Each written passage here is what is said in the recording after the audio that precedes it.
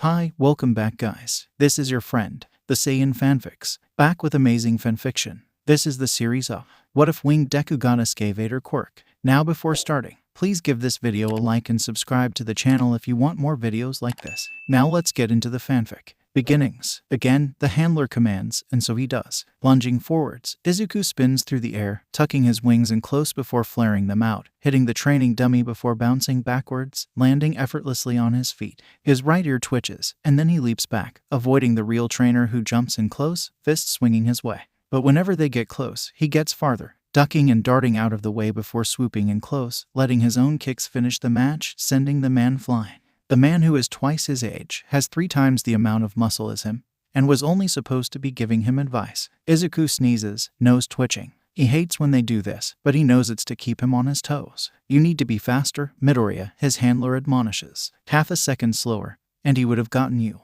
Izuku knows. He knows, and his handler doesn't need to remind him. Luckily, she doesn't seem inclined to continue lecturing him. She never has said more than she has to. It's both a blessing and a curse, instead nodding her head towards not the dummy, but the trainer. Again, she repeats, and Izuku nods, wings stretching out, ears listening for any sudden noises, and he lunges once more. Over and over, he moves on instruction, moves on instinct, moves on whatever they tell him to move on. He spars with the trainer, the man who he may have learned the name of once, but no longer recalls, and maybe never did. He spars for the handler, who has never introduced herself since their initial meeting, over 10 years ago, back when he was just a little fledgling, with tiny green ears poking through his hair and matching green feathers sprouting from his back. He spars, and Izuku. He stops, barely remembering to dive out of the trainer's way before turning to face the entrance. And then he's perking up, ears twitching and feathers ruffling as he catches sight of his big brother waiting in the doorway waiting for him. Keigo. Izuku chirps, and Keigo beams at him. Come on, songbird. Let's go get some food. Rumi's already waiting on us, I bet, and you know she'll eat everything if we don't get there in time. Right, Izuku nods, remembering the last time his sister was left alone with their food. It had only been 10 minutes, but that had been enough time for half of his meal to magically disappear on him. Izuku won't make the same mistake twice, no way. He races over to the side of the room, picking up his water before moving to Keigo's side. And he's out of the room before his handler can even protest a thing. Let's get out of here, Keigo whispers as they race through the halls, and the moment they find a window they're pushing it open and flying. The trip is a quick one, which is both a wonderful thing and a disappointing one. Wonderful because Izuku hasn't seen Rumi in a week, and Keigo a week and a half, but upsetting because he doesn't get to fly often. Well, he does, but it's always in closed-off training rooms and never the open skies that make him feel so free. In no time at all, Izuku is landing on the familiar balcony, Keigo a step before him and already pushing open the unlocked door. The balcony is only used by 3 people: Keigo, Rumi, and Izuku himself. The colony's exit is what it's dubbed by Rumi's coworkers, and the name makes Izuku smile every single time. It's something that is theirs and theirs alone, and Izuku likes that. He likes it a lot, having something that he can claim. He can't claim much, after all. Not when his room belongs to the commission. His training is run by the commission, and he is the ward of the commission. No, Izuku does not possess much, and as such he holds his possessions close to his heart. Like his notebooks, in which he dissects interesting quirks and fighting styles, using heroes and villains alike as references and examples, in which he comes up with potential strategies for all sorts of terrain, makes backup plans for completely hypothetical fights that he's never faced, in which he comes up with ways to use his quirk, and ways for his siblings to use theirs. He treasures his quirk, too, and his body along with it, because while he belongs to the commission, while he follows their plans and lessons to the best of his ability, he is still his own. He is still in command of his body, of his entire being from the tips of his fuzzy green ears to his wings and tail and all the way down to his toes. He takes pride in his ability to fly at speeds of 60 miles per hour, takes pride in the way he can leap high and see far. He takes pride in himself, and how he's able to recreate some of the greatest feats of his siblings. But Izuku's greatest possessions aren't his notes, nor his abilities. It's not even his intelligence that he treasures most, although that's been refined by the commission along with his analysis skills. No, that's not it. It's his siblings. It's Rumi Uzujiyama, pro hero Miruko, who gets a thrill from fighting the worst of the worst, who can kick ass with a giant grin and then come home to brag about it. It's Keigo Takami, pro hero Hawks, who's risen his way to the top, even surpassing their big sister, quicker than anyone has ever seen, but doesn't let the rankings affect his kindness at home. It's his siblings, who he's been raised with for as long as he can remember, the only family he's ever known. It's his siblings, who have watched over him and inspired him and encouraged him his entire life. It's his siblings, his colony, and they are his greatest treasures. And Izuku will treasure every moment he can get with them, as he can never be sure when he'll next see them. With 3 hectic schedules, and 2 of the 3 being active heroes who risk their lives for the people every single day, Izuku can't assume that he'll see them the next day, or even the next week. It's just how life is, and it makes Izuku hold them tighter whenever he can. Unfortunately, a moment can't last forever, and a few hours later Izuku is returning to the commission, Keigo flying beside him. The sun is setting in the sky, a sign that he's been gone for far too long, and Izuku sighs as he lands on his balcony, waving goodbye to his brother before heading into his room. The room is not empty, his handler waiting patiently at his desk chair. "Welcome back," she says, not unkindly but also not kindly either. "Did you enjoy yourself?" The question should be nice, but the way she says it toneless, as if out of nothing but obligation, makes Izuku wither, wings curling around him like a blanket, or perhaps a shield. "I did," Izuku says. "We compared how far I've progressed to how quickly they had. I'm moving along at a faster rate." They had discussed this ... for a total of 3 minutes, but the statement is still true. At the very least, this answer makes his handler nod, accepting his sudden leave. "We have been tracking your progress," his handler starts, her tone indicating nothing. "And we've noticed that your progress, while still good, is no longer at the same rate as it used to be. You have slowed down, Midoriya, on the physical portion of your training." She glances up at him, as if she thinks he will answer. Izuku knows better, and she knows this. His old habits of talking back have been gone for years. It only upset people, even when he only wanted to respond or explain himself, and so Izuku has completely forgone it. It's easier for everyone this way. After all, no one cares why he made a mistake, only that he did and that he needs to correct it. Izuku understands this, accepts this, and has adapted to this. The pause only lasts 2.5 seconds before she continues. "We've decided to alter your training schedule, giving it a complete overhaul." Izuku feels his ear flicking, curiosity flooding through him. He wants to know what the changes are. He doesn't expect the answer. "We've decided to send you to a hero school. You've shown to improve immensely whenever allowed outdoors, and seem to benefit from working with your sibling. As such, we're going to have you focus on training at school on weekdays, with weekends for training here. Additional lessons on weekdays will be added as we deem necessary, and will most likely occur at least once a week. We will measure how quickly you improve, and if we see you are progressing more quickly with this method, we will continue to use it. Failure to improve at an adequate rate will lead to your removal, and we will find a new method to replace it. A hero school, with new teachers and students his age, and set lesson times and plans. Like Rumi, Izuku asks, and his handler nods. Like Miruko did, she agrees, although you will have more training with the commission than she ever did. Rumi has told stories about hero school, about having fun and friends and looking forwards to what was to come. Keigo never had that. Always focused on nothing but improving, on making his way to pro-hero status quickly so that he could help others. And now ... now, Izuku will have both origins, just like he has a mix of both of their quirks. The idea is exhilarating. And Izuku can't help but flutter as he asks, "Which school will I be applying to?" "Yui," is the automatic response, and then, "You will be taking the recommendation exam in 3 days." It looks like Izuku has some preparing to do, but he can't help but look forward to it as his handler exits the room, leaving the boy alone with his thoughts. A hero school. A school. It sounds so normal, a chance to be young and childish. Izuku knows that the year will be one he won't forget, and he can't wait for it to start. And it all starts at Yui, the recommendation exam. 3 days pass quickly, and Izuku finds himself standing before Yui's gates before he knows it. He cannot help but take a moment to admire the layout before him, eyes roaming over the large building and endless stretch of campus before him. He's heard about Yui, in passing and in the news, with its glory and prestige. It's known as the best hero school in all of Japan, the alma mater to heroes such as the symbol of peace, all might. And according to his handlers, Izuku will be next. He just has to pass their exam and impress the teachers. For a second, Izuku wonders what will happen if he fails the recommendation exam. Will the handlers have him take the normal exam?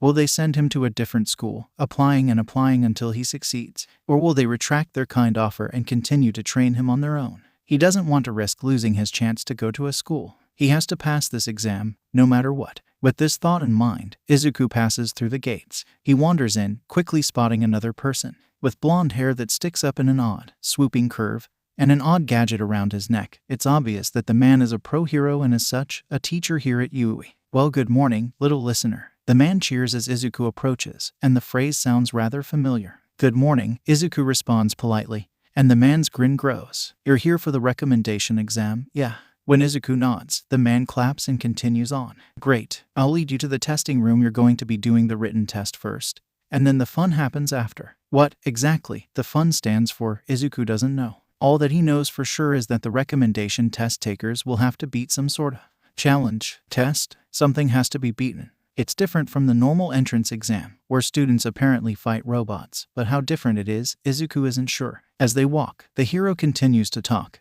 asking him questions like, "So what brought you to Yui?" To which Izuku easily responds, "A car." He had, after all, been driven to the school his handler said he could not afford to be late. So Izuku sat with his wings awkwardly curled around him, sitting upright so that the back of the seat wouldn't irritate the feathers. Honestly, Izuku would have rather sprinted the entire way there. He'd be less uncomfortable in the end. The hero seems to like this answer, or at least finds it funny because he laughs. Izuku likes the man's laugh. It's loud and unashamed, like Rumi's. "Good one, listener," the hero says, and the nickname the one the blonde has used twice already confuses Izuku. Why, he cuts himself off immediately, snapping his mouth shut with a flustered squeak. It's not polite to question this man on his choice of nicknames, however bizarre they may be. Or maybe it's okay, because the man turns to him and urges him to speak up, asking, "What were you saying, little listener?" Hearing it a third time is enough to make Izuku ask, "Why do you keep calling me that?" A second of pause. And then, I just mean, of course I'm listening. "Do people normally not listen to you, sir? Because that's ... that's not very kind." Izuku doesn't like it when people purposely ignore him, after all, so why would someone ignore this nice man? The man looks at him oddly, then lets out another laugh, although this one is more muted. Izuku doesn't know if he likes that. "Sorry, little buddy, it's a habit of mine." "Oh, that makes sense. Is it part of your hero persona?" He knows about personas. Knows that Keigo acts a lot more carefree when on the job. Knows that Rumi thinks they're for people who are afraid of showing their true thoughts. Knows that he doesn't know what he thinks about personas. Doesn't know if he needs one, should want one, or how to even make one. But he knows about them, and as such the question can exist. The kind hero smiles at him, nodding his head. "You got it," he confirms. "I run a radio show, Put Your Hands Up, and I started calling my fans listeners because, well, they tune into my talk segments." Izuku perks up, finally able to place the man. "Oh, you're the man with the voice quirk. Present Mike, right? That's me." The man, Present Mike, answers, and Izuku can't help but let his wings flutter with excitement. Izuku has listened to the show for years, the man's voice a pleasant background noise during long hours of training and working out. He's probably tuned into every show, and found old recordings of the ones he missed. Thank Kami for podcasts. It's nice to meet the face behind the voice, although Izuku can't help but feel embarrassed. It took him far too long to realize who the man is, after all. Izuku almost wants to ask more questions, because Present Mike seems to enjoy them, so Izuku doesn't think it'd be a bad thing to do so, but before he can speak up, the voice hero is clapping him on the shoulder and stopping him in his tracks, right in front of a giant door. "Here's your stop, little listener," Present Mike says. "Good luck on the exams, and I hope to see you in my classes come the new year." Watching Present Mike walk away, Izuku hopes so, too. His determination to pass the exams rises. Izuku steps into the classroom, quickly taking in the people in the room. There are 19 kids, and one open desk left. A few look at him with interest as he moves to the final desk, but most either ignore him or analyze him, sizing him up in their heads, trying to figure out how he'll act, trying to decide how much of a threat he is. Izuku isn't foolish. He did his research. Of the thousands of kids who apply to Yui every single year, only 40 of them get in. 4 of those spots are reserved for recommendation students, which means that Izuku is competing with at least 19 others for a spot, which isn't quite so bad as being one of the thousands fighting to get one of the remaining 36 seats. But this exam is far more focused on strengths, weaknesses, and the like. Izuku will have to shine among stars, and he's not sure how bright he can be. Luckily, he doesn't have much time to worry about standing out, because the written exam starts only a few minutes after his arrival. A teacher comes in. Who they are, Izuku has no clue, and soon enough he's being handed a booklet and is told to begin. The written test is easy enough, Izuku thinks, while there were a few questions that were a little odd, and some that Izuku wasn't sure of his answer on. His years of studying seem to be paying off. He's the first one done in the room, a fact that makes some students glare at him, and causes one girl to glance at him nervously as she shuts her own booklet a few minutes later. He doesn't react to these looks, instead facing ahead and staring at the blank chalkboard on the wall, letting the remaining time tick away. As soon as time is up, the teacher clears their throat and begins to speak. "All right, everyone, please exit the room and follow ectoplasm. He'll be leading you to the locker rooms to change, and afterwards you'll head to the designated testing grounds. Good luck." Izuku could almost swear that the teacher mutters, "You'll need it," but he chooses to keep silent, not saying a word about it to the other contestants as they follow ectoplasm to their respective changing rooms, and staying mum as they all head to their testing grounds. It seems that all 20 are going to be in the same area, which is fine, except some of the examinees are still eyeing him oddly and Izuku doesn't know why. Well, it's not something for Izuku to worry about. No, he should be focusing on his exam. The test will be a 3-kilometer obstacle course race, Ectoplasm explains. You'll be sectioned off in groups of 4 or 6 people. After everyone has gone through the race, you'll be interviewed by the principal and a few other teachers. You have 10 minutes before the practical exam begins. Please look to the hologram for when you go, and remember to go beyond. When ectoplasm disappears, off to who knows where, the examinees begin to move. Izuku flutters his wings, flying over the others in order to see when he'll be up without interrupting the others. After seeing that he's in the final race against 3 other examinees, Izuku lets his feet touch the ground once more. As soon as he does, a voice reaches his ears. "You like flying too, huh?" Izuku turns around, head tilting up so that he can make eye contact with the tall male before him. "You're lucky I have to use my quirk to go airborne, and even then I barely get off of the ground." "So do I," Izuku responds. "If I didn't have my wings, I wouldn't be able to fly, either." The brunette pauses, then laughs. "Yeah, I suppose you're right. But yours has the extra style, you know." Thank you," Izuku responds, adamantly ignoring how his wings flutter from the praise. What's your quirk, if you don't mind me asking?" Just like present Mike, it seems that this boy also doesn't mind questions, because he smiles and cheerfully explains, "Mine is called Whirlwind. I can control the air around me and use it to my advantage. If I get the momentum right, I'm able to fly, but it's not easy to do on my own. So if you had the right support gear on your costume, you could go flying." Izuku asks, and the boy perks up. "Yeah, I could." He nods his head enthusiastically, almost like he hadn't thought up the idea yet. "Thanks, man. Oh, wait, what is your name?" "Izuku Midoriya," he responds automatically. "Nice to meet you, Midoriya." Thumping a hand onto his chest, the brunette introduces himself. "I'm Inasa Yurashi." "Nice to meet you, too," Izuku responds politely, smiling back at Yurashi. "I hope that we both do well today." "Me, too. You're a nice one, Midoriya." Laughing loudly, Yurashi adds, "And here I was, starting to question if I actually wanted to come here or not if I got accepted. That is, some of these people suck, but I guess it's not everyone, yeah." Izuku supposes that makes sense. "I haven't really talked to anyone else yet," he admits awkwardly. "I'm sure that there are plenty of nice people here, though. There have to be after all." Both of the people Izuku has talked to have been nothing but wonderful. "I like your optimism. After the tests, come find me. I want to exchange numbers with you." "Oh, all right, great. If everyone in the first group could line up at the starting line." A cheerful voice cuts in, and Izuku perks up when he sees present Mike, perched up on a looking area that raises up high above them all. "That'd be wonderful. The rest of you, please move out of the way." "Thanks, that's my cue," Yurashi says cheerfully. "Wish me luck, Midoriya." "Good luck," he offers immediately, and Yurashi lets out a cheer before moving to his spot. Izuku slips over to the side with the rest of the group, ending up beside a girl with black hair that's pulled up into a high ponytail. For a moment, he considers chatting with her and then wonders if she even wants to talk, or if she's mentally preparing for her turn, and Izuku doesn't want to risk messing anyone up, so he focuses on himself. The first race begins, and Izuku watches as a boy with red and white hair quickly speeds ahead of the rest, leaving a trail of ice as he goes. Yurashi is seconds behind him, and the other 4 are quick to follow. It only takes a few moments for all 6 of them to disappear from view. As the race goes on, Izuku turns his attention to his wings, stretching them out so that they won't be stiff during his round. It'd be rather foolish of him to go in unprepared, so he's going to make sure that he's ready. The first race ends with Yurashi taking the lead, sliding over the line a mere second before the ice user can. Izuku perks up when Yurashi comes over to him, dusty and out of breath but still smiling widely. "Thanks for the luck," Yurashi exclaims, and Izuku nods happily. "Of course, you did great. And you will, too." Boy, Izuku hopes so. He focuses on his stretching as the second round goes on, moving from his wings to the rest of his body. By the time the third round is underway, he's halfway through his usual leg routine. He finishes just as present Mike calls for their attention, and looks up to Yurashi for some parting words. "Good luck," Yurashi offers, and Izuku will take all the luck the boy can give him. And when the test begins, he puts it to use, soaring past the competition. Momoye Yurazu. Her name is written on the front, marked with Yui's seal, and despite Momo's need to know her results, she can't help but stare at the closed envelope. All she needs to do is open it. Open the envelope, read the contents inside, and she'll know. It's probably the very first page. She doesn't even have to read the entire letter if she's too impatient. She can just skip to the final line.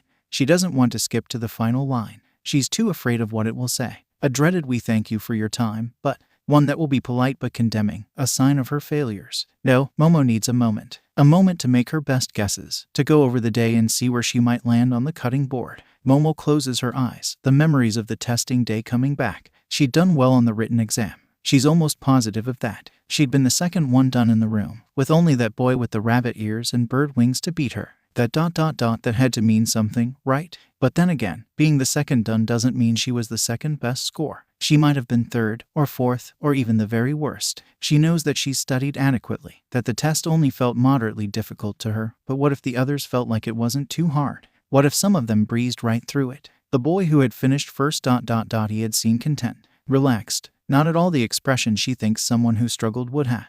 Momo shakes her head. She's getting too hung up on that green-haired boy, which is foolish of her. Although, looking back on it, there were a few others who had seemed rather at peace with their results when closing their books. The green-haired girl, whose quirk allowed her to split her body into pieces. The boy who could soften things. A girl who could turn her hands into lava. Momo shoves past these thoughts, moving on to the second portion. The practical exam, an obstacle course 3 kilometers long. She had been in the 4th round, and had performed to the best of her ability. She had stretched during the 10-minute waiting period, and then applied her quirk as well as she could when the race started. She had gotten second out of the 4 of them. The winged rabbit boy had gotten first. Momo wants to brush this off, because, well, the boy had the perfect quirk for such an exam. Who cares about obstacles when you can fly over them? He didn't, and Momo had been jealous as she watched the teen soar ahead. He was already talking to a friend when Momo finally reached the finish line. Somehow, that made everything seem worse, so he had a more suitable quirk. So what? The interview had gone well, Momo believes. Principal Nezu had been intrigued by her quirk, had been delighted to hear the complexities of it,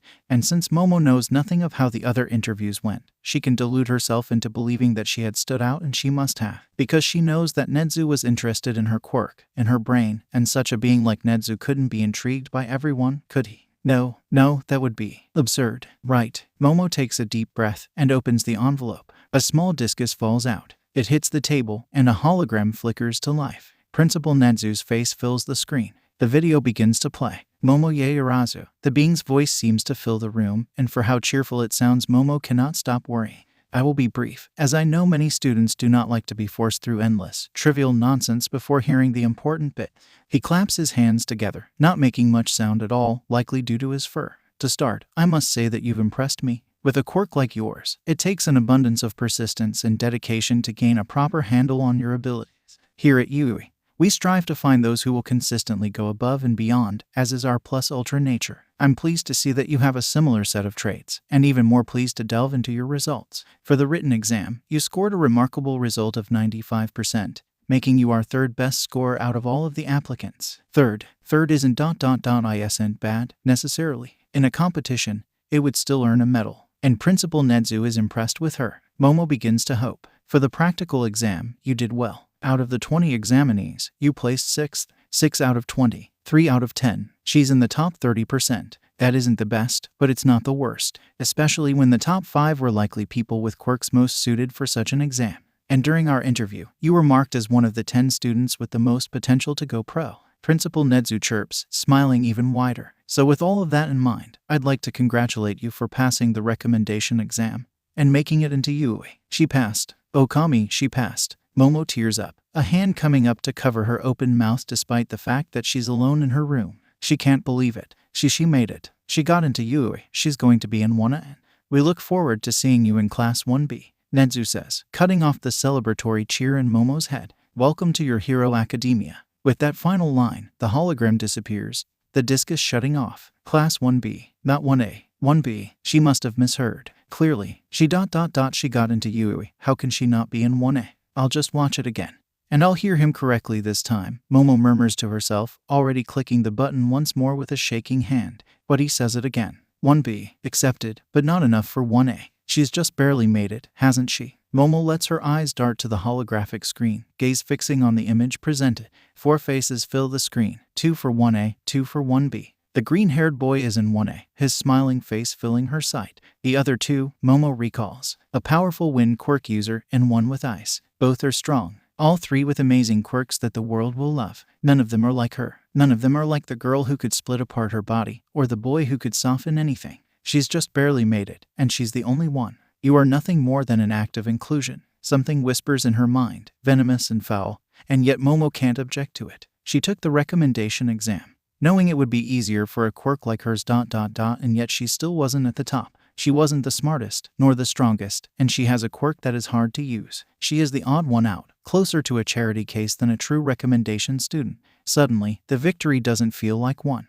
You passed. You will be in Class 1A. His handler doesn't bother leading up to the results, simply spelling them out and dropping a pre-opened envelope onto his desk. She turns to walk out of his room, grabbing the door handle, then pauses for a single moment. Congratulations for getting the top spot, Midoriya. And then she's gone. Izuku waits 2 whole seconds before lunging over to his desk, nearly ripping the envelope in his haste. He ignores the papers, only caring for the little round disc that is clutched in his hands. With an insatiable haste, he taps the button, eyes lighting up as a video begins to play. Izuku Midoriya, the principal greets, and Izuku has to tamp down the urge to greet him in turn. His ears do flick, though, so that counts for something. Let's hop right into your results, as I'm sure you're eager to hear them. Okami, is he ever? To start, I'm glad to announce that you got a nearly perfect score on the written exam, getting 99% on the test. This makes you our highest scorer for the written portion. As for the practical portion, it is unsurprising to say that you also got first, having the fastest time by flying over the entire course. Izuku giggles as the creature's smile grows, the mammal adding, admittedly, your result has only given a colleague of mine further ammunition to point out ways the exams could be fixed, but change is lovely in certain circumstances, and as such this is not an issue. Finally, there's your interview to be discussed. From our short talk in which Izuku had done his best to not ask too many questions, because Principal Nedzu is exactly that, a principal, and as such likely has less patience for his silly inquiries, I've decided that you were in the top 10 examinees with the most potential for growth. Oh, that's really nice of him. So with all of that said, congratulations. You, Midoriya, have passed the recommendation exam with flying colors, getting first place overall. Welcome to Yui. And we look forward to seeing you in one of your Hero Academia. The screen flickers into non-existence, and Izuku stares at the wall. He got into Yui. He got into Yui. He got into Yui. I'm going to a school, Izuku realizes, and a burst of joy explodes in his chest. Izuku lets a smile slip onto his face, and he plays the video again. We are sorry to announce that you did not meet the 45-point minimum needed to enter Yui's hero course. We wish you the best of luck in your future endeavors, and hope that you will find a new way to reach your full potential. Best of luck. Yui, 17 points. 6 more 3-pointers would have been enough. 9 more 2-pointers would have saved her. 17 1-pointers was what she needed. Her hand clenches, the paper held tightly in her grasp becoming crumpled and warped. Good. It's because of the 0-pointer. Because she was stuck under the rubble, and too sick, too scared, to move. Because the robot was coming, and everyone else was fleeing but she couldn't. She could have made it in. She was already halfway to the needed amount. But she was trapped. She was trapped and no one came to save her. No one defeated the massive robot, or pulled her out so she could find other bots to defeat. They left her there, until the 0-pointer shut down on its own, standing mere feet from her. It could have crushed her, had it not had a fail-safe program in its code. It could have crushed her, and she would have died, and the other applicants had left her there. She rubs at her eyes, forcing away the tears that are falling freely. She can't focus on that. She doesn't have time to focus on her failures. She needs to find a new school. Most would stay at Yui. Most would go into general education, work their asses off and pray that they can get far enough in the sports festival to transfer up. But she doesn't care about the prestige of Yui. She cares about becoming a hero, because she needs the job so she can make the money needed to give her parents a nice, comfortable life. I hear that Shiksu is good, she mutters to herself, pulling up the exam date on her phone. It's in a week, she has time. She takes a deep breath and lets it out slowly. With this single breath, she gathers up all of her disappointment and throws it out, replacing it with a new round of determination. She will pass Shiksu's exams, and she will get into their hero course, and she will become a rescue hero, like her idol 13, and she will never leave someone like the Yui examinees left her. Achako Uraraka takes one last look at her rejection letter ... and then she throws it away, leaving a dream behind and making a new one. The first day, Izuku is forced to take the car to Yui again. But he can't even be upset about it because he's going to school. School with teachers and classmates and daily assignments. School with cafeterias and lockers and desks with chairs that Izuku probably won't like but won't complain about either. School with, or here, his driver says. They're not his handler, but rather a different person. A male, with dull, unalert eyes and a scowl as they press a button, unlocking the backseat doors. Get out, Skvader. Some of them only call him that. Skvader. Izuku doesn't know if it's because they don't know his name.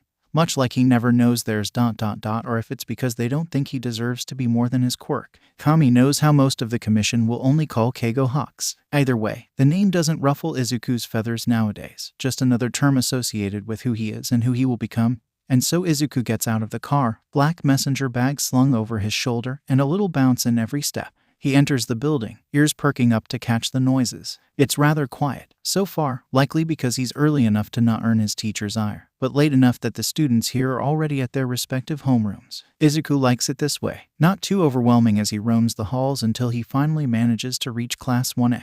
Izuku stares at the massive door, somewhat intimidated by its sheer size ... yet also thrilled. It's larger than life, and for some reason that only boosts Izuku's spirits more. A smile set on his face, Izuku nods to himself and opens the door. He's greeted with harsh voices nearly shouting at each other, and instinctively takes a step back. His ears flicker back, and he can't help but wrinkle his nose at the noise. And unfortunately for Izuku, the two boys continue to bicker. Keeping your feet on the desk like that, you're being disrespectful to every hero who has sat here before you. A blue-haired boy shouts, arm chopping in an odd, robotic motion. The other one, who has blonde hair, red eyes, and seems to have completely foregone his tie, lucky him. Izuku's tie has been bothering him since he put it on, lets out a snort. Like anyone cares about their high school desk. Don't keep such a stick up your ass, or do. It'll be fun to rip it out of you during training. Such profanity. Do you really want to speak in that manner in such a fine institution like? Institution. The fuck kind of rich kid school did you go to? The blue-haired boy takes a deep breath, standing up straight and fixing his glasses before speaking once more. It appears we have gotten off on the wrong foot. Forgive me. I am Tenya Ida from Sumi Academy. Can't even stick to your guns, huh? The blonde smirks, leaning back into his seat further as he adds, and an elitist, too. Can't wait to blast your ass to dust. Blast my, are you sure that you want to be a hero? Izuku frowns at the question and steps forward. He doesn't see how the blue-haired boy, Ida, can ask such a thing. To be honest, he doesn't think the blonde has done anything to warrant such a mean question. So the boy has his feet on his desk, didn't wear a tie, and has a penchant for swearing. What of it? What about that is so bad that Ida doubts him so quickly? Rumi swears all of the time, especially at villains. Keigo stands on tables when he's trying to make a point, and Izuku really wants to ditch his tie, and plans to lose at the first moment that he can. But the second Izuku tries to speak, someone brushes past him. Izuku startles, wings flaring, accidentally hitting the person who bumped into him. Izuku turns to face them, to apologize. He recognizes the dual-haired boy. Oh, Izuku squeaks. I'm so sorry, Todoroki. How do you know my name? Todoroki asks, but then his curiosity fades into annoyance. Let me guess, my father. Your father? Izuku asks, head tilting to the side.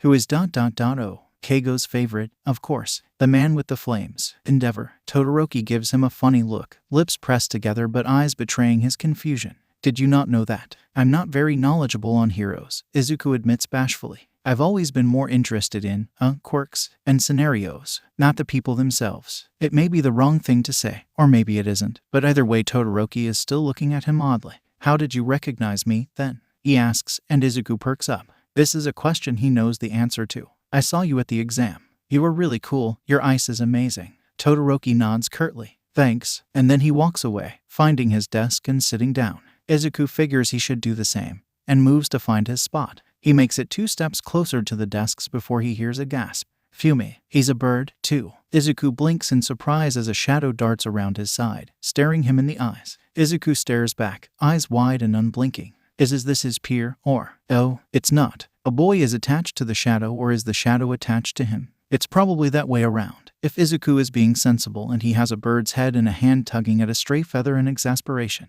My apologies for my quirk, the shadow wielder says, bowing his head. Dark Shadow sends someone of a similar nature, and is a curious one. That's all right, Izuku assures. They're not wrong, I am kind of a bird, and kind of a rabbit. And boy does that mess with his instincts. Either way, it was rather impolite, the bird boy states. But if you believe it is fine, I will not force you to say otherwise. I am Fumikage Takoyami. Oh, I'm Izuku Midoriya. Takoyami nods. And Izuku beams and opens his mouth to, say something. But just as he does, he hears a rustling noise in the doorway. If you're just here to chat, get out of my classroom, a new voice states, and Izuku turns around to find the source. And the source is a man laying on the floor, wrapped in a yellow sleeping bag. As Izuku stares at the figure, the man slips a hand out, bringing a jelly pouch to his lips and slurping loudly, eyes completely uncaring as he does so. Izuku thinks that he just found his new role model. You all took 8 seconds to settle down. The man goes on, somehow standing up without any struggle despite the sleeping bag limiting his range of movement. And Izuku decides right then and there that this man is his new favorite hero, teacher, and perhaps even person, because holy fuck he has no qualms about what others think.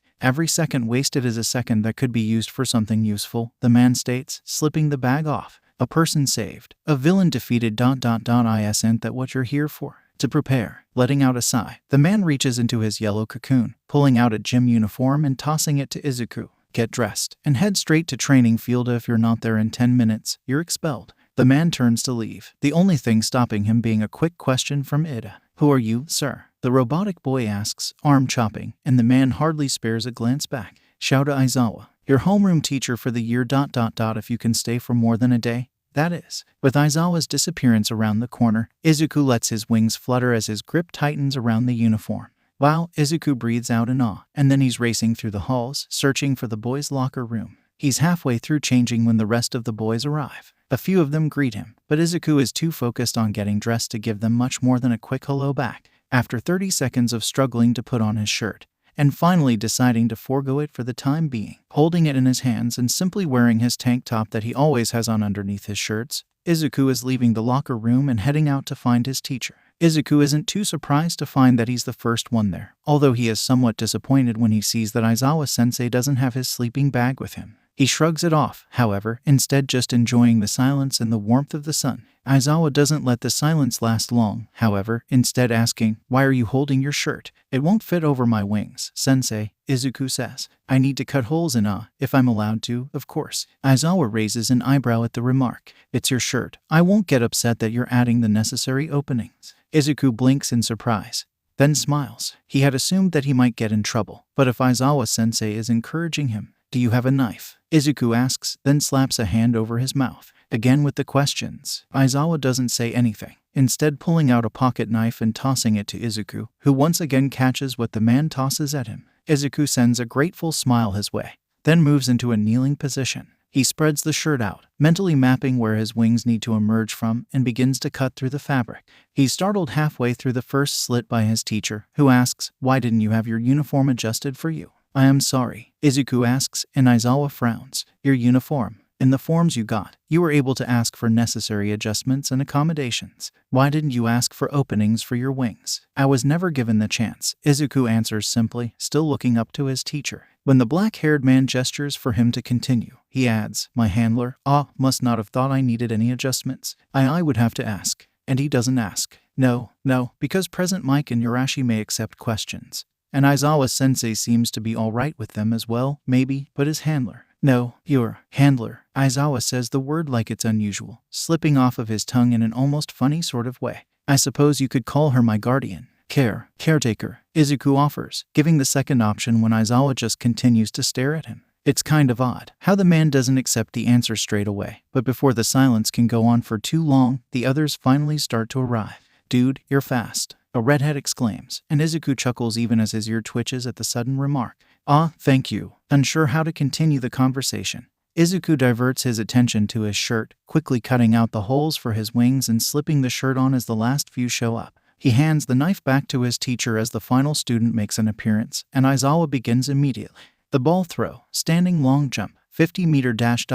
You've done these tests each year without your quirks, because the world is afraid to admit that not everyone is equal. Eyes sweeping over the class, Aizawa says, today, you're going to change it up. 8 tests, quirks allowed. I'll be testing to see who can do the best. Bakugo. Aizawa tosses a softball to a boy with spiky blonde hair, who catches it in one hand. Throw the ball. Do whatever you like, just stay in the circle. Izuku watches as the blonde, Bakugo, steps into a white circle. His eyes stay trained on the teen as he pulls back his arm, and then throws it forward, an explosion shooting from his palm and sending the ball high into the sky. A beeping noise follows, and Izuku looks at the phone that Aizawa shows off. The ball went over 700 meters. Wow, that looks like so much fun. A girl who is entirely pink shouts, and Aizawa turns his sharp gaze on her. Fun, huh? Well, how about this? The person who ranks last will be expelled. Izuku blinks in surprise.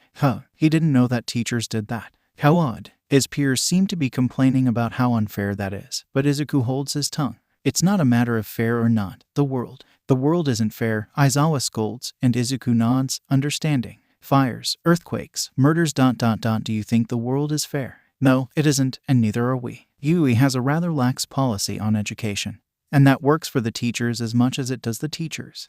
So the constant threat of expulsion is just a thing here. Izuku files that tidbit away. It's clear to him that he'll need to keep this in mind.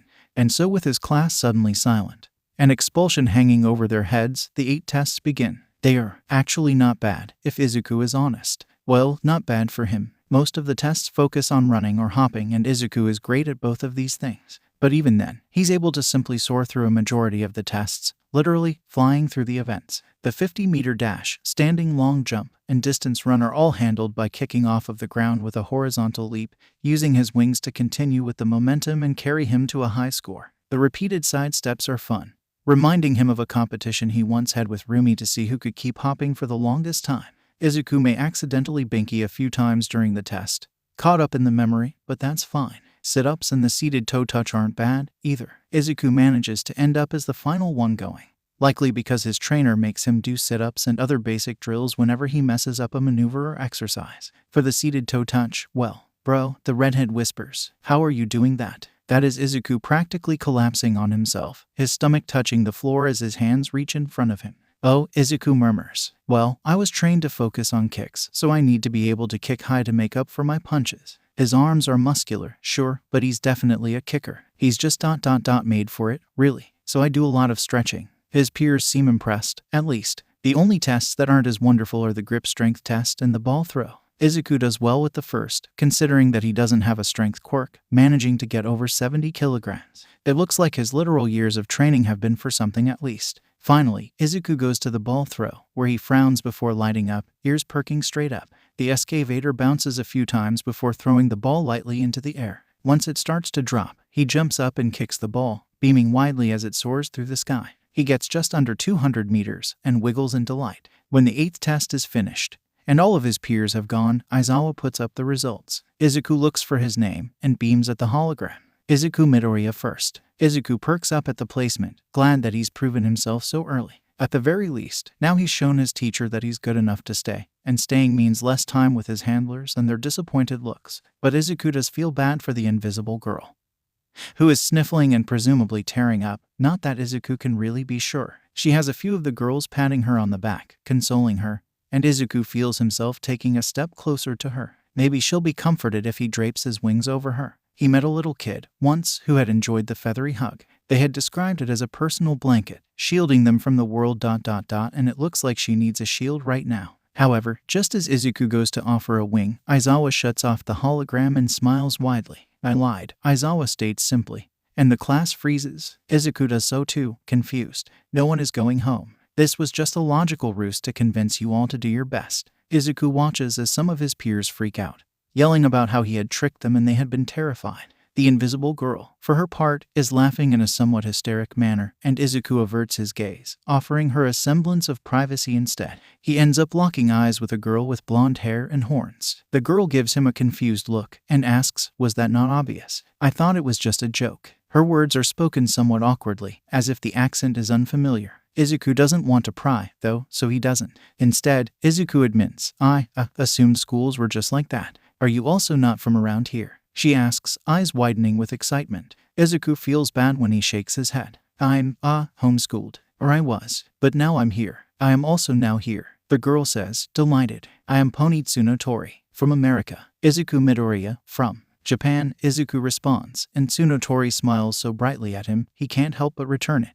He walks out of the first day of school with his head held high, and a new friend to treasure. He wonders what tomorrow will bring. Day 2. Tomorrow, as it was called the day before, brings quite a bit to Izuku. The day starts the same as the day before, with Izuku arriving not too early, not too late, and only a little annoyed from the ride. Ada is already in the classroom when Izuku arrives, and so are Todoroki and Bakugo, but Tsunotori is there too and she is as eager as he is to talk once more. I never asked for your number. For the telephone, Tsunotori exclaims as soon as she sees him, racing to stand in front of him. Izuku lets out a nervous laugh, because he had also forgotten. It's a good thing we're classmates, then, Izuku comments as he pulls out his phone, opening up his contact and handing over the phone. When Tsunotori does the same, his eyes widen at the sheer amount of names her phone has listed. Izuku himself only has around 15, and only 3 of those are ones he wants in his phone. Other than Rumi, Keigo, and Yorashi, Izuku's contacts are nothing but tutors, trainers, and handlers. Contacts for people who only send messages on what he must do next, and never anything else. So when Tsunotori hands back his phone, and it's still open on her contact, Izuku takes it with a smile. His smile only grows when Tsunotori says, "Let's go sit before the teacher arrives. I think your spot is behind mine." And it is. But that's not even the most amazing part. No. The best part is that Izuku's seat is different. It wasn't before. Izuku knows this. He saw the desks yesterday, looked at all 20 seats and saw that they were the same. Blue padded seats, with a backing that would support even the tallest of his peers, that could roll around for easy access. Perfect for those who are especially tall. And armless to help those with extra limbs like the boy with 6 arms in his class. But not for those with extra appendages coming from their back. Not for people like Izuku. But this chair is. It's a rollable chair, just like the others. It has blue padding that will keep him from becoming uncomfortable. It's large enough for him to sit on, even if he was sitting with his legs crossed over each other, his shoes resting on the cushion and all. And most importantly, it's backless. Izuku can't help the spark of joy that flits through him as he sets down his bag, grateful for the accommodation. He wonders who made the change. Was it Aizawa-sensei, who questioned him yesterday when he couldn't wear his shirt? If so, the man is living up to his title as Izuku's new icon, and Izuku can only hope that he'll be able to thank the man sometime today. For now, though, Aizawa isn't in the room, so Izuku just takes in the sight of his peers. Tsunotori is playing a game on her phone, and Izuku hums softly as he spots the little English encouragements that pop up. He makes an internal note to ask her if she prefers speaking in English, but decides to wait until he's sure that she wants to answer a question rather than springing it upon her. The rest of the room is filling rather quickly. Takoyami takes a seat in front of Todoroki, who is beside him but not speaking. Takoyami offers him a quick greeting, Dark Shadow a longer one, and Izuku returns both gratefully. A few others smile his way, but Izuku doesn't speak up. Their smiles are enough, at least. The bell rings, starting the day, and Izuku keeps quiet as Aizawa enters the room. His peers fall silent only 6 seconds after the man walks in, to which Aizawa nods before starting the day. And the day flies by, much faster than Izuku would have expected. Izuku has heard people talk about school, after all, on the radio. Most say it takes forever to get through a single day, but Izuku feels like he changes periods with every blink. One moment, he's in English class, listening to present Mike, talk about sentence structures, and the next he's being taught math by a guy who calls himself ectoplasm.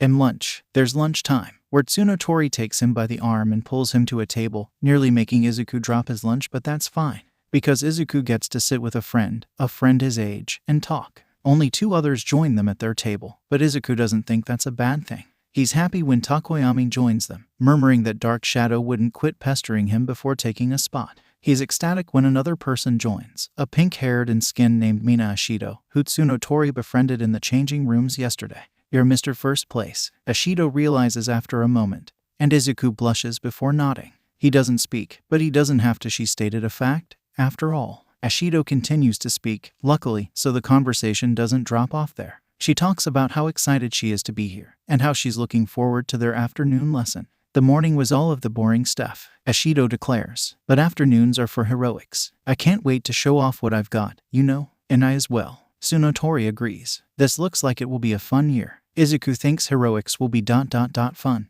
He supposes it will be, if it's getting his peers so riled up. He just hopes it isn't the same training as he does with his trainers, or on his own. He does enough lifting. He'll be happy if there's some variety. Then again, at least he'll have people with him. That's bound to be better than just listening to a radio show, right? Yeah. With this in mind, Izuku isn't all too upset when lunch ends, happily following half a step behind Ashido and Tsunotori, Takoyami beside him. He sits on his seat, wings stretching into the open air, angled so that he doesn't accidentally knock Todoroki. As he stretches, he can't help but hear someone racing through the hall, and tenses up when the door slams open. A blonde hero races into the room, one of the few that Izuku can recognize by name. All Might, the #1 hero. His handlers want him to act more like the man, strong, confident, able to calm civilians with a smile. Izuku will do what he can, he supposes. It's rather odd, seeing the man in person. The man who is usually just a symbol of what he should become, an idea more than a reality, stands at the front of the classroom decked out in a shiny hero costume.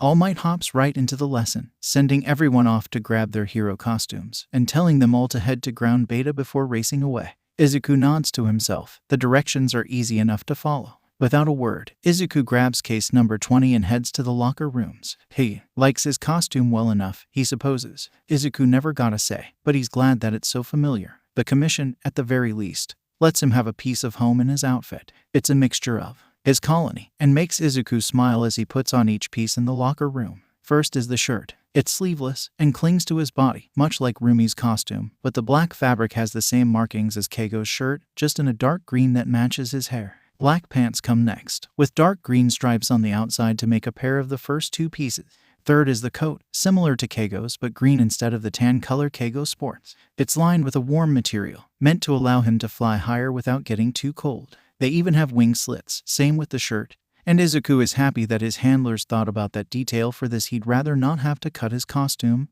After all, the rest of the costume isn't as exciting or comforting. Black boots are slipped onto his feet, a matching utility belt goes on his waist, and white gloves are pulled up to his wrists. Izuku leaves the locker room as quickly as he entered it, heading down to the correct training ground. He's the first one out once again. And All Might seems surprised by his early arrival, but Izuku doesn't bat an eye, instead turning his gaze upwards. All Might must be surprised by this, because he clears his throat, the sound oddly wet. Izuku wants to ask, but refrains, instead giving the man his privacy. Perhaps he choked on his own spit. Izuku has done that before during training. He won't judge the hero. You must be young Midoriya, yes? All Might asks, and Izuku startles before nodding. All Might smiles, but the expression starts to strain when the silence stretches. Was I supposed to say something? Izuku wonders to himself as All Might stays quiet. He doesn't think so, he nodded after all. But All Might is waiting for him to say something. Maybe he thinks Izuku doesn't know who he is. And you're All Might, I think, Izuku says hesitantly, probably way too late because All Might startles yet again. You think? All Might asks after a moment, and Izuku nods again. All Might opens his mouth, probably planning to say something.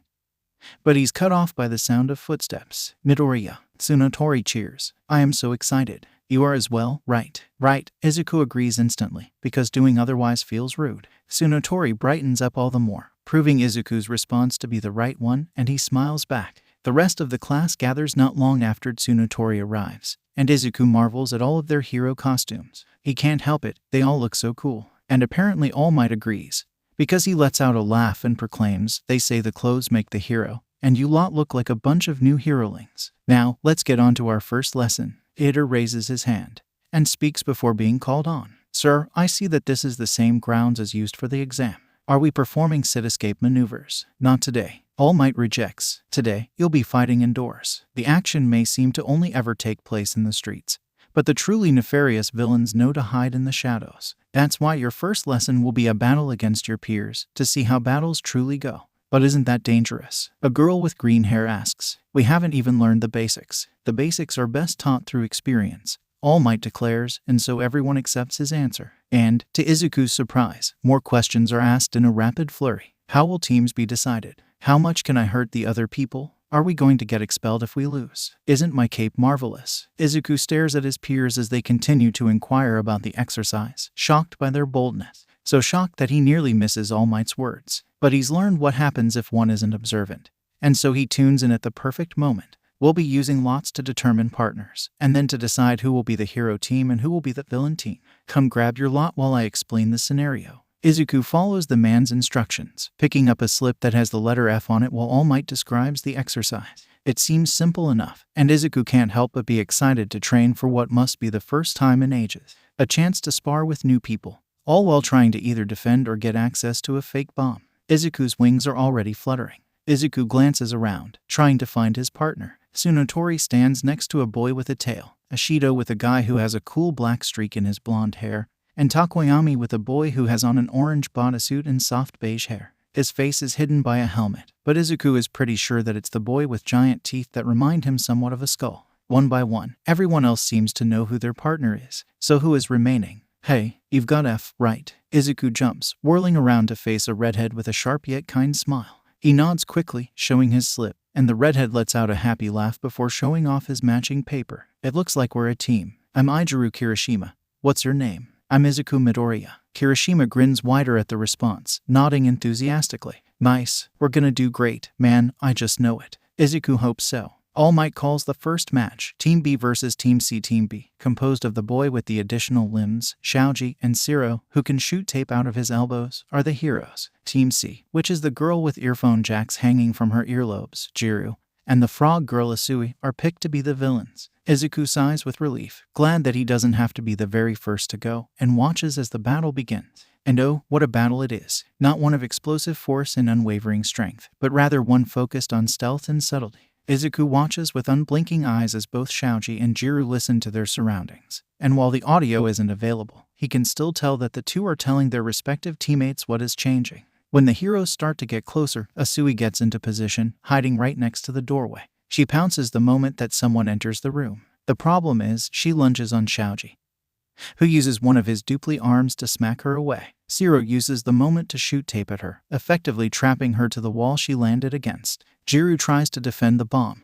Izuku can tell, but it only takes one moment of her being distracted by Xiaoji for Zero to sprint over to the bomb, tapping it and earning the heroes their win. The second fight is sort of funny, if Izuku is being quite honest with himself. The members of Team G, Hagakure and Kuda, are the heroes. Meanwhile, Team H, Bakugo and Sadu, are the villains. Izuku watches the cameras, paying special attention to where Hagakure is when she takes off her shoes and gloves. And he can't hold in his laughter when the match starts, and she manages to walk right past Bakugo in the first 3 minutes of the match. What's so funny? Kirishima asks, and Izuku answers obligingly. Hagakure passed Bakugo, Izuku informs, and gets an odd look in return. How do you know that? Kirishima asks. She's, invisible. She messes up the light, Takoyami says, joining in the conversation. Dark shadow nods behind him, and Izuku joins in. Oh, is it a bird thing? Kirishima asks, and Izuku giggles again. I can see ultraviolet light, kind of. It's not the best, but I can tell where Hagakure is because of it.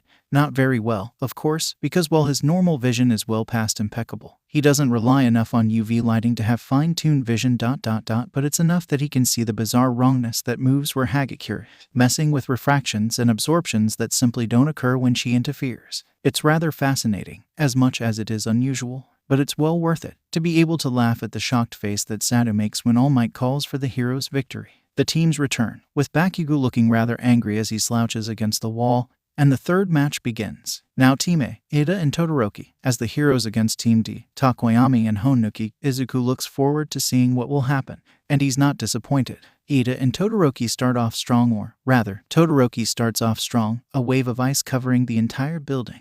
Izuku gasps at the show of power and precision, amazed as the cameras show how every wall and floor is lined with the frozen substance. Todoroki enters the building calmly, confidence obvious in his set shoulders and upturned jaw. Ada, flustered, tries to move across the ice, but only manages to skid around. If one were to only follow the heroes, they'd assume that victory was assured for the duo, the villains already immobilized. But Izuku lets his eyes drift to the cams focusing on the villains, and his smile only grows. Because Honuki is doing something Izuku isn't sure to the ice, and after making contact with it in a ring around the room, he settles back into place next to Takoyami, who is freed by a much larger dark shadow. When Todoroki enters, there's chaos. Chaos, because first Todoroki steps on his own ice, but rather than effortlessly sliding over it, he sinks. A softening quirk of sorts, Izuku realizes, eyes widening as the ice wielder seems to struggle in his stance. And the moment Todoroki begins to struggle, Dark Shadow moves for the final blow. Todoroki's ice means nothing against the Shadow,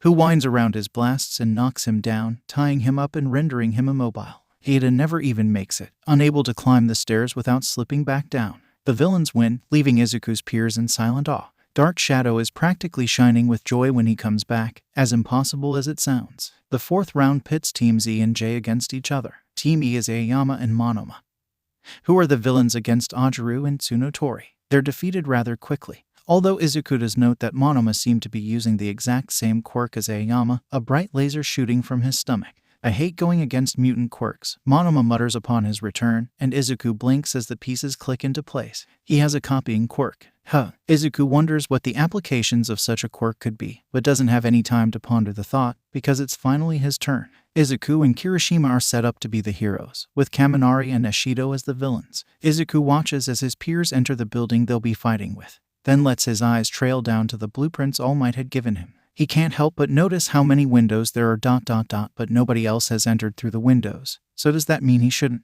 What's on your mind, Midoriya? Kirishima asks, and Izuku startles. Kirishima wants his thoughts. Yui is full of surprises, isn't it? No one has gone through the windows yet, Izuku points out. When Kirishima just nods his head, Izuku runs a hand through his hair before adding, most of the rooms seem to have windows. The room with the bomb likely has them, too. Oh, so you want to fly on in? That's so cool, man. I wouldn't have even thought about it. Beaming, Kirishima asks, do you think you'd be able to lift both of us into the room? I think so, Izuku says, a plan coming together. Head tilting, he asks, you have a hardening quirk, right? How do you feel about throwing rocks at glass walls? Kirishima lets out a loud laugh, eyes wide with delight. Let's do it. He cheers, and that's all of the approval that Izuku needs. When time runs out, Izuku flies away, quickly scouting the room to find where the bomb is. Seeing that both villains are still in the room, he dives back to Kirishima, whose fists are clenched with anticipation. Ready? Izuku asks, and Kirishima nods. Swiftly, Izuku grabs the boy carefully, making sure to get a proper hold on him, and then flies back up.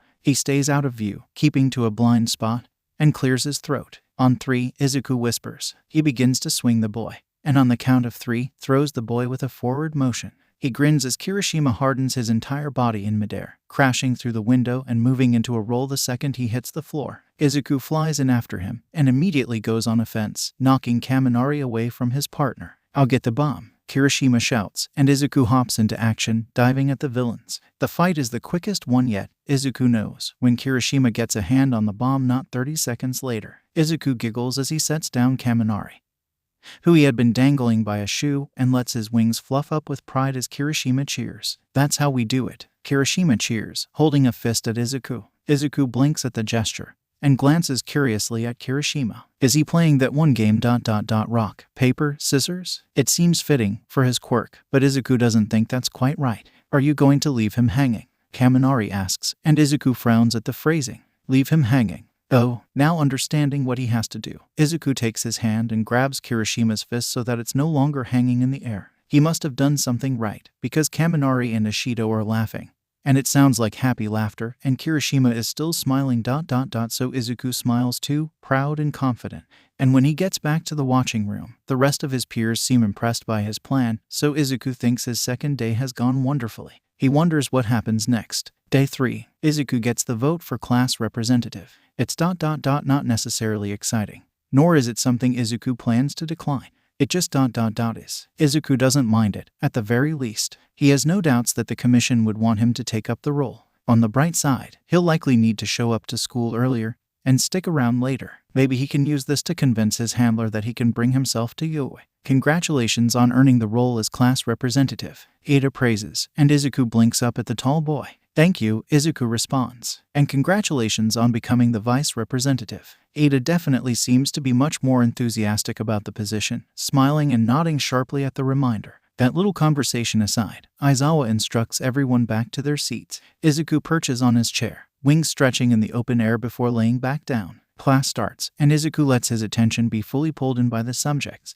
Lunch arrives rather quickly, and Izuku hums with pleasure when Tsunotori leads him back to the same table as the day before. He takes his spot, right at the end, where he can stretch out a bit more, and smiles as Tsunotori sits on his left. Ishido quickly steals the spot across from Tsunotori, and Takoyami sits across from him calmly. And then, as if that wasn't great enough, Kirishima joins them. And so does Kaminari, the boy he faced yesterday, who waves cheerfully before plopping down into a spot. First place on the first day, mastermind behind your fight yesterday, and the class rep today. Midoriya, you're killing it, Kaminari exclaims. And Izuku smiles shyly at the praise. But it is rather odd, Izuku thinks, how so many of his peers had actively wanted to become the class representative, and yet still voted for him. He wonders why. I've just been lucky, that's all, Izuku says, and gets a round of confused noises and objections in return. Embarrassed but sure, he says. The initial test was simply in my favor. It didn't account for anyone with a wing quirk, as they're pretty rare. I was just lucky to have Kirishima with me as my human rock yesterday.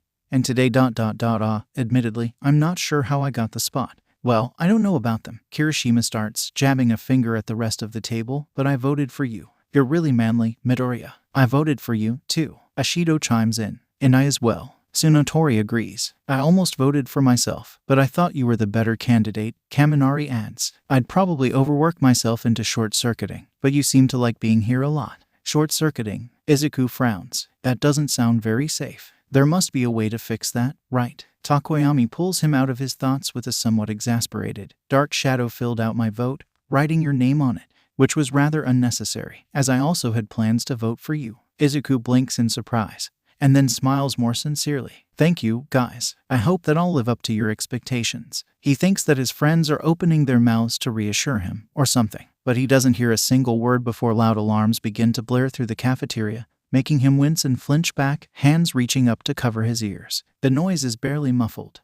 The alarm shouting out, Level 3 security breach. Please make your way to the designated safe zone. Level 3 security breach. Please. Izuku does his best to tune it out, listening to a third year as they exclaim, Level 3. That means that someone has gotten in past the gates. That's never happened before. Izuku lets his eyes flicker around, taking in the sights around him as Kirishima pulls him to the exit, the rather crowded exit. Izuku notes. His eyes widen as he gets close to the window, seeing a bunch of people storming through the gates which have disappeared, turned into dust from what he can see. He spots their cameras, and he understands. It's just the media, Izuku says, but no one can hear him over the panic. He tries to explain, but no one looks. He's too insignificant, lost in the crowd like this, so Izuku does what he does best, and flies above the rest. Yue, Izuku shouts, raising his voice more than he ever has before. It seems to work, his green wings gaining the attention that he needed. It's just the press. You don't need to panic, there is no threat. Eyes scanning the crowd, he focuses on a student in a third year's uniform. You should be leading them by example. A hero leads with confidence, don't they? Use that to make your way safely to your classes. The third year nods, smiling brightly. Got it. Let's go, everyone. Nice and calm. The blonde leads some of the herd away, and Izuku sighs in relief as the crowd dies down, giving him room to land. The moment his feet touch the ground, his confidence seeps away, leaving him shaking. He's never raised his voice like that. Kirishima offers an open hand when he reaches Izuku, and Izuku takes it gratefully. The redhead leads him back to 1A, praising him for his quick thinking all the way. Izuku doesn't respond, just smiling, but Kirishima doesn't seem to mind. When he gets to the classroom, the praise becomes worse, his peers cheering him on. That was so cool. 0 compliments. Dude, you were hella fierce for a moment there. You calmed them all so fast. Hagakure says. I was nearly trampled in the rush, and then you just stopped them all. It was amazing. You acted like a proper hero, as expected of the class representative in such a prestigious school. Ida chimes in, and Izuku. Izuku winces back at that one. The words sound praising, yet, for some inexplicable reason, Izuku can't help but recoil as if the words are scathing. He doesn't understand why, though, and that makes him cautious. He nods at the words, and then turns when he hears footsteps on the other side of the door. The door opens a second after, and Aizawa walks in. The two make eye contact, which Izuku quickly breaks. He misses the way Aizawa studies him before speaking. I heard how you dealt with the alarm, Aizawa says. Good job, Midoriya. The rest of you, take his words to heart. You need to know how to act in the face of fear. Got it? Yes, sensei. The class cheers, and Izuku burns brightly from the praise. He moves to go back to his seat, but Aizawa raises a hand up. He stops. In just a moment. You'll be heading to the locker rooms to get dressed before we head out to training ground. See before that. However, the class representative needs to choose his council members. Izuku blinks in surprise, then nods hurriedly. Not wanting to waste any time, he asks, how many members do you want me to choose? 3 will be plenty, Aizawa states. You just need them for votes, or if you or Ida are absent for the day. Right. Turning to the class, he says, please raise your hand if you'd like to be on the council. He doesn't want to choose someone who doesn't want to be picked, after all. Luckily, 3 of his immediate choices raise their hands, so Izuku is quick to call out their names. Tsunotori, Ashido, and Kirishima. Please. Izuku glances to Aizawa, who nods and marks it down. All right, go get dressed. Everyone. Izuku won't make him say it again, racing out with the rest of them. Once again, he's the first one out on the field. Aizawa nods in approval, then looks away, finishing up with, well, whatever he's doing. The man begins to speak the moment the last student arrives, and Izuku listens attentively as he does so. Heroes need to be able to evade as much as they need to be able to see what's hidden. For today's exercise, here Aizawa sighs, pinching the bridge of his nose. Well, simply put, you're going to be playing hide-and-seek tag. Izuku watches as his peers begin to perk up. Kirishima pumping his fist in the air and turning to him with an eager expression. I love tag. Kirishima cheers. I haven't played that since elementary. It's impressive that such a well-known game can be applied to a training setting. Ada exclaims, and Izuku blinks in surprise. Are you excited? Tsunotori asks, and Izuku lets out a nervous laugh. Not particularly, Izuku admits, albeit hesitantly. Do not know what tag is. The field goes silent, and Izuku looks to Aizawa, assuming that he's the cause of the silence. But Aizawa is just looking at him. And when Izuku looks around, he sees that his peers are staring back. Is he the cause of the silence? How do you not know tag? Kaminari asks, and Izuku winces. I was taught on my own. Homeschool, Ashido says, nodding sagely, and Izuku relaxes when his peers look away. For tag, you have one person who is it, and their goal is to make contact with someone else who is playing. The person tapped is the new it, and they have to try to tag someone else, Takoyami explains calmly. And for hide and seek tag, you get to hide first. Dark Shadow chirps. Izuku nods, grateful for the explanation, and Aizawa clears his throat. For this, however, you are not a hider once you've tagged another person. Your goal as a hider is to be one of the last ones remaining, or to stay out of range once found without leaving the area. Those who are tagged become fellow seekers. If all of the hiders are found, we'll begin a new round. Understood. Izuku nods along with his peers, and Aizawa continues, explaining that the students cannot leave the area of forest, with random forts and trees and places to hide beneath before announcing the first seekers. Up first is Satu and Anjuru, and so the lesson begins. Izuku watches as his peers race off, then does the same. Wings fluttering, he glances around, seeing how his classmates hide in the tree forts, among piles of crates, or even in bushes. For a moment, Izuku wonders where he should go, and then he remembers something very, very important. His wings are green. His hair is green. His costume is also green. Izuku flies above the trees, and then slips away to an area that he knows no one else is in. Then he wraps his wings around himself, the color blending in with the leaves that he perches within. And then he waits, and waits, and waits. Izuku listens as his peers move around, the occasional cry of frustration reaching his ears, or a cheer of delight. Sometimes there is a terrified scream, and Izuku wonders who is being startled, the seeker or the hider, but they never seem to be close to him. Did he go out of bounds? No, he'd been careful. He's still in the forest. He's fine. His belief is proven when he hears footsteps come closer, one of his peers approaching his tree. A second pair joins, and Izuku listens as they speak. Who all is left? One asks, and Izuku thinks the voice sounds like Siro's. The other one sounds like Kaminari, who says, just Midoriya, I think. He lasted longer than the girl who is literally invisible. I think Ida tripped over her. Their voices fade away as the two walk further and further from his spot, and Izuku blinks in surprise. Did they not see him? Apparently not, because some time later, he hears a call through the trees. Midoriya, Aizawa shouts. You can come back to the starting point. You've outlasted everyone else already. Izuku chirps in delight at the teacher's comment, unfurling his wings and jumping off of his branch. He soars back to the entrance, landing gracefully beside his teacher. His peers all look at him, some smiling, others exasperated. Where were you? Jiru asks. I listened for you everywhere. I was in a tree. Izuku responds, to which Ashido mutters, Oh Kami, he's a bird, of course he was in the tree. Izuku wonders if he should remind her of his rabbit side, but figures it'd be rude to do so. He chooses to keep his mouth shut instead, looking to Aizawa for further instruction. You're the next seeker, with Kuda, Aizawa says, and Izuku nods before staying rooted in his spot, giving his peers the proper time needed to hide. Instead he looks at Kuda, who waves nervously. Izuku notices how a bird is sitting on the boy's head, and perks up. Kuda is the boy who can speak to animals, isn't he? Izuku chirps at the bird, keeping the tone soft, and the bird chirps back. Kuda stares in awe. Do you understand them, too? Kuda asks, voice barely a whisper, almost like Izuku's own when he speaks with his handler. Izuku shakes his head, smiling somewhat sadly. No, but I have their, instincts. It's easier to understand their tone, if that makes sense. It must, because Kuda nods along. Emboldened by their similarity, Izuku says, I have a plan, if you'd like it. Kuda nods, and Izuku grins. How many birds do you think we can use as scouts? The round ends in 5 minutes. The forest may be vast, but birds are fast travelers. Aizawa starts sending out more seekers after that, and Izuku isn't allowed to be one of them. Neither is Kuda after their teamwork. Somehow, Izuku never once gets found. He delights in the frustrated yells, even if he really shouldn't. Keigo and Rumi have always encouraged mischief, after all. Shouta Aizawa watches as each of his students go, taking special note as a certain boy with wings exits the room, wings stretching out as he walks behind the others. His eyes narrow when the door shuts, and then he stands up, pushing aside the lesson plans he had been fixing up. He picks up a file and walks through the massive door of 1A. Shouta heads down to Netsu's office, giving no warning as he opens the door. He knows well by now that Netsu will be prepared to see him, the creature always is. And Shouta is correct, being greeted by the cheerful chirp of his name and a cup of tea being set for him. To what do I owe the pleasure of this visit?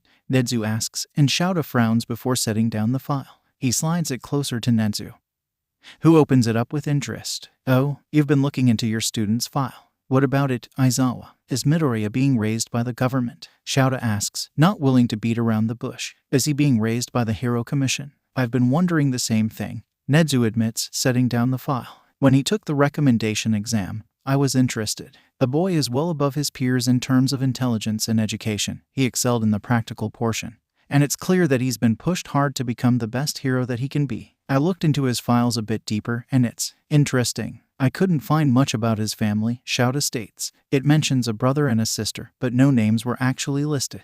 There are no parents referenced at all, and the guardian information is nothing but a telephone number. It had been rather unsettling how sparse the boy's information had been. With the few odd comments and actions Midoriya had slipped, Shouta was beginning to create a picture in his head. I need to cut holes, if I'm allowed to, of course. It's as if he's not used to being allowed much, with how clearly he hesitates to work around his quirk. Midoriya, slapping his hand over his mouth after asking for something, as if asking questions is wrong. I was never given the chance. My handler was Midoriya's first term for his guardian. The instinctive reaction for choice of words. The boy had stumbled over calling the woman a caretaker, Midoriya beaming at him from on top of his new chair, as if Aizawa's simple switch of furniture was worth a smile of pure sunshine, as if he wasn't used to people changing anything for his sake. Yes, Shouta is beginning to create a picture in his head, and it isn't one that he likes very much. Nezu's smile doesn't change, but his eyes do seem to darken, the only visible sign of his discontent. Yes, he admits, I had noticed that sparsity. That's one of the things I looked into. Reaching into his desk, Nezu pulls out a file of his own and places it on the desk. Flipping it open with one of his paws, the creature begins to read. Izuku Midoriya has 2 siblings, a brother and a sister. The brother's name is unfindable, and was hidden behind HC walls that I did not think were worth attempting to break at the time. His hero name, however, is one you will recognize. I'm sure that you know the wing hero, Hawks. Yes, Hawks, a daylight hero that is considered kind and aloof, yet not much is known about him. He's already the number 3 pro hero on the rankings, despite being in his early 20s. It makes sense, Shouta supposes, that Midoriya is related to the hero. Their quirks are, after all, very similar, and wing-related quirks are rare. Having a quirk that grants him bird-like wings would make many suspicious of his lineage. It should have been fairly obvious that Midoriya would be related to the man in some way. But if Midoriya's brother is Hawks, then where does he get the rabbit half? Wait, Hawks and Miruko. Are they related? Shouta asks, and Nezu chuckles. It appears so. Miruko is the older sister of Hawks and Midoriya. What a family. The number 3 and number 7 hero, with a little sibling following in their footsteps with a quirk that blends many of the greatest aspects of their powers together. He wonders if it's just coincidence that all 3 have chosen the same career ... or if being raised by the Hero Commission has ingrained the idea into his student's head. Either way, it's something that he will have to keep an eye on.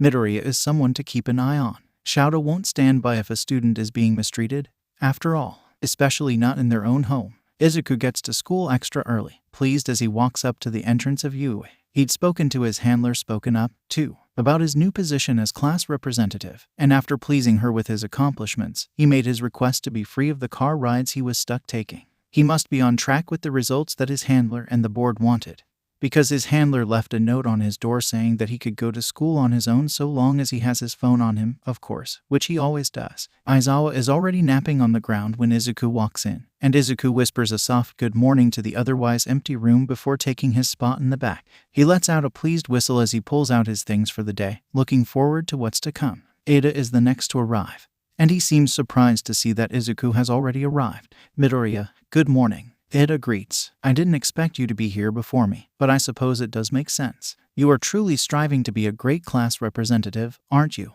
Honestly, Izuku just prefers being at Yui back with HC. But he doesn't know how to say that to Ada, so he just smiles and nods. Ada takes the answer and sits down, pulling out a notebook and beginning to study like a model student.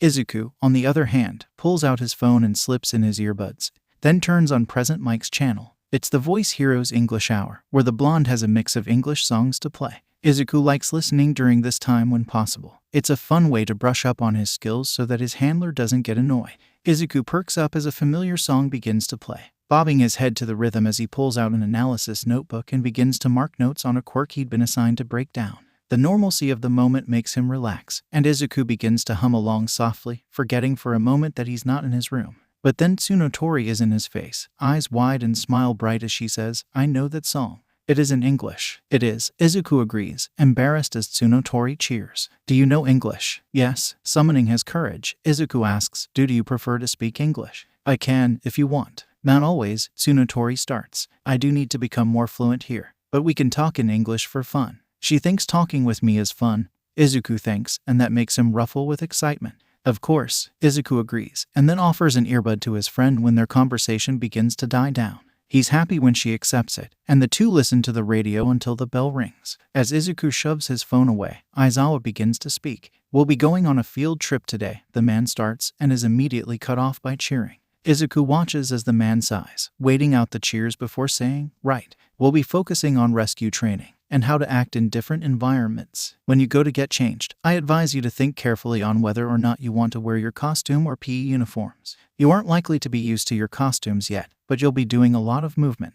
Is that clear? After receiving a round of nods, Aizawa nods once and says, right, go get changed, then, and meet in 10 minutes in front of the school. Izuku grabs his case the moment he can, already looking forward to the exercise. He's pretty sure that he'll do well in rescue training, since both Rumi and Keigo have shown that they're good at that field of heroics. While he may not have the telekinetic feathers that his brother possesses, he can fly, and that's always useful. It never hurts to have an eye to search from above. And he's like his sister in his ability to run quickly and hear soft noises, which always helps when searching for stragglers over large terrains. Yeah, Izuku is looking forward to this, and he can't help but beam as he pulls on his costume before racing to the front. Aizawa gives him a look when he shows up first yet again, and the man asks, do you always race around like that? Izuku is pretty sure that he does, so he nods. Aizawa lets out a hum in response, and Izuku enjoys the silence until his peers arrive, mostly in one giant clump. Everyone, please line up according to your student number, so we can enter the bus smoothly and efficiently. Ida cries out as he approaches, hand-chopping sharply, and Izuku winces. Is that really something they need to worry about? Seating charts. For some reason, Izuku can't help but be annoyed at how Ida corrals everyone into perfectly symmetrical lines. We're taking more time getting into lines than it would take for us to just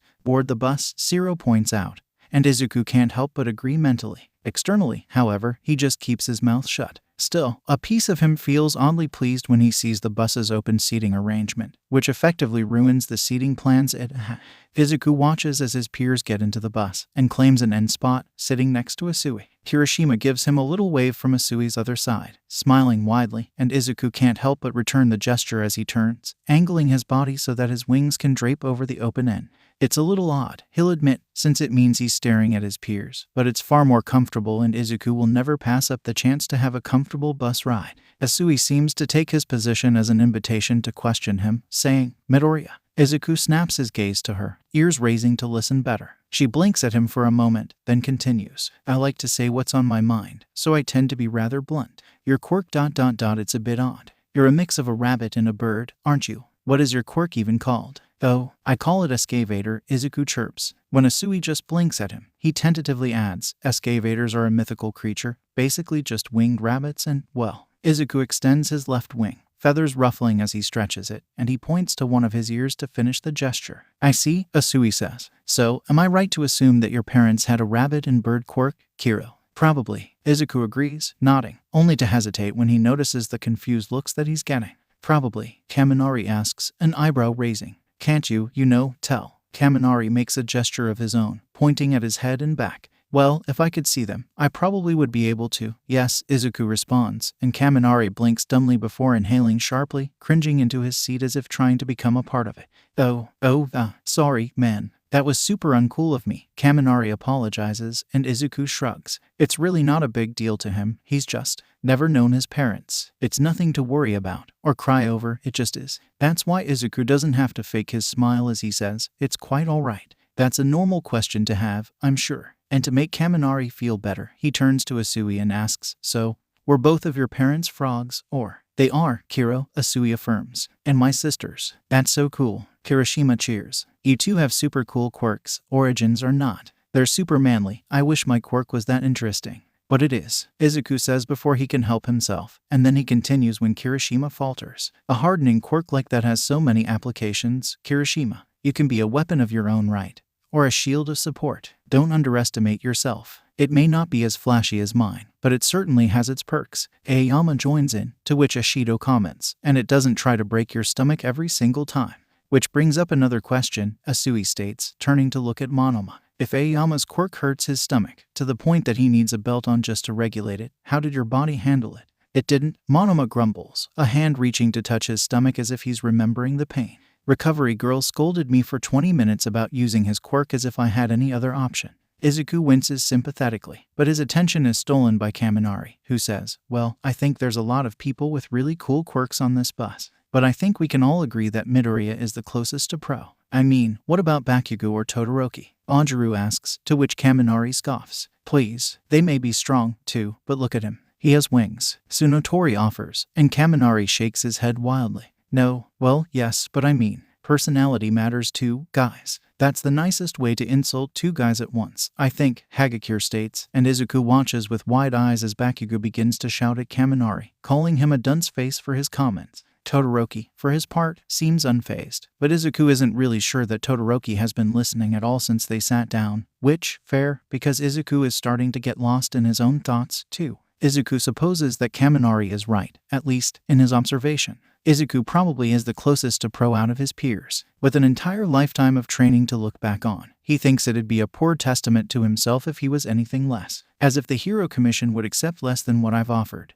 Izuku thinks, lips tempted to pull into a wry smile but stopped, kept purposely blank. The trip ends not long after Izuku falls silent, Aizawa waking up just as the bus stops and getting up immediately, gesturing for them all to follow. Izuku listens obediently, slipping out of the bus, happy to have land beneath his feet. He looks up at the massive, dome-like building, eyes widening as he takes in the view. It's so cool, someone shouts, and Izuku nods automatically in agreement. But when Aizawa leads them through the front entrance, excitement suddenly shifts into apprehension, and Izuku feels his shoulders stiffen as his ears perk up, feathers fluffing ever so slightly instinctively. Izuku glances around, eyes tracking everything. But nothing seems wrong. And isn't that alarming? Izuku's ear twitches as he watches Aizawa speak to another hero, who wears a spacesuit as their costume. Izuku wonders who they are. They look kind of familiar. Maybe he's studied their quirk. The feeling gets worse as the space hero lifts up 3 fingers, and Izuku lets his wings ruffle, displeasure uncontainable. Are you cold? Kirishima asks him, and Izuku frowns, shaking his head. He's not cold. His suit makes sure of that. No, his brain is just yelling at him, screaming more and more the longer Izuku waits. The hero begins to talk, introducing themselves as 13. But Izuku can't listen past that, only hearing the repetitive chants of flee, run, hide, get to safety now, and protect, save, defend them. It's confusing and disorienting, the way his instincts have always been when the conflicting halves of his quirk have to work at once. But Izuku knows one thing. He always trusts his instincts, and when his instincts are at war with each other, it only means one thing. And so Izuku slips over to his teacher's side, hesitantly tugs on Aizawa's sleeve as his class is enamored by 13, and whispers, something is wrong, sir. And something is. A swirling, purple vortex begins to open up by the fountain, a mist spreading around it. Izuku watches with growing worry as something steps out, misty and undefined by the normal, shapely figure that one would expect. A man covered in hands walks out next, followed by a hulking beast that makes Izuku's instincts shriek, and then more portals are opening up, dozens of people walking through. No, is the activity starting? Kirishima asks, and Izuku spreads a wing automatically to block the redhead from moving forward. Those aren't just people. They are villains, Aizawa says, goggles being pulled over his eyes and scarf beginning to levitate. 13, get the kids out. And that's all the man says before he leaps into the fray, taking down 2 villains on the way. Izuku watches him go, kicking and punching and never faltering, and he forces himself to wrench his eyes away when Kirishima takes his hand, saying, "Come on, Midoriya, we need to go," before pulling him along. They don't make it to the entrance. The man of mist appears before them, wispy arms spreading out like he's a servant come to greet them. "Greetings, hero hatchlings," the mist speaks. "I'd like to announce our company formally, to the young who are caught up in our endeavors. We are the League of Villains, and we have one goal today, to kill All Might, and end the reign of the symbol of peace." No, there's no way. Izuku's mind flashes an image of the black monster with bulging muscles, and he shudders. If there's a way, it must be that. Where is he? The purple shadow asks. Our information said All Might would be here, but he's not present. I wonder if he will show up if we hurt his students. No, 13 shouts. But Kirishima and Bakugo are faster, the redhead ripping away from Izuku to try taking down the mist. Izuku watches with wide eyes as Bakugo sends a massive explosion at the mist, only to flinch when the dust dies down. And it's clear that the man is unscathed. You nearly got me, the mist murmurs, but Izuku can hear it loud and clear. I see, you truly are the golden egg of heroes. Nevertheless, I do have a task to complete. Farewell. Move. 13 shouts, but it's too late, and Izuku watches with wide eyes as portals begin to appear underneath the feet of his peers. A few go right away, Kirishima, Bakugo, and Ida all disappearing in their respective circles of purple mist. Izuku darts into the air, flapping his wings and flying over 13's head at the mist. His mind yells at him, half screaming to attack the villain while the other wants to run. Don't fight. 13 shouts, making up his mind for him. Get help. Izuku nods once, and then he swerves around, diving out of the villain's way and saying, I will. As he soars at the gates, he thinks, I'll be back before you know it. Just ... stay safe, please. He doesn't know what he'll do if they get hurt. Purple portals begin to appear in the air, but Izuku weaves around them with a practiced familiarity. He hears a grunt in the background, and the portals stop forming, and Izuku doesn't look back, instead shooting right at the doors and out into the open. He just hopes that he can be fast enough. Izuku spots the window to Nezu's office, and doesn't think before diving right through, glass shattering as he rolls to a stop. When he untucks himself, standing back up, he finds himself with an audience consisting of the principal and an odd, skinny blonde man. With no time for curiosity or niceties, Izuku blurts out his explanation, frantically saying, the USJ is under attack. There's so many villains, Principal Nezu. We need help. Nezu doesn't waste time, slamming his hand on a button that makes an alarm ring through the school, a different one from yesterday. I'll get All Might for you, the blonde man promises, already standing up, and that's enough for Izuku. Midor Nezu starts, but Izuku doesn't have time to listen, instead shooting through the broken window and flapping his wings as hard as he can, flying right back into danger. Rumi will be proud, Izuku thinks, and despite it all he smiles for a brief moment, even as he zips right past the symbol of peace. But that smile wipes away the very moment that Izuku gets back inside the USJ. Because the first thing he sees is that giant creature that makes him shake standing above Aizawa, holding him by the arm. And then the creature breaks it, and Aizawa lets out a pained sound. Izuku sees red, because Aizawa is family important. Aizawa is his idol, his teacher, someone who has been nothing but good, and he is hurt. So it's of no surprise to Izuku that his instincts finally stop warring. The predator side finally taking over and sending him lunging at the beast, snarling as he spins into a kick that lands true to its neck. And it doesn't move. Not even an inch, not even a touch does it budge. If Izuku could focus, could think of anything but his rage, he'd wonder why the hulking creature could take such a strong hit without even stumbling. But he can't focus on anything but his teacher, his homeroom teacher who is bleeding out on the goddamn floor. How interesting, a raspy voice says, and Izuku's eyes automatically flicker to the source. The man covered in hands seems to watch him as he tugs at the grip the beast holds on Aizawa. If the way his head is turned is any sort of sign. You're more than the typical NPC, aren't you? Flying into action the moment you see someone hurt? How noble. A hand, a real one, reaches up, the man beginning to scratch his neck in an oddly relaxed way. I'll have fun crushing you, Namu. And before Izuku can question who Namu is, he's being knocked through the air, something cracking as he smacks against the wall of the USJ. The second he looks up, he sees the creature racing at him, and Izuku can only think two things. The first thought is, oh, that's Namu. And the second, at least Aizawa-sensei is out of danger. And just as Namu grabs Izuku for the second time, the doors slam open. All Might has arrived. He isn't smiling, and for some reason, Izuku thinks that's important to note. Izuku blinks at some point, and in between the time where he closes and opens his eyes, All Might manages to rip him out of Namu's grasp, carrying him to the entrance in a single jump. Another blink, and an unconscious Aizawa is placed beside him. Izuku, quite honestly, can't tell if All Might is moving really quick, or if his eyes are struggling to stay open. But then he's watching All Might fight against the Namu, and he's shaking as he watches how his peers show up, Bakugo and Kirishima and Todoroki, all to protect All Might from the beast.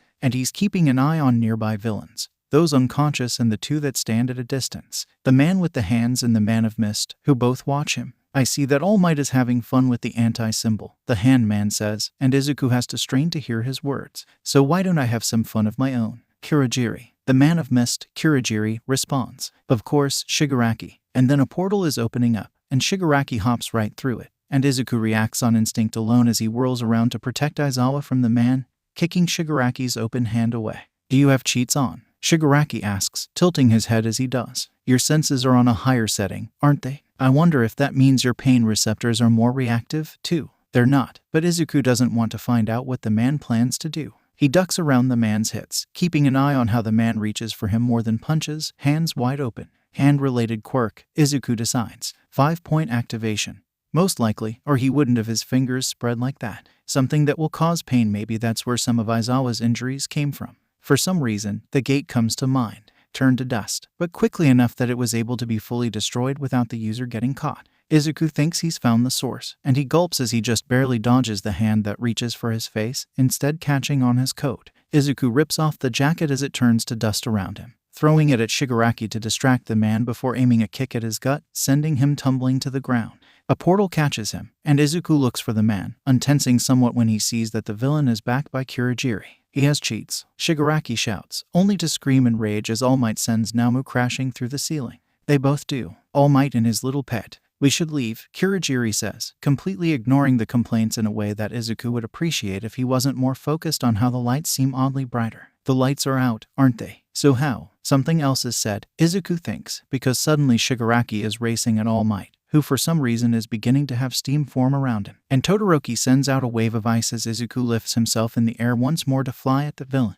only to stop when a gunshot rings through the air, and Shigaraki jolts back. Another, and Izuku watches as Kurogiri whisks Shigaraki away, the two disappearing as a dozen pro heroes enter the scene. We've brought back up, Medzu proclaims, and Izuku sighs in relief, letting his feet touch the ground again only to stumble, vision blurry as he tries to regain his footing. My head hurts, Izuku thinks, and he lifts a hand to the back of his head. It's covered in red when he pulls it back, and Izuku hums. So that's what cracked, Izuku murmurs, and then his legs give out and he collapses to the ground next to Aizawa, eyes closing before he knows it. And everything fades away, with the green-haired boy unconscious next to the teacher who has unofficially become a part of his colony. Toshinori sits in Recovery Girl's office, watching over the green-haired boy that sleeps peacefully on one of the beds. He had offered to do so, when Shuzenji had said she needed to step out for a bit. It's not that young Midoriya needs watching over, necessarily. What with his injuries already healed and nothing needed but some time to rest. But Toshinori cannot help but stick around.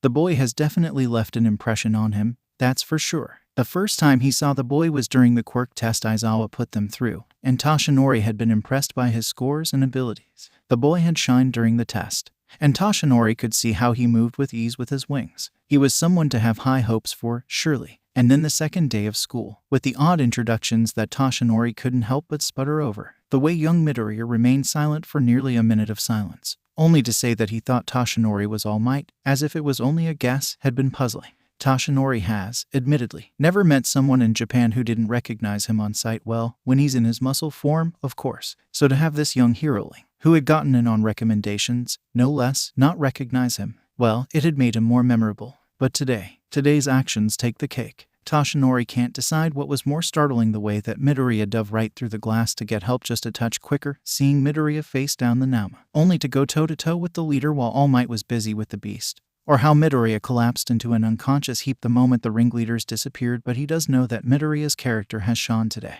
Yes, young Midoriya will be a fine hero. He already has the intelligence, the power, and the personality to back him up. If Toshinori is to be honest with himself, the boy would make the perfect successor. It's a shame, then, that it's already too late. His decision has already been made, his old sidekick's choice having agreed to take the legacy. If only he had met this boy just 1 year earlier. The things Midoriya could have done, the symbol he could have become. Toshinori will just have to settle for encouraging the boy from the sidelines, and making sure his actual successor can go far as well. Somehow, he feels like he's won a consolation prize, and he can't help but wonder what if. But what ifs change nothing, and neither will his wishing, as is life.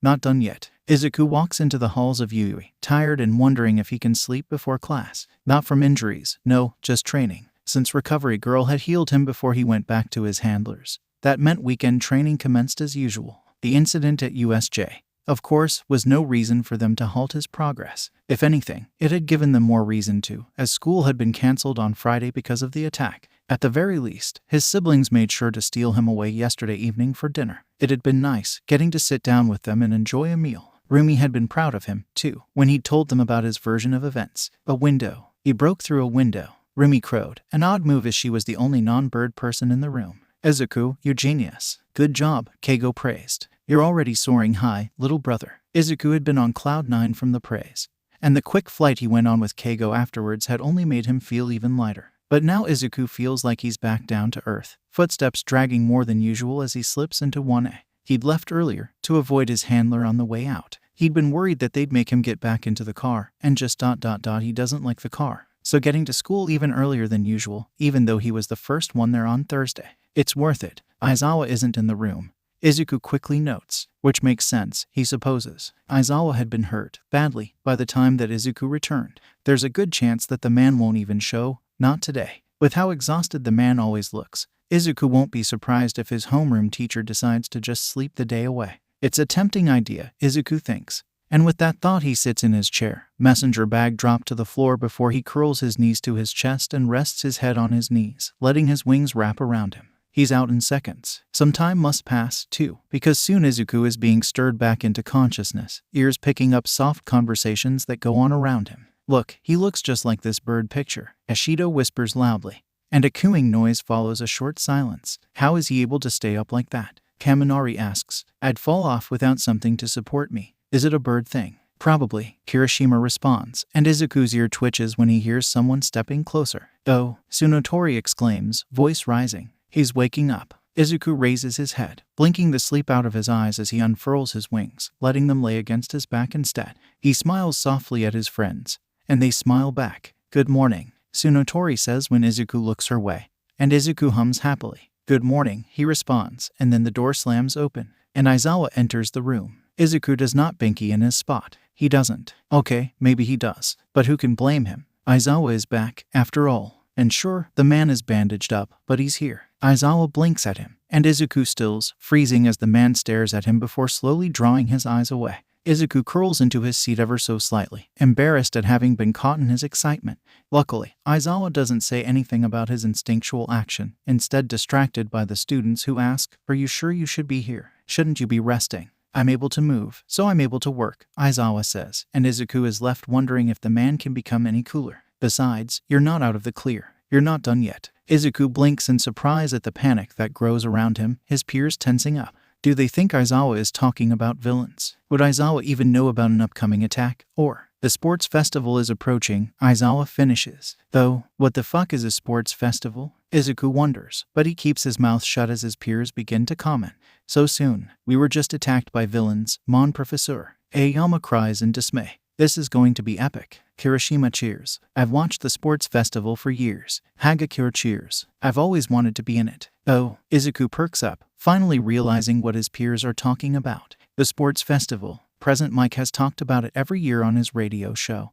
And Izuku remembers that because his handler always wanted him to listen to those segments. Write down every quirk you hear him mention. He'd be advised. And then break them all down, one by one. Izuku would spend hours just analyzing the quirks Present Mike spoke of, occasionally searching for video proof if there was a really cool one. He wonders if his handlers will want him to analyze this year. He wouldn't be surprised if they expect him to do so while in the middle of it all. He'll just have to keep his eyes open. Aizawa hushes the class, quelling their concerns by saying, There will be 5 times the security as previous years have had, in light of recent events. You'll have 2 weeks to prepare, and there will be gyms open after school. If you want to train in a more specialized gym, you'll have to go through your class reps. Got it. Good. He doesn't wait for a response before turning around, picking up a piece of chalk. Just like that, class begins. And oh, how class flies by. Lessons a blur of note-taking and assignments being handed out. The excitement of his peers feels contagious, and Izuku can't help but flutter when the bell rings for lunch. He gets up, Tsunotori already chattering about how she's eager to do her best. But the simplicity of the action is cut short, because the entrance is blocked. Dozens of other students waiting outside of the room. Izuku blinks at the living barrier, then glances up. Technically, he could just ... fly over them. He's distracted by a purple-haired boy, who makes his way up to the front of the crowd just as Bakugo storms past, calling the others extras as he shoves his way out. A few others follow, Kaminari, Ashido, and Siro using his exit as an opportunity to escape. But Izuku doesn't move, focused on the boy who begins to speak. This is what Wona has to offer, he asks, voice dry as he scans the room. I'll admit, I expected more. But I guess it's nothing but people like him who make up this group. Huh. Izuku wants to speak up, and he almost does. But then another voice is cutting through the crowd. You must think you're so high and mighty, having faced down a bunch of villains so soon. A boy with silver hair and matching eyelashes shouts, "But I never expected you to be such arrogant assholes, making us 1B kids look so bad." Does he think that they're glad to have been attacked by villains? To have seen Aizawa get so hurt, trying to protect them? Do they think Izuku was happy to come back to the USJ, only to see his teacher sprawled out on the floor, held down by Namu? Is that what they think being a hero is all about? Izuku wants to ask him so badly. He wants to know if this boy knows that his teacher almost died, if he'd care if he knew Izuku was thrown across a room by a beast created by unnatural causes. He wants to know so much, but his lips stay shut, and Izuku can only blink at the boy. He doesn't speak, only staring as the purple-haired one speaks again, saying, "If a student from general education does well enough, they'll get moved into the hero course, and someone else will get kicked from the course." His eyes lock with Izuku's, and Izuku is too cold to react. "Consider that my declaration of war, then." And the boy leaves, and the rest of the crowd starts to disperse. Still, Izuku stands, watching on with unseeing eyes as they go. He feels someone take his hand, and his gaze slips over to Kirishima. "Let's go to lunch," Kirishima says, a smile on his face, and Izuku fixes one of his own onto his lips. The redhead drags him away from their classroom and down to the cafeteria, filling the silence with Tsunotori's eager help. Their conversation helps Izuku focus back on the present, and he's able to genuinely smile as Kirishima leads them to a table. It's not their usual table, but rather one a few spots over. Izuku blinks in surprise as he's pulled into a seat across from Bakugo, Kirishima happily plopping down on his left and Tsunotori sitting on Kirishima's other side. Ashido, Kaminari, and Siro all greet him happily, and Izuku nods in return.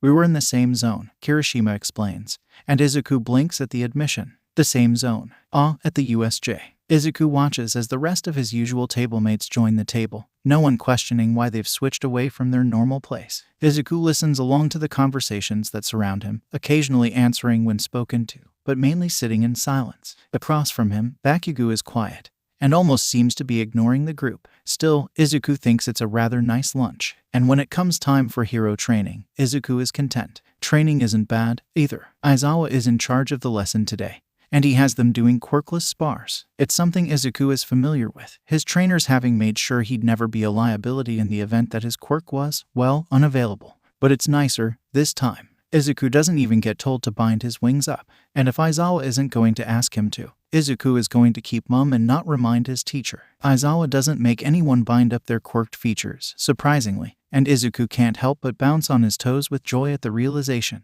He ends up going against Ajaru, and the blonde smiles good-naturedly as he approaches. "Ready?" Ajaru asks, and Izuku nods. Izuku finds himself enjoying the matches, impressed by Ajaru's skill level. He's really experienced. That much is clear in how he moves with perfect forms and puts power into his hits at the right time. The biggest issue, if anything, is that Ajaru has moments where he moves to use his tail, only to pause midway as he remembers that he's not supposed to.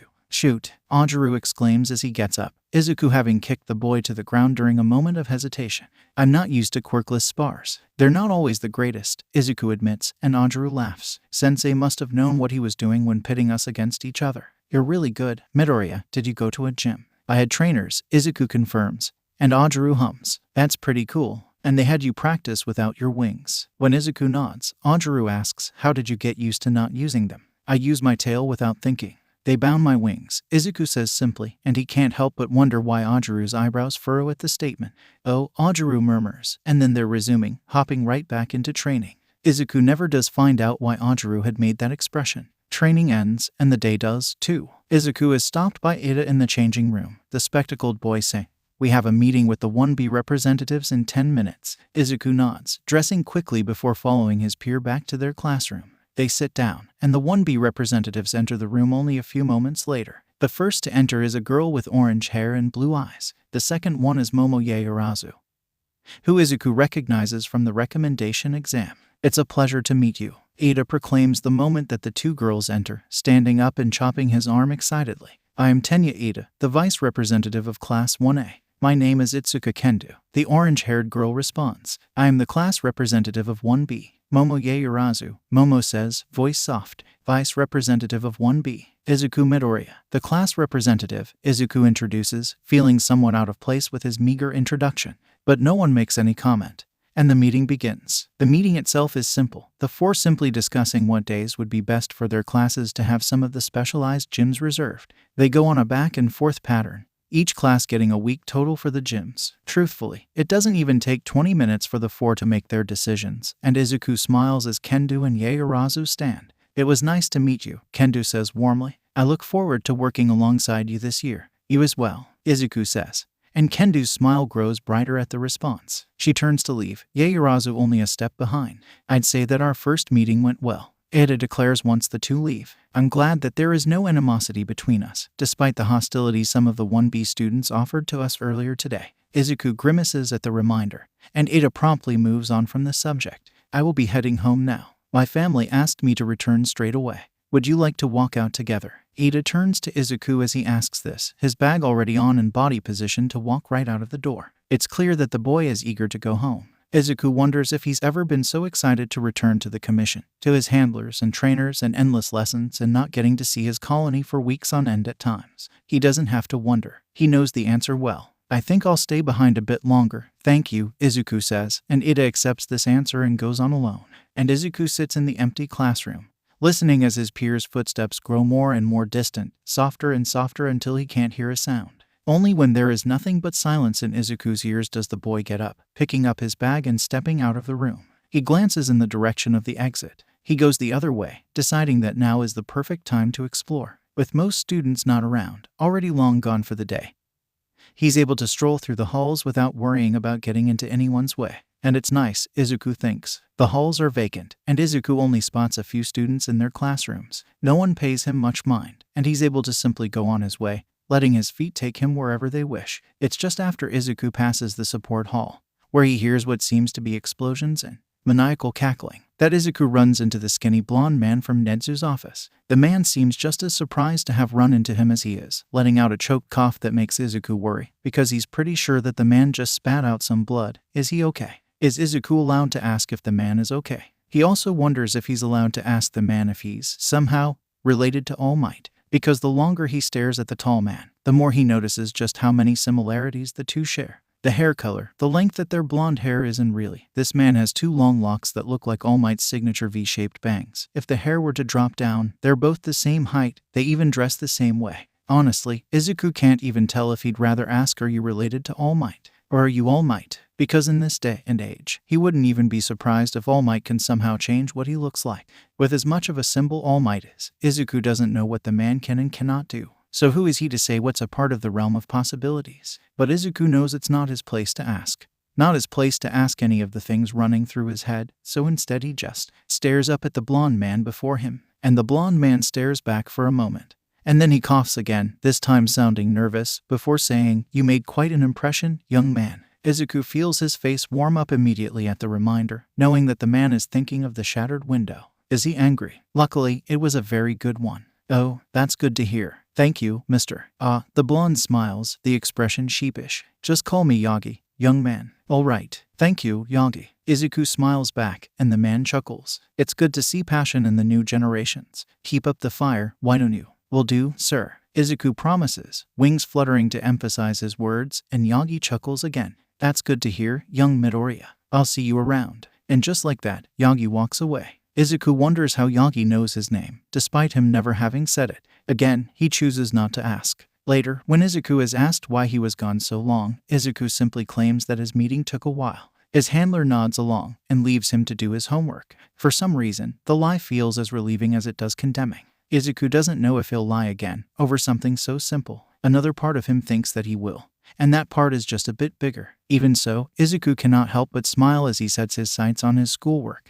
Momo sits down at her desk, setting her bag on the floor beside her. Quietly, she pulls out the notebook she'd been writing in not half an hour ago, taking notes on the meeting she'd just been in. Her parents are proud, Momo knows. She's heard their delight, both to her face and when they don't know she's nearby. They're proud of her, for following in their footsteps, for trying to be a hero, just as they are. Her mother especially so, praising her relentlessly for making it into Yui. Her mother had never gotten in. She had actually met her father, a Yui alumni, out on the field during their first years out of school. But her mother had ended up at Ketsubatsu, a school known for creating great heroes out of people with atypical quirks for the career path, which was the perfect place for her mother, considering that her quirk was so precise. Momo is lucky, she thinks, to have a quirk-like creation. It's rather complex, yes, and it's reliant on her intelligence being up to par. But she can make anything that she wants. It's rather close to her father's quirk, who could make weapons out of his fat cells so long as he knew the size and material it was to be made of.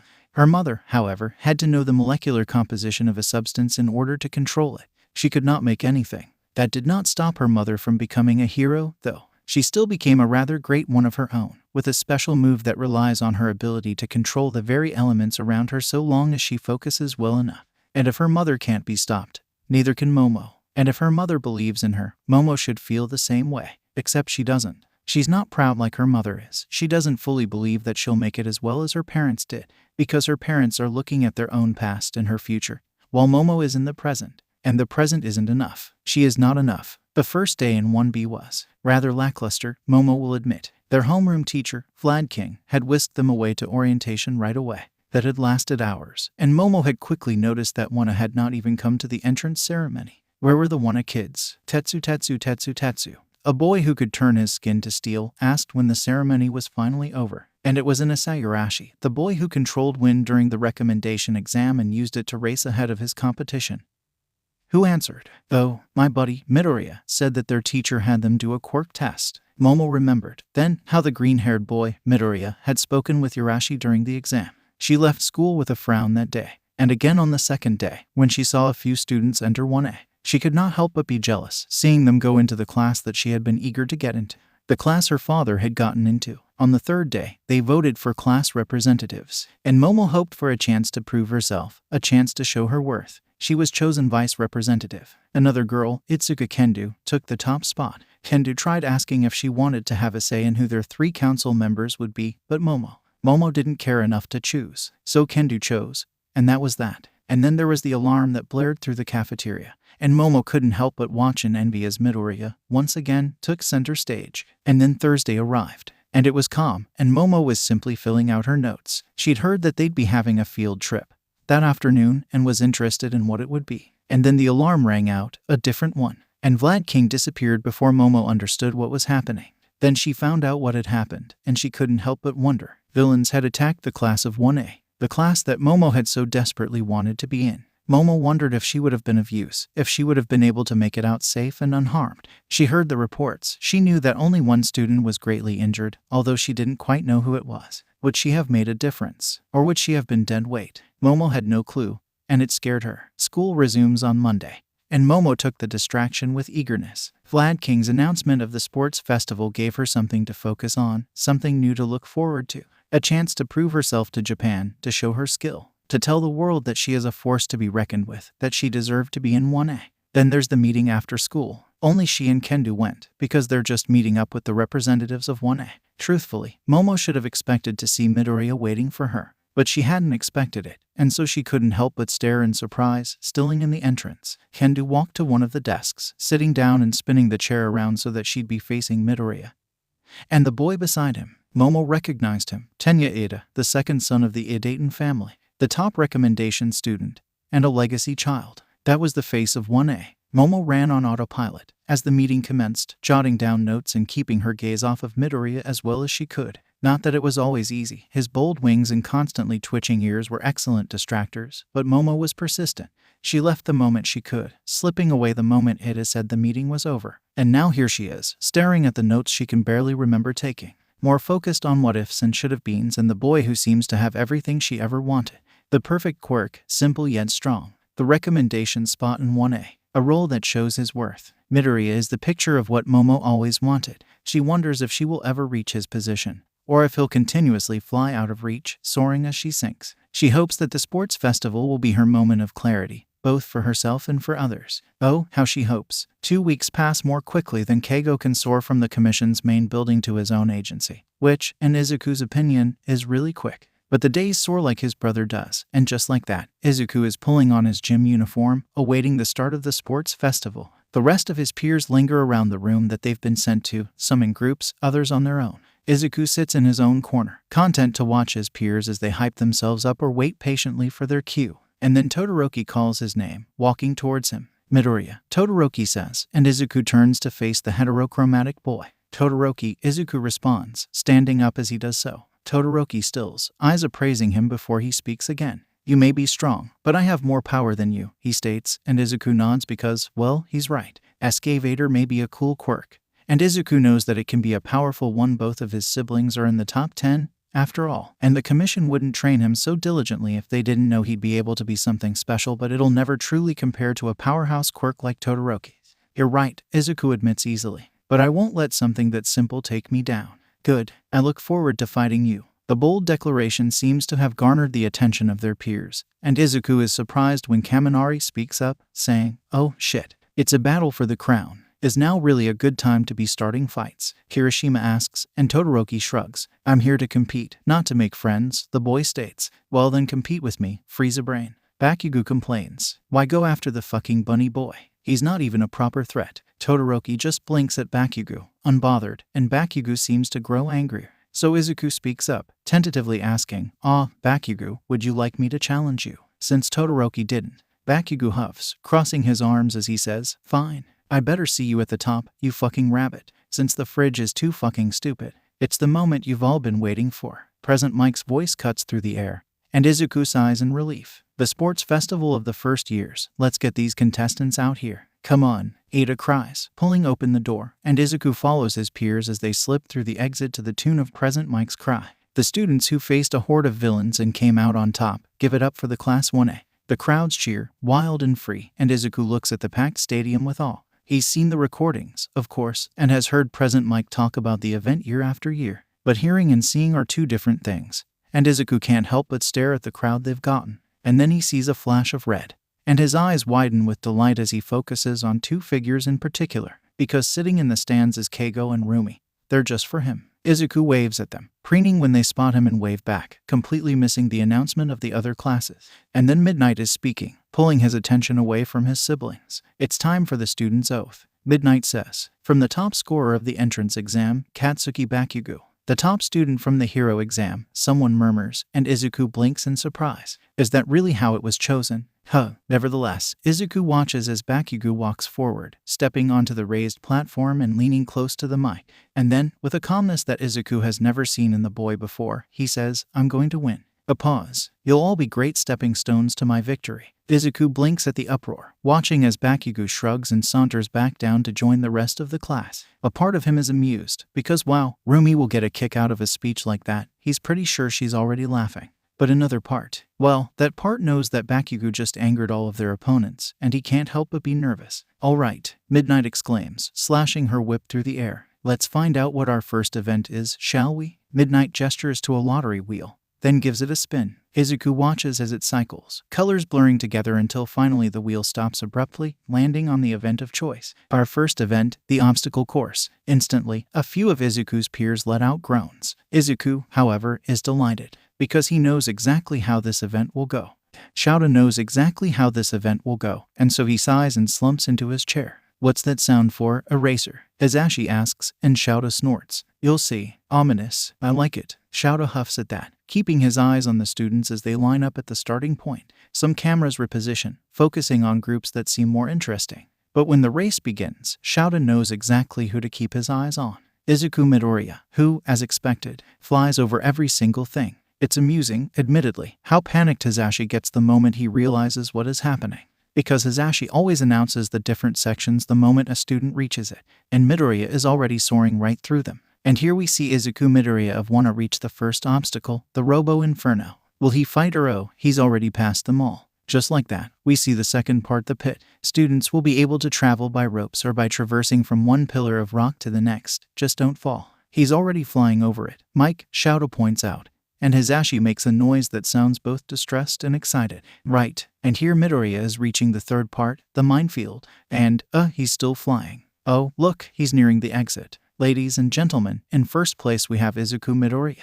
I really should have seen that coming. He has wings, what did you expect? Who knows? Shouta huffs again, watching how Midoriya waves shyly to the nearest camera now that he's landed, a bashful yet proud expression on his face. The boy seems to look for someone, and he perks up when he finds them. Glancing into the crowds, he spots a pair of red wings that can only belong to Hawks and sees Miruko beside him. The two are leaning over the railing, and they seem to be cheering Midoriya on. It's the happiest that Shouta has seen his students so far. A good change, in his opinion. Shouta finally looks to the other contestants, tuning back into his husband's eager commentating. The man now focused on Todoroki and Bakugo as the two compete for second. Behind them trails the rest of 1A, and further back Shouta can recognize the 1B students following close behind.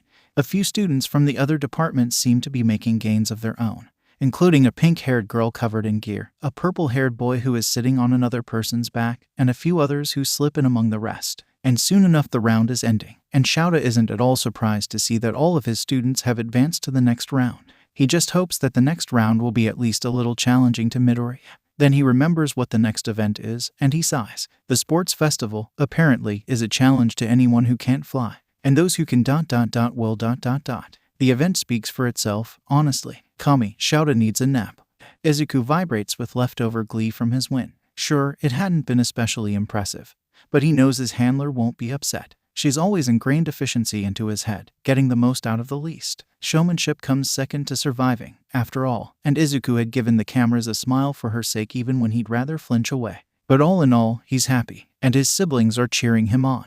They had even chatted with him while he waited for the other 41 open slots to be taken by others, singing his praises and telling him, in their words, to kick ass and take names. And when Midnight announces that the next round will be a cavalry battle, Izuku has an idea. 2 to 4 people, Izuku murmurs, eyes scanning the students around him. 2 to 4. Izuku isn't foolish. He knows that most of the contestants will be trying to take him down. He's worth 10 million points. After all, it makes sense to try to fight him. His headband alone will be an automatic guarantee for first place, and not many will want to join him. Not when everyone else sees him as a target. Izuku has 2 options. The first is to fight everyone head-on, doing his best to avoid losing his points while actively hunting down more. The second is to flee, staying out of reach. And what better place to flee than in the air, where only a few will be able to reach him? The rules only said that a team has to be 2 to 4 people, and that he can't get out of bounds or have the rider fall off. So if the rules say 2 to 4, Izuku will follow their minimum and keep himself safe. Mind made up, Izuku turns around, looking for the perfect teammate,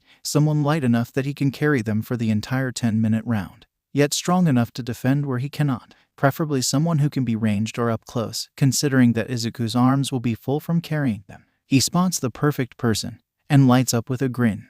Tenya moves to follow Midoriya, an idea in his head. He knows most people are avoiding Midoriya, afraid of the amount of points that he carries and becoming a target, but Tenya believes that they, together, would be able to avoid danger while still being able to gather more points if they wished. After all, Tenya and Midoriya are the fastest students in 1A, and his peer is light enough that he'd have no issue carrying the team. With 2 others, they could become the most impressive group, easily securing a win. A pink-haired girl reaches Midoriya first, getting in his personal space as she shows her inventions to him. Tenya chooses to stay back, as is polite, content to simply watch and see what Midoriya chooses to do. If Midoriya accepts the offer that she is obviously making, then he is sure that they'll be able to make a plan that includes her. She seems to have well-made gear, which wouldn't hurt to have, surely. And if Midoriya declines her, well, Tenya has a few people in mind that they could pick. After a moment, the girl nods and walks away, apparently taking rejection in stride, and Tenya takes the chance to approach. Midoriya, Tenya calls, and Midoriya's eyes dart up to meet his. Would you like to team up with me and be partners for the cavalry battle? Midoriya smiles at him. That small, shaky smile that seems to appear on his classmate's face more often than the wide grin that Tenya will sometimes see. But then he shakes his head. Thank you, Ida, Midoriya says, but I'll have to decline. I already have a plan. I see, Tenya says, and he cannot help but be impressed. Only a few minutes have passed, but it seems that Midoriya already has a fully fledged plan, as expected, of the boy who became class representative. Well, then I look forward to being your rival. I do hope that I will be able to prove a proper challenge to you, Midoriya. Midoriya offers another small grin, and then races off. Tenya notes how his peer automatically heads towards Takoyami, then heads off to find his own team. Todoroki makes a fine teammate, even if not the most amiable one. Still, Tenya will do his best. 10 seconds remain before the second round begins. Students race to get into position, riders getting in place and fastening their headbands securely, lest they fall off. 9. And the camera flickers from group to group, showing the different teams. 8. Katsuki Bakugo lets out a shout, drawing eyes to his group. He is the rider, his teammates Ijiru Kirishima, Mina Ashido, and Hantashiro. 7. Next the camera looks to Shouto Todoroki, who is supported by Denki Kaminari and Tenya Ida. It seems that they could not find a 4th member in time, or perhaps did not want one. 6. The view flickers to a group not from 1A. Tetsu, Ibara Shizaki, Itsuka Kendo and Hitoshi Shinsu. The 1B students look oddly dazed as the 1 degrees Celsius boy is held in their grasp as their rider. 5. Honitsu no Tori is on all fours, Toru Hagakura on her back. 4. Mashura Ajaru, Juzo Honuki, Nido Monoma and Yuga Aoyama are together. They seem to be debating whether or not Honuki can be counted as a true blonde, or simply an honorary one for the event. 3. Inasa Yurashi and Yosuaways hold up Momo Yaoyarazu, who has her eyes trained on a group out of sight. 2. A group of 3 make up a group, 2 girls and a boy. The boy is passing a piece of gear to the other horse, who seems nervous as she slips it on. A girl with wings sits on their back. This trait makes people remember the boy worth 10 million points. And the cameras flicker too. 1. Izuku Midoriya holds onto Fumikage Takoyami's back, wings flared out like he's protecting his teammate. 0. The second rounds begin, and everything turns to madness. Keigo perks up as the fight begins, watching with eagerness as the first years begin to turn on each other. The only one who hadn't gone to a hero school, or really a school at all, Keigo has never gotten to experience things like the sports festival. But oh, is he enjoying this one? The kids are feisty. He'll give them that, and Keigo can recognize who some of them are from Izuku's recollections. The girl who runs on all fours must be Tsunotori, the girl who seems to have taken Izuku on as a close friend. The redhead is clearly Kirishima, the boy who helped Izuku when he was scared during the first week. The tall boy with the wind quirk is Yurashi. The boy had texted Izuku a bit during their last dinner. Here and there, Keigo can spot the people Izuku has grown to care for, and he recognizes the teachers who are in the announcer's booth, too. The loud one is clearly Present Mike, but Keigo would know that no matter what. He knows how long Izuku has listened to the man, and has spent multiple hours hearing it in the background because Izuku wanted to hear the newest segment. Aizawa, however, is a new voice, but not a new name, because Izuku has made the man one of his icons, and Izuku has never been afraid to share his interests with him or Rumi. If that means sitting through excited ramblings about how nonchalant and unabashed the teacher is, then Keigo is happy to listen. Kami knows the boy doesn't get to ramble often. Keigo doesn't, either. And as Aizawa speaks, offering the occasional comment thanks to Present Mike's prompting, Keigo can also tell that the man is not as uncaring as he acts. His comments are well placed, understanding his students and their actions in the way that a teacher could not if they did not pay attention to their pupils. Keigo is glad that Izuku has such a good teacher. His little brother deserves all of the good that he can get. Keigo, Rumi shouts, pointing at a girl with wings. Look, she just stole all of the bands from a team. Keigo laughs, his sister's energy infectious. He lets his thoughts turn away from the path they'd gone down, instead enjoying the hustle and bustle of the cavalry battle. And then he laughs again as a blonde boy shoots himself in the air with explosions, knowing exactly where he's heading, and knowing that the boy won't get what he's after, not when he's after Izuku's points. But it'll still be fun to watch. Enjoying the weather, Izuku asks as chaos reigns below. Takoyami looks up at him, exasperation evident on his face. It is a mad banquet of darkness below us, Takoyami says, and Bakugo is approaching on our left. Right. Izuku looks at the shadowy quirk that circles around them. Dark Shadow, if you would. My pleasure. Dark Shadow crows. And Izuku giggles as Dark Shadow dive bombs Bakugo, forcing the boy to drop back to his group. Dark Shadow cackles, an odd sound but pleasant despite its abnormalities. Izuku thinks that the second round is rather peaceful, all things considered, although that may just be because the war is beneath him. Oh well. The fight ends, and Shadow is only in second place. Second place for the first round, and now he's taking the same spot once again. He can feel his father's anger from here, and he doesn't like it. Endeavor wants him to be better, to use his fire, to become the ultimate weapon, someone to take All Might's spot as the #1 hero since he, himself, could not. And yet Shadow refuses to use that half, and as such is stuck in second place. And so far, it is Midoriya, his opponent, who comes out on top. Shadow doesn't know what compels him to approach Midoriya, but he does. We need to talk, he says. And Midoriya obliges, withdrawing from his friends, following him passively. They move to an empty room, and Shadow moves to the opposite wall. He notices how Midoriya keeps his distance, but isn't hurt by the fact. Midoriya seems to keep his distance from anyone he is not close to, after all. Shadow watches as Midoriya eventually settles, wings tucking behind his back and ears no longer, flicking this way and that. The green-eyed boy stares up at him, attentive and curious. The emotion is clear in his gaze, even if he doesn't vocalize it. He reminds Shadow of himself, in an odd way. Silent, not speaking until spoken to ... but Midoriya is cheerier, happier, full of hope and wonder. Similar, but not the same. It's a bitter understanding, how little they are alike. How Midoriya seems like him. If only he didn't have to worry quite so much, and didn't have all of the same steps taken beforehand. It drives Shadow to speak, words falling from his mouth with a restlessness Shadow has never fully known before. You're always out of reach, aren't you? Getting first for both events, maintaining your position at leagues ahead of me. It's a pattern of yours, huh? You placed first on the recommendation exam. You were first during the test Aizawa-sensei gave us on the first day. When the villains attack, you were the one to act first, and the one to face the biggest threats as soon as you saw them. Midoriya, oddly, turns red at the statements, as if it's praise instead of pure fact. His reaction isn't relevant. Not yet, at least. You're like an all might of your own style, Shadow decides. Right beyond my grasp ... But I will take you down with only my mother's eyes. I will prove to my father that I don't need his fire to be a hero. Midoriya's expression changes, and for a moment Shadow doesn't understand why he looks so lost until Midoriya softly utters, "Fire." Shadow blinks at Midoriya, who blinks right back. You did say you know my father is Endeavor, didn't you? Shadow asks, and Midoriya blinks again. Yes. Do you have a temperature regulation quirk? Midoriya asks, and it's clear to Shadow that he still doesn't get it. Oddly enough, Shadow wants Midoriya to understand what he's saying, to explain the reason he's going to become a hero with his mother's half alone. Because Midoriya is 2 steps to the left, maybe, of who Shadow has become, but maybe he will still understand.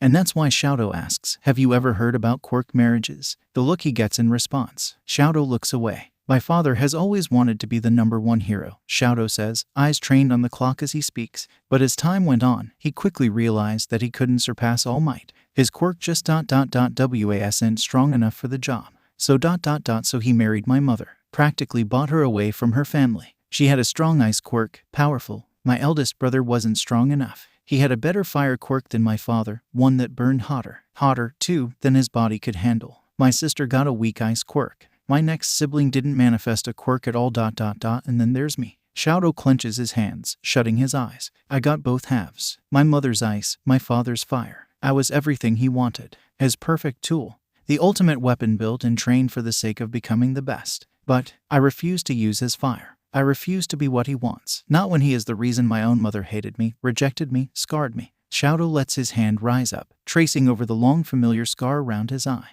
I will not be his tool, and I will rise to the top with my mother's ice alone. Shadow finally looks at Midoriya, who is still staring at him with an unwavering gaze. Meeting green eyes with his own, he states, and that is why I have to beat you. Because if you are the all might of our grade, then beating you shows that I will never need him or his quirk. Midoriya makes an odd sound, something that Shadow can only compare to a bird crooning. And then, gently, Midoriya says, I haven't gone through a life quite like that. I don't know much about my parents, but if your training has been like mine, and your father is like my handler ... It's tiring. It feels like you're just constantly expected to be better, at a rate that feels almost impossibly terrifying. Right, but I think there's one thing I don't understand. Your quirk. It's not your parents'. It's yours, Todoroki. Unless your parents can somehow activate your quirk, or manipulate the output. Sorry, that may have been insensitive. I just ... It's up to you to decide what you plan to do. But I think your father has no say in what you do. And you should ... You should do what seems best to you. Midoriya looks bashful when he finishes speaking, face darkening once more before he turns away, feathers ruffled as he says, I'm going to go head to lunch. I'll see you in the tournament. Shadow watches as Midoriya exits the room, shutting the door behind him with a nearly inaudible click, and Shadow stands there, thinking over what his peer has said. It's yours, Todoroki. Do you have a temperature regulation quirk? You should do what seems best to you. Midoriya's words resonate in Shadow's heart, but he doesn't know what to do with them. Shadow thinks, though, that he'll keep them tucked away, kept for when they count. He doesn't know what to think about the fact that Midoriya has been trained, or the fact that Midoriya has a handler. He wonders who truly has it worse. He wonders what Midoriya's story is, why the boy is so skittish and silent despite having such great power. And a bit of him is afraid to know the answer. Shadow takes a deep breath, clears his mind, and heads to the cafeteria. The third round is on its way, and Shadow has to be prepared. The world began not with a crash, but with a bang. So, too, does the third round of the sports festival, with a blank being shot into the air for dramatic purposes and the match beginning. But before Katsuki Bakugo can move, Hitoshi Shinsu speaks. So, you're the representative of what the hero course has to offer?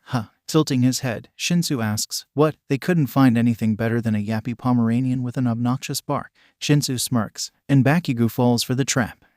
What the fuck did you say, you little? Bakugo falls silent, eyes going blank as he stands still. Walk out of bounds calmly, Shinsu says, and Bakugo heeds his command. And just like that, the first battle reaches its conclusion. What a way to start.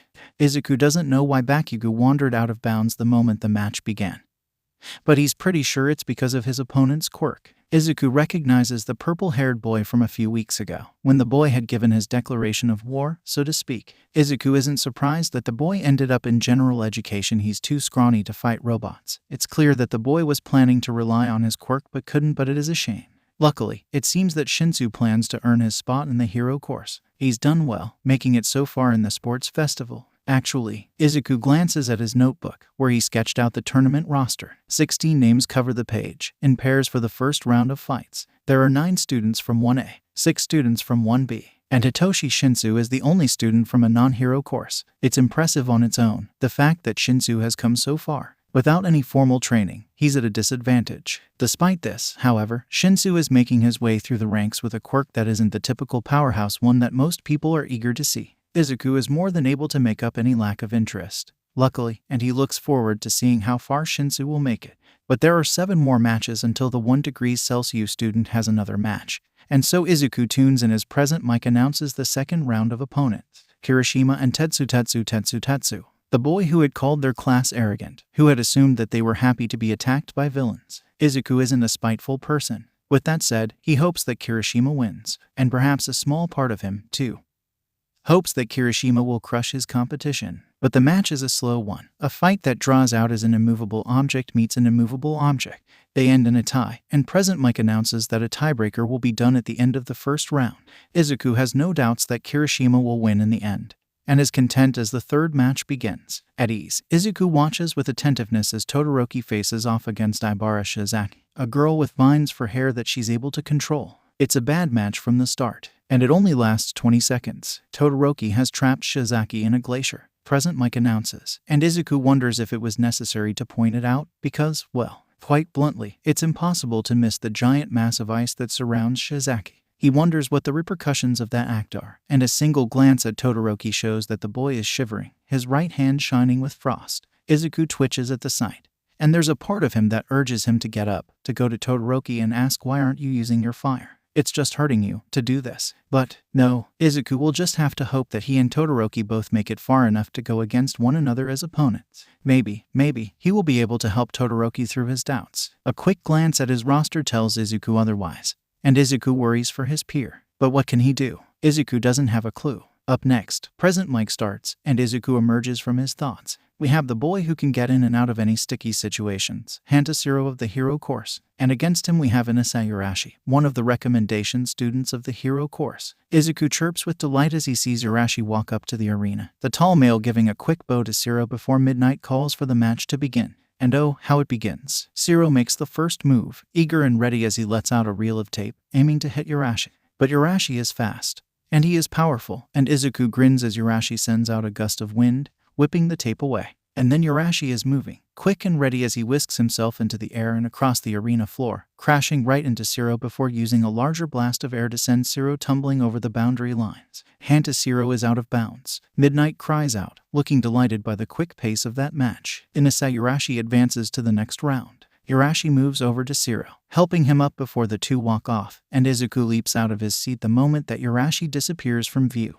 He races out of the 1A seating section, missing the confused looks of his peers and barely catching present Mike's voice as he announces that the next fight is between Yosuke Uwase and Itsuka Kendo. Izuku darts down to the waiting rooms, finding Urashi walking down the halls. Midoriya. Urashi cheers. I won. You did. Izuku agrees, tongue just a little bit looser than normal as he responds without much prompting at all. Congratulations. He's glad for his friend, truly. It's nice to see that the boy is excelling in 1B, even if they do not get to see each other often due to their different classes.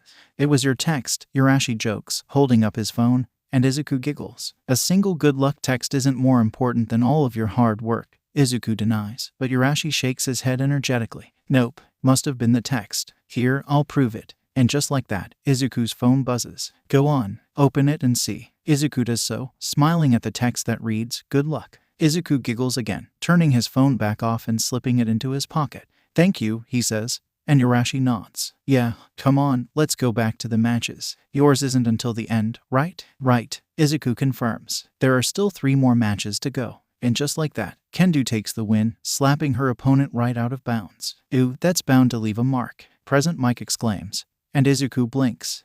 Make that 2 matches. 2 matches, Yurashi confirms, and together they head to the 1B section, gaining a few odd looks. Isn't your section right there? A boy with braided black hair asks, pointing to the divider that separates 1A and 1B, and Izuku nods. Blinking, the boy shrugs, turning away. Izuku turns his gaze away as well, watching as the next 2 people enter the stadium. Oh, it's Yaoyorozu's turn. Yurashi points out. She was in my team. And look, that's your teammate, Midoriya. And it is. Izuku watches as Takoyami stands across the field from Yaoyorozu, both with determined expressions on their faces. Start. The moment the word is shouted, Dark Shadow springs forth, rushing straight at Yaoyorozu. The second Takoyami points in her direction, and Yaoyorozu reacts quickly, a shield manifesting, being created out of her arm. She blocks the quirk's first blow, and the second, and the third, but each time she is knocked back. Further and further, the shadow sends her reeling, and Izuku realizes that Dark Shadow is trying to knock her back rather than simply harm her. By the time that Yaoyorozu has made a staff, it's too late. She's already been pushed out of bounds. Momo Yaoyorozu has been knocked out of bounds. Midnight cries out, and Momo wants to cry. Fumikage Takoyami advances. She lost weeks of training, of pushing herself to the limit, and it was for nothing. Absolutely nothing, because Momo lost right when it mattered most. Her peers congratulate her for getting so far. When she returns to her seat, they're impressed by how she managed to get into the 3rd round at all, especially since only 6 of their class managed to do so. And so does Midoriya, who, for some reason, sits in the 1B section, offering her a bright smile and a cheerful thumbs up. It feels mocking, like they never expected her to even reach the 3rd event. Does it surprise them that she managed to do so? Is it really worth celebrating when she couldn't even defeat her first opponent?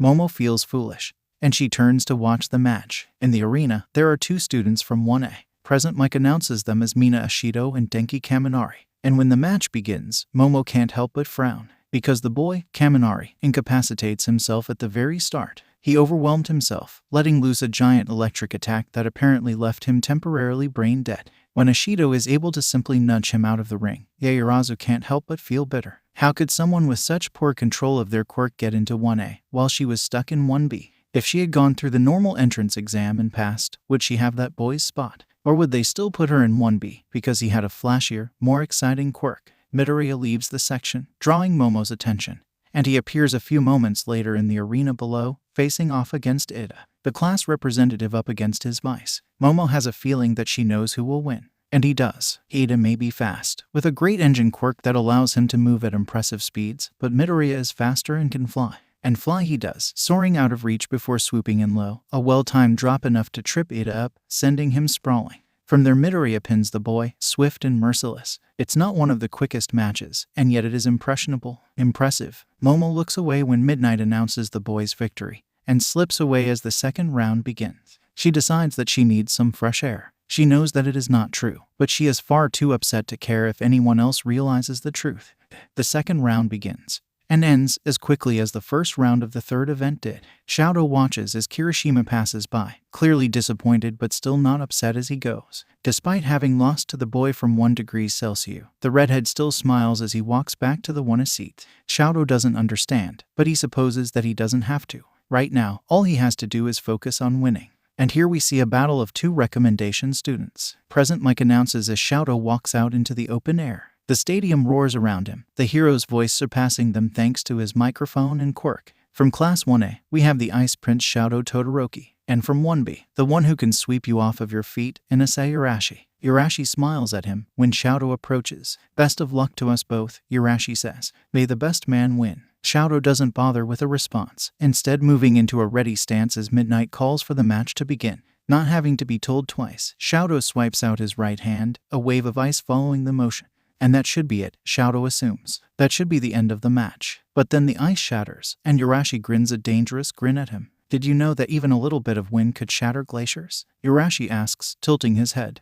Midoriya taught me that one. The right amount of force in a small, central point. Why waste strength when I can shatter through either way? Shadow sends a larger attack, spikes of ice jutting into existence. This time, Urashi sends a much stronger blast of wind. Flashiness matters too, though, is all Urashi says. So let's go big or go home, huh? That's the only warning Shadow is given before Urashi goes on the offense, whipping up gusts and sending them in Shadow's direction, pushing him back and forcing him to make a wall of ice behind himself, if only to stay within bounds. Urashi is relentless, destroying glacier after glacier, entire walls of ice decimated into nothing in seconds. He's cold. He's so cold. He can feel that he's slowing down and none of his attacks are hitting.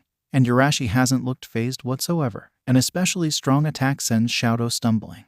And for a moment Shadow concedes, is ready to give in and give up. And then a shout can be heard from the stands, from a voice that Shadow has only heard rise once before, back when the students of Yui were panicking from an alarm. A voice that holds a passion, a conviction, a belief that Shadow has never heard in that voice before. Todoroki, Midoriya shouts, and Shadow spares a glance at the green-haired boy. In a single glance he sees the boy's ferocity, wings flared wide as he leans over the railing, all pretenses forgotten as he declares, "It's your fire." He looks like a spark, wild and determined. And Shadow remembers. "Mama," Shadow said, once, when it was just him and his mother, sitting on the couch. "Mama, I want to be a hero. Then become one," his mother said. And Shadow had frowned. But I have Dad's fire. And Natsuo says Dad's fire isn't good.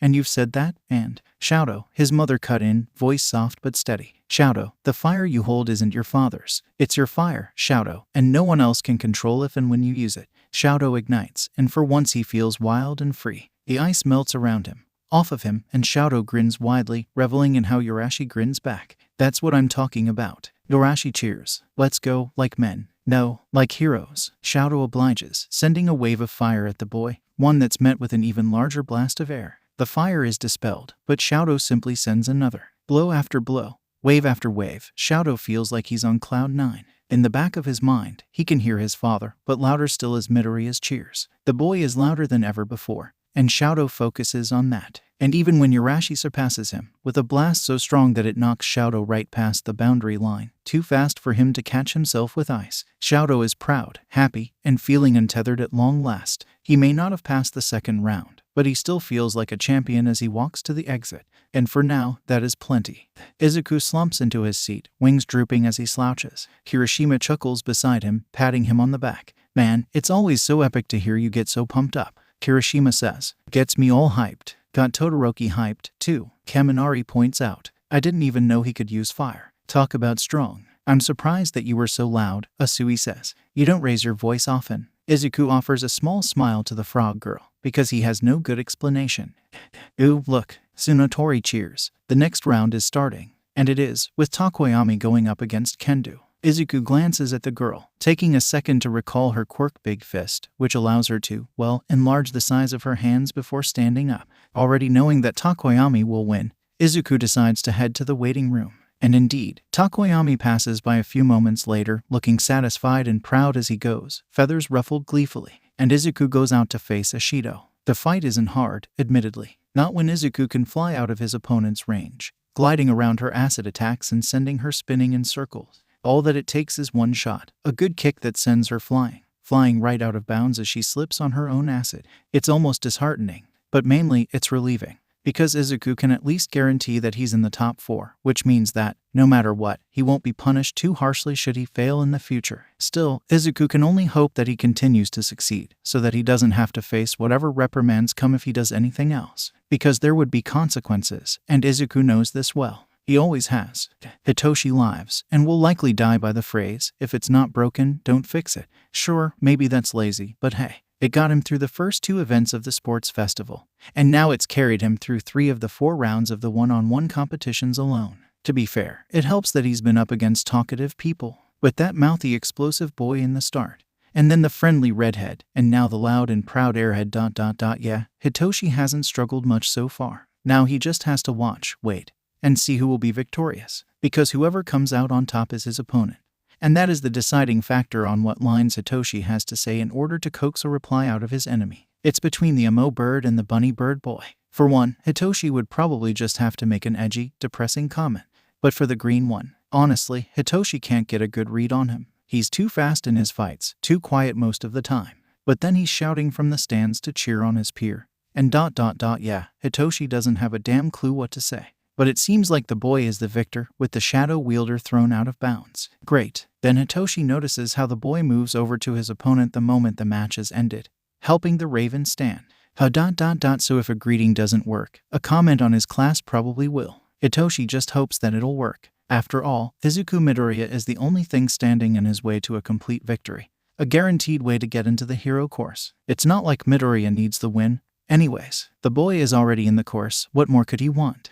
Izuku shifts nervously as he waits for Present Mike's cue, ear flicking back and forth as he listens intently. There's only one match left, and then everything is over. And here we have the final match, the moment you've been waiting for. For better or for worse, Izuku steps out into the open. The underdog who we don't know much about, the mysterious Hitoshi Shinsu from 1 degree Celsius. Shinsu walks with a casual gait, hands tucked into his pocket as he ambles up. It's a far cry from Izuku's tense walk. And on the other side, the recommendation student who has soared to great heights, leaving everything behind him, our first-place champion of the first 2 matches, Izuku Midoriya from 1A. The crowd cheers for them both, willing them to do their best. Izuku can see the way that Keigo and Rumi wave to him from the stands, a beacon of belief. Start, Midnight cries, and Izuku flies up into the air, eyes tracking Shinsu's every move. And Shinsu, for his part, tilts his head, a wry smile on his face as he says, right into action, huh. Well, aren't you the poster child of heroics? Izuku doesn't speak, instead swooping down into a lunge. Shinsu darts to the side, stumbling over himself ever so slightly as he does so. Izuku lunges again, twisting to try grabbing the boy. But it seems that Shinsu is a good dodger. Silent, huh? Shinsu asks, I guess you aren't as foolish as your friends, who all make the same mistakes less than a minute into each match. They're not foolish, Izuku says, and that is his mistake. The world goes fuzzy, and Izuku feels his limbs lock up. For a moment, all Izuku can see is the victorious smirk on Shinsu's face. Then he falls to the ground, because he stopped flapping his wings, and the fuzziness breaks away abruptly. Shinsu blinks at him, surprised, before murmuring, yeah, I should have expected that. Izuku stands, and Shinsu fixes his expression, donning an annoyed look. So you're that much of a golden child? Huh? He asks, and Izuku bristles before catching on to the panicked undertone in the boy's words, fear growing with each additional step that Izuku takes. Got a great quirk like that, yeah, that lets you do anything you want, no matter what. I saw how you shot through the rounds, flying ahead of everyone else. It must be so easy for someone like you. Did you even need to train to get where you are, or did you just breeze right through the exam, too? Izuku narrows his eyes, but holds his tongue. It's a verbal response, he knows now, that Shinsu needs. You don't know what it's like. Shinsu cries out as Izuku continues to advance. To have to fight for what you want, to have it all held right out of reach. The comment resonates, somehow, but Izuku can't figure out why. He continues to walk, only a few yards away. Calm and steady, he knows better than to speak. Shinsu doesn't know him, he doesn't know what to say. Shinsu knows enough, apparently, because he says, yet for how high and mighty you are with your quirk, you still let your homeroom teacher get so hurt. And that is the straw that breaks Izuku. Izuku growls at the comment, feathers ruffling as he moves into a fighting stance. And just like that, the world goes fuzzy once again. Holy fuck, Shinsu murmurs, a distant sound in Izuku's ears. I can do that. I can take control of people for making noise instead of words. Meanwhile, all Izuku can think is, holy fuck, I can do that. I can growl. Where did he get that ability from? Is the growl a bird thing, a rabbit thing ... or is that just a human thing? Do ... do humans growl normally? Izuku has never heard a human growl, and it feels really weird to refer to people as humans instead of, well, people. His internal crisis, can it be labeled as a crisis, or merely a revelation, is cut off by Shinsu's voice. His opponent commanding, turn around and carefully walk out of bounds. And, well, Izuku has always listened to the commands his handlers and trainers gave him. Could he have ever hoped to break free of a quirk-infused order? No, not as he is, not with who he is, and so Izuku walks right out of bounds, and the sports festival ends with his loss. Not long after, Izuku finds himself standing on a raised podium, a perfect smile painted on his face as he waves, the second-place champion of the first years. Shinsu stands a step above, eyes glistening with unshed tears that seem rather out of character for the purple-haired boy. Not that Izuku would ever judge him for being emotional in a moment like this. Takoyami and Yurashi share third place, having refused the offer to see who would place and who would not. Izuku doesn't know why, exactly, but he thinks it's because they're both just eager to celebrate ... or something. They seem satisfied, at the very least, proud to have made it into the rankings, and Izuku has a feeling that he, too, should be excited. And he is. And his smile does become real when All Might places the silver medal around his neck. And it stays real as he hears his siblings cheering in the stands, matching the eager cries of his peers. But his shoulders droop the moment he is out of sight, fear and dread taking the spot that his joy had held. Because while Izuku is more than satisfied with second place, he knows that his handler won't be. Suddenly, the 4-day weekend doesn't sound half as nice as it did, and Izuku can only hope that Monday comes quickly. Izuku is tired. That's all there is to it. His muscles protest, his wings ache, but he has nothing to say against it. It's his fault for losing, after all, for only being good enough for second place. He should have been more prepared, should have known to stay quiet. I thought you were trained to be better, his handler said. I suppose we will have to add some additional lessons, Skvader. They did. Mental, physical, all that lays between. The 4-day break was supposed to be a chance to rest and recuperate after a day of activity. A chance for the first years to relax, maybe go to see how the second and third years fared if they pleased. Izuku didn't get that, of course. But the weekend is over now, and his trainers know his limit. They never push him too far over it, and so Izuku knows that he's not at risk of collapsing. That does not mean, of course, that Izuku is fully awake. No, he's ready to fall right back asleep. And that's exactly what Izuku does upon reaching the empty classroom. He tucks himself into his chair, burrows into his wings, hides from the world and dreams of absolutely nothing. When Izuku wakes up, it's to the bell ringing and a class full of people. His friends smile at him, some seemingly amused by his awakening. Good morning, Tsunotori says in a cheerful little whisper. Did you enjoy your nap? You looked very comfortable. Izuku nods and nearly opens his mouth to admit that he was, but you've been growing more talkative as of late, his handler noted, eyes giving away nothing for Izuku to work with. Why is that? Because I'm happy, Izuku wanted to say, and that surprised him. Wasn't he happy already? He was happy with Keigo and Rumi. Was that not enough for him? Or is he simply becoming selfish, wanting, taking ... he's not supposed to want? Izuku stayed quiet. His handler seemed satisfied with his lack of an answer. Izuku decides to keep his mouth shut in the end. If Tsunotori thinks that this is odd, she doesn't point it out, instead turning around as Aizawa stands up to speak. Internships are next week, Aizawa says, straight to the point like usual. He's efficient with his words, Izuku notes. Better than Izuku is when he speaks. Heroes and agencies have sent recruitment offers based on your performances at the sports festival. These work studies will last the entirety of next week, so choose wisely on who you want to be with.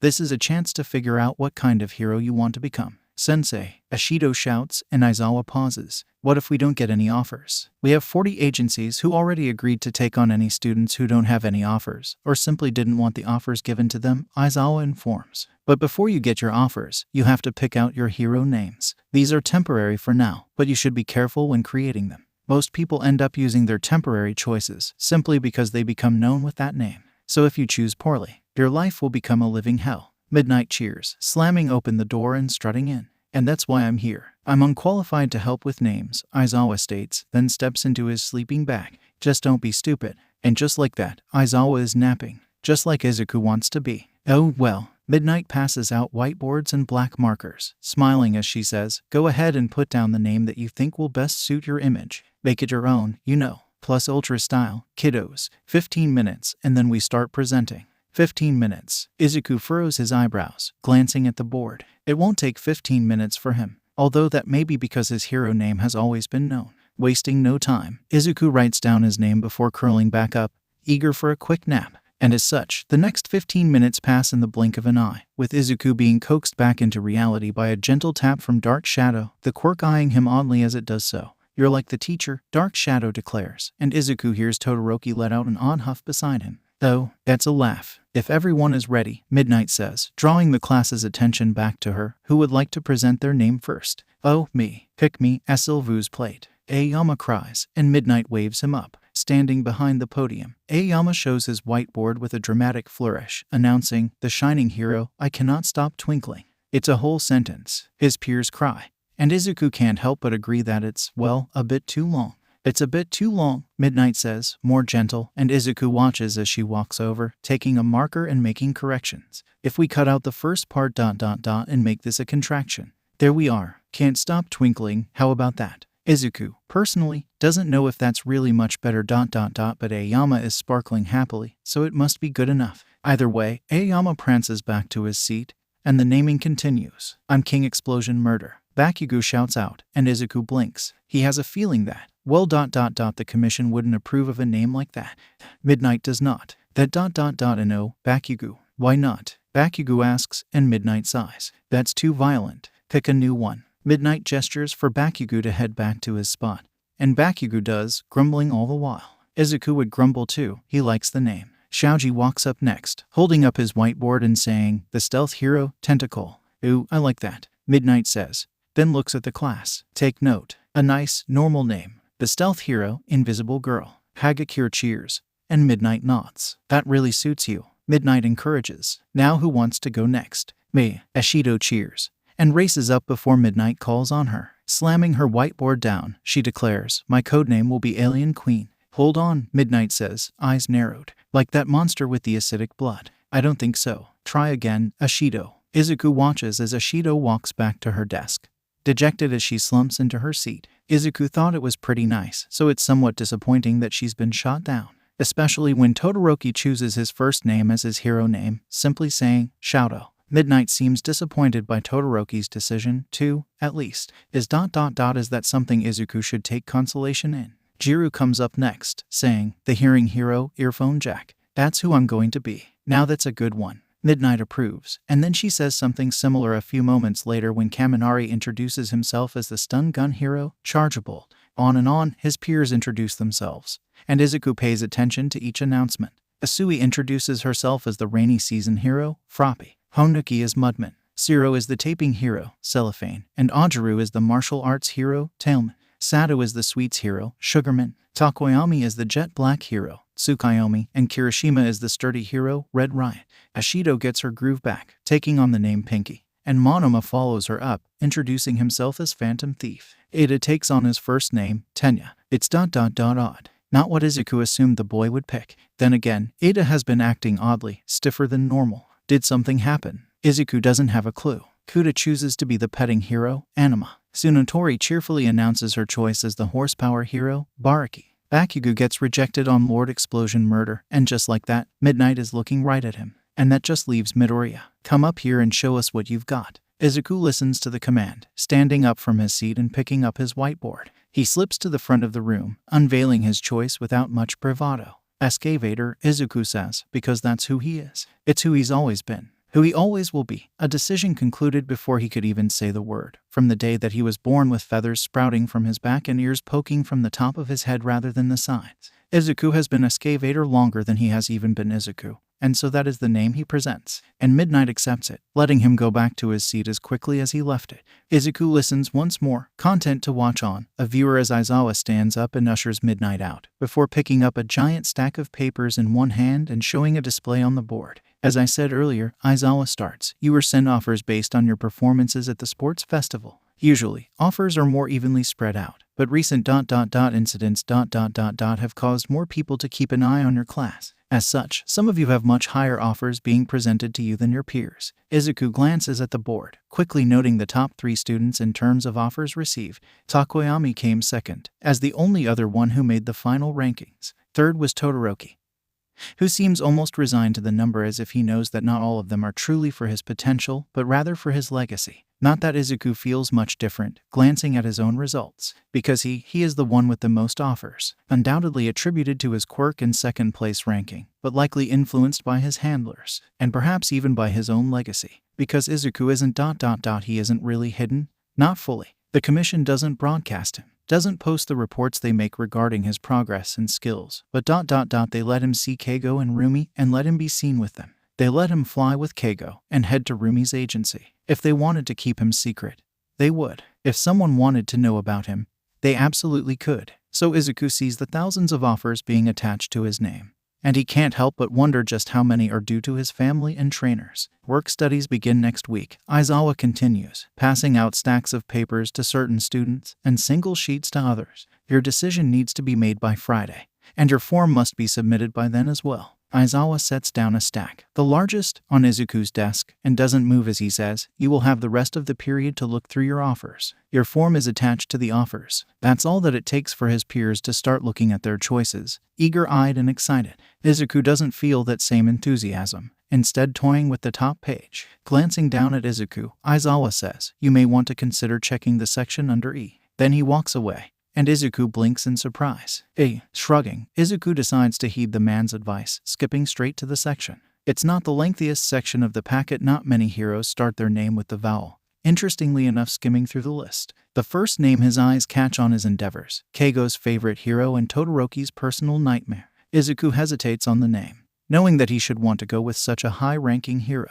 But his eyes continue scanning the list, until his eyes catch on a much more interesting option. Eraserhead. That's Aizawa's hero name. Aizawa sent him an offer. Why did Aizawa send him an offer? Aizawa is an underground the underground hero. Aizawa hides away from the media and stays out of the spotlight. Izuku isn't meant to do that. He's supposed to be flashy and bright, attention-grabbing in the best of ways. He thought that he's been clear enough, showing his peers and teachers alike that he's supposed to be a daylight hero. So why would Aizawa be interested in mentoring him? Or is there another reason? Is Izuku not doing well enough? Does Aizawa think that he needs extra help? Is that why he even went out of his way to tell Izuku to skip straight to his section? Izuku chances a glance at Aizawa, but the man is already fast asleep. His face gives away nothing, smoothed out and expressionless. Maybe Aizawa does believe that Izuku is lacking in some aspects. Maybe he's disappointed in the fact that Izuku placed second rather than first. Or perhaps he sees something in Izuku that he can encourage, strengthen, and better. Whatever it is, Izuku knows that it is only Aizawa's opinion that influences the availability of this offer, because Aizawa is not the type to be swayed by legacy, or familial connections, or government handlers, or, well, anything.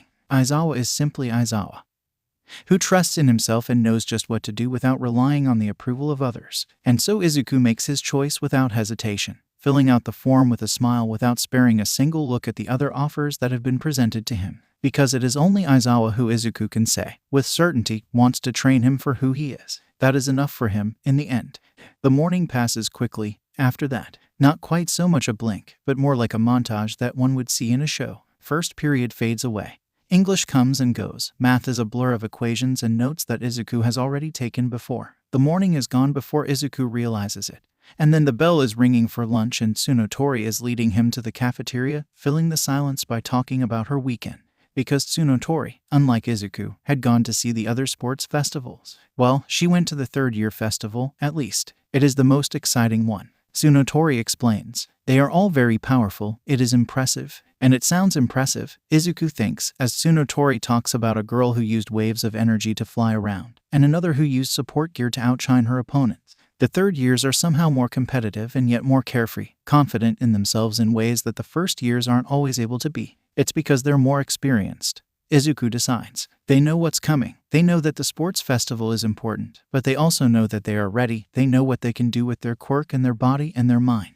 The third years have seen the world, have trained for years, and they know how to overcome their setbacks and make a situation work for them. The thought of setbacks makes Izuku pause, and he glances ahead of him, where Kirishima and Kaminari walk just a few feet before them. Lips pursed, Izuku makes up his mind and speaks. I need to go to the support department, Izuku states, voice soft but still cutting in through her words. He feels bad for interrupting, but Tsunotori just nods along. All right, do you want me to come with you? She asks, and Izuku shakes his head. He doesn't want to cut into her lunch period, or her chance to talk to the others, and tells her this. She accepts his answer, and the two go their separate ways. And so Izuku finds himself standing in front of a large door, taking a deep breath before pushing it open. There are only 3 people in the room. One is the teacher, clearly the man sitting at his desk and filling out some sort of paperwork. His head is covered by an odd metal contraption, and Izuku wonders if he'd be able to recognize the man if his face was uncovered. Likely not, so Izuku glances to the next person. A boy with brown hair is hunched over one of the workbenches, glasses skewed as he glares over them at the laptop he's furiously typing on.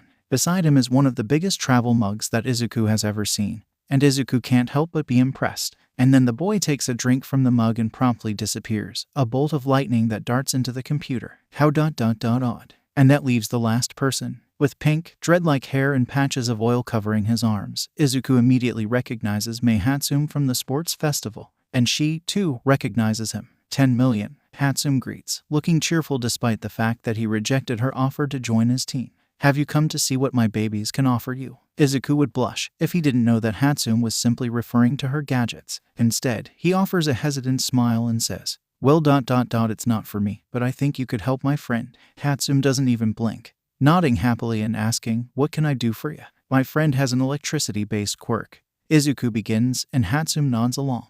Like Jujutsu, she says, and Izuku has no idea who that is. I don't know. I'm Jujutsu. A new voice pops in, and Izuku squeaks as the brown-haired boy falls out of the laptop, dusting himself off with a smile. Kenji Jujutsu, at your service, or something like that. He's the only one who can match my genius, Hatsum explains, although he likes coding more than creating the robots themselves. It makes us a decent duo, Jujutsu admits, although Power Loader Sensei doesn't really let us team up. Izuku chances a glance at the teacher, apparently Power Loader, even with his face covered. Izuku can feel the exasperation he's letting out. But anyways, Jujutsu continues. My quirk lets me control technology, not electricity. I doubt your friend is as similar to me as Hatsum assumed. He isn't, Izuku agrees. He can generate electricity and cover himself in it. He can emit the energy, but once it goes too far he can't control it. If he exceeds his limit, though, his brain short-circuits. The room falls silent, Jujutsu's smile falling. Short circuits, he repeats, and Izuku nods. What the foo? I'm assuming that's why you're here, Hatsum asks, and Izuku nods. I think it'd be good for him to get a better method of controlling the direction of his discharges in the future.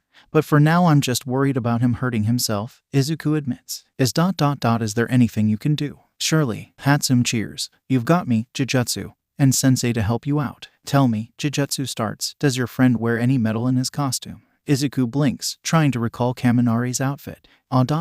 He wears an earphone over his right ear, with an antenna sticking out of it. I don't know what material it's made out of, though. Fuck, Jujutsu murmurs, then shakes his head. Hatsum, let's go make some rods. Rods, lightning rods, Hatsum says, already racing to grab things. Think about it, 10 million. If we don't want the electricity reaching his head, we need it to go somewhere else. Having metal up by his head isn't going to help us, but I doubt we want to get rid of the device. So we'll add more metal and see if that redirects the energy. Oh, that makes sense, he thinks. We'll have it done soon enough, Jujutsu reassures. Back to typing. Your friend is in good hands. Who is the friend, by the way? Hatsum asks. Kaminari. Ooh, he has a good outfit. Appearance-wise, we'll make the metal look cool enough for that. With that said, Hatsum begins to usher Izuku out of the room, shoving him out without hesitation.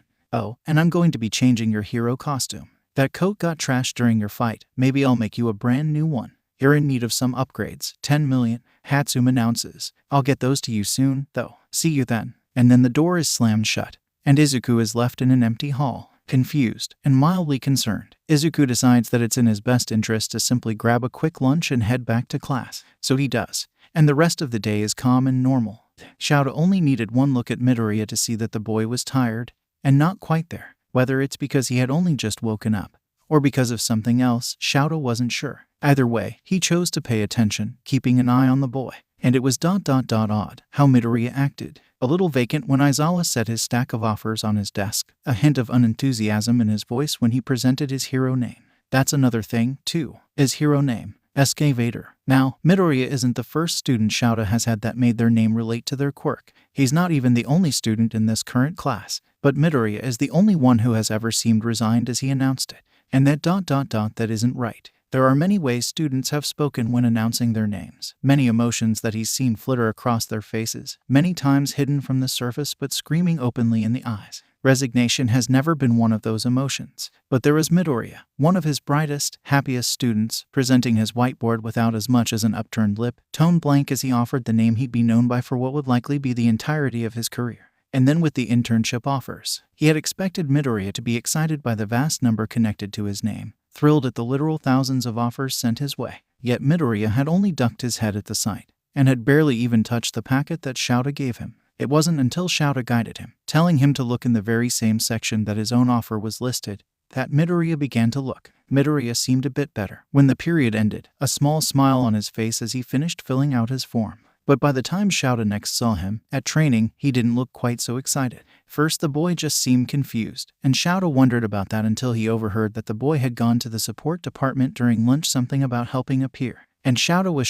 still sure that the confusion was simply the same that most hero students deal with upon finding one of the more eccentric support students. But then, as training began, Shouta could not help but notice how exhausted Midoriya seemed. Not that his training suffered, no. Midoriya clearly put 100% of his effort into his training, and it showed. It always did, with the boy, when he gained a determined expression and let nothing falter him. It was whenever the boy paused. Because when Midoriya was not moving, was not training, was not working to the edge of his limit, and then some he collapsed. Not really, not physically, but it was as if watching someone deflate, losing their spark and falling in on themselves. Midoriya collapsed with every pause, eyes meeting the ground, wings drooping ever so slightly, and Shouta just wanted to know why. But the day ended, and Shouta still doesn't know the answer, just that Midoriya is tired, and resigned and exhausted. He has no explanations, but he has a guess as to who the source is. Shouta is just glad that Midoriya took up his offer. It'll give Shouta a chance to try figuring out his student more and how to help him.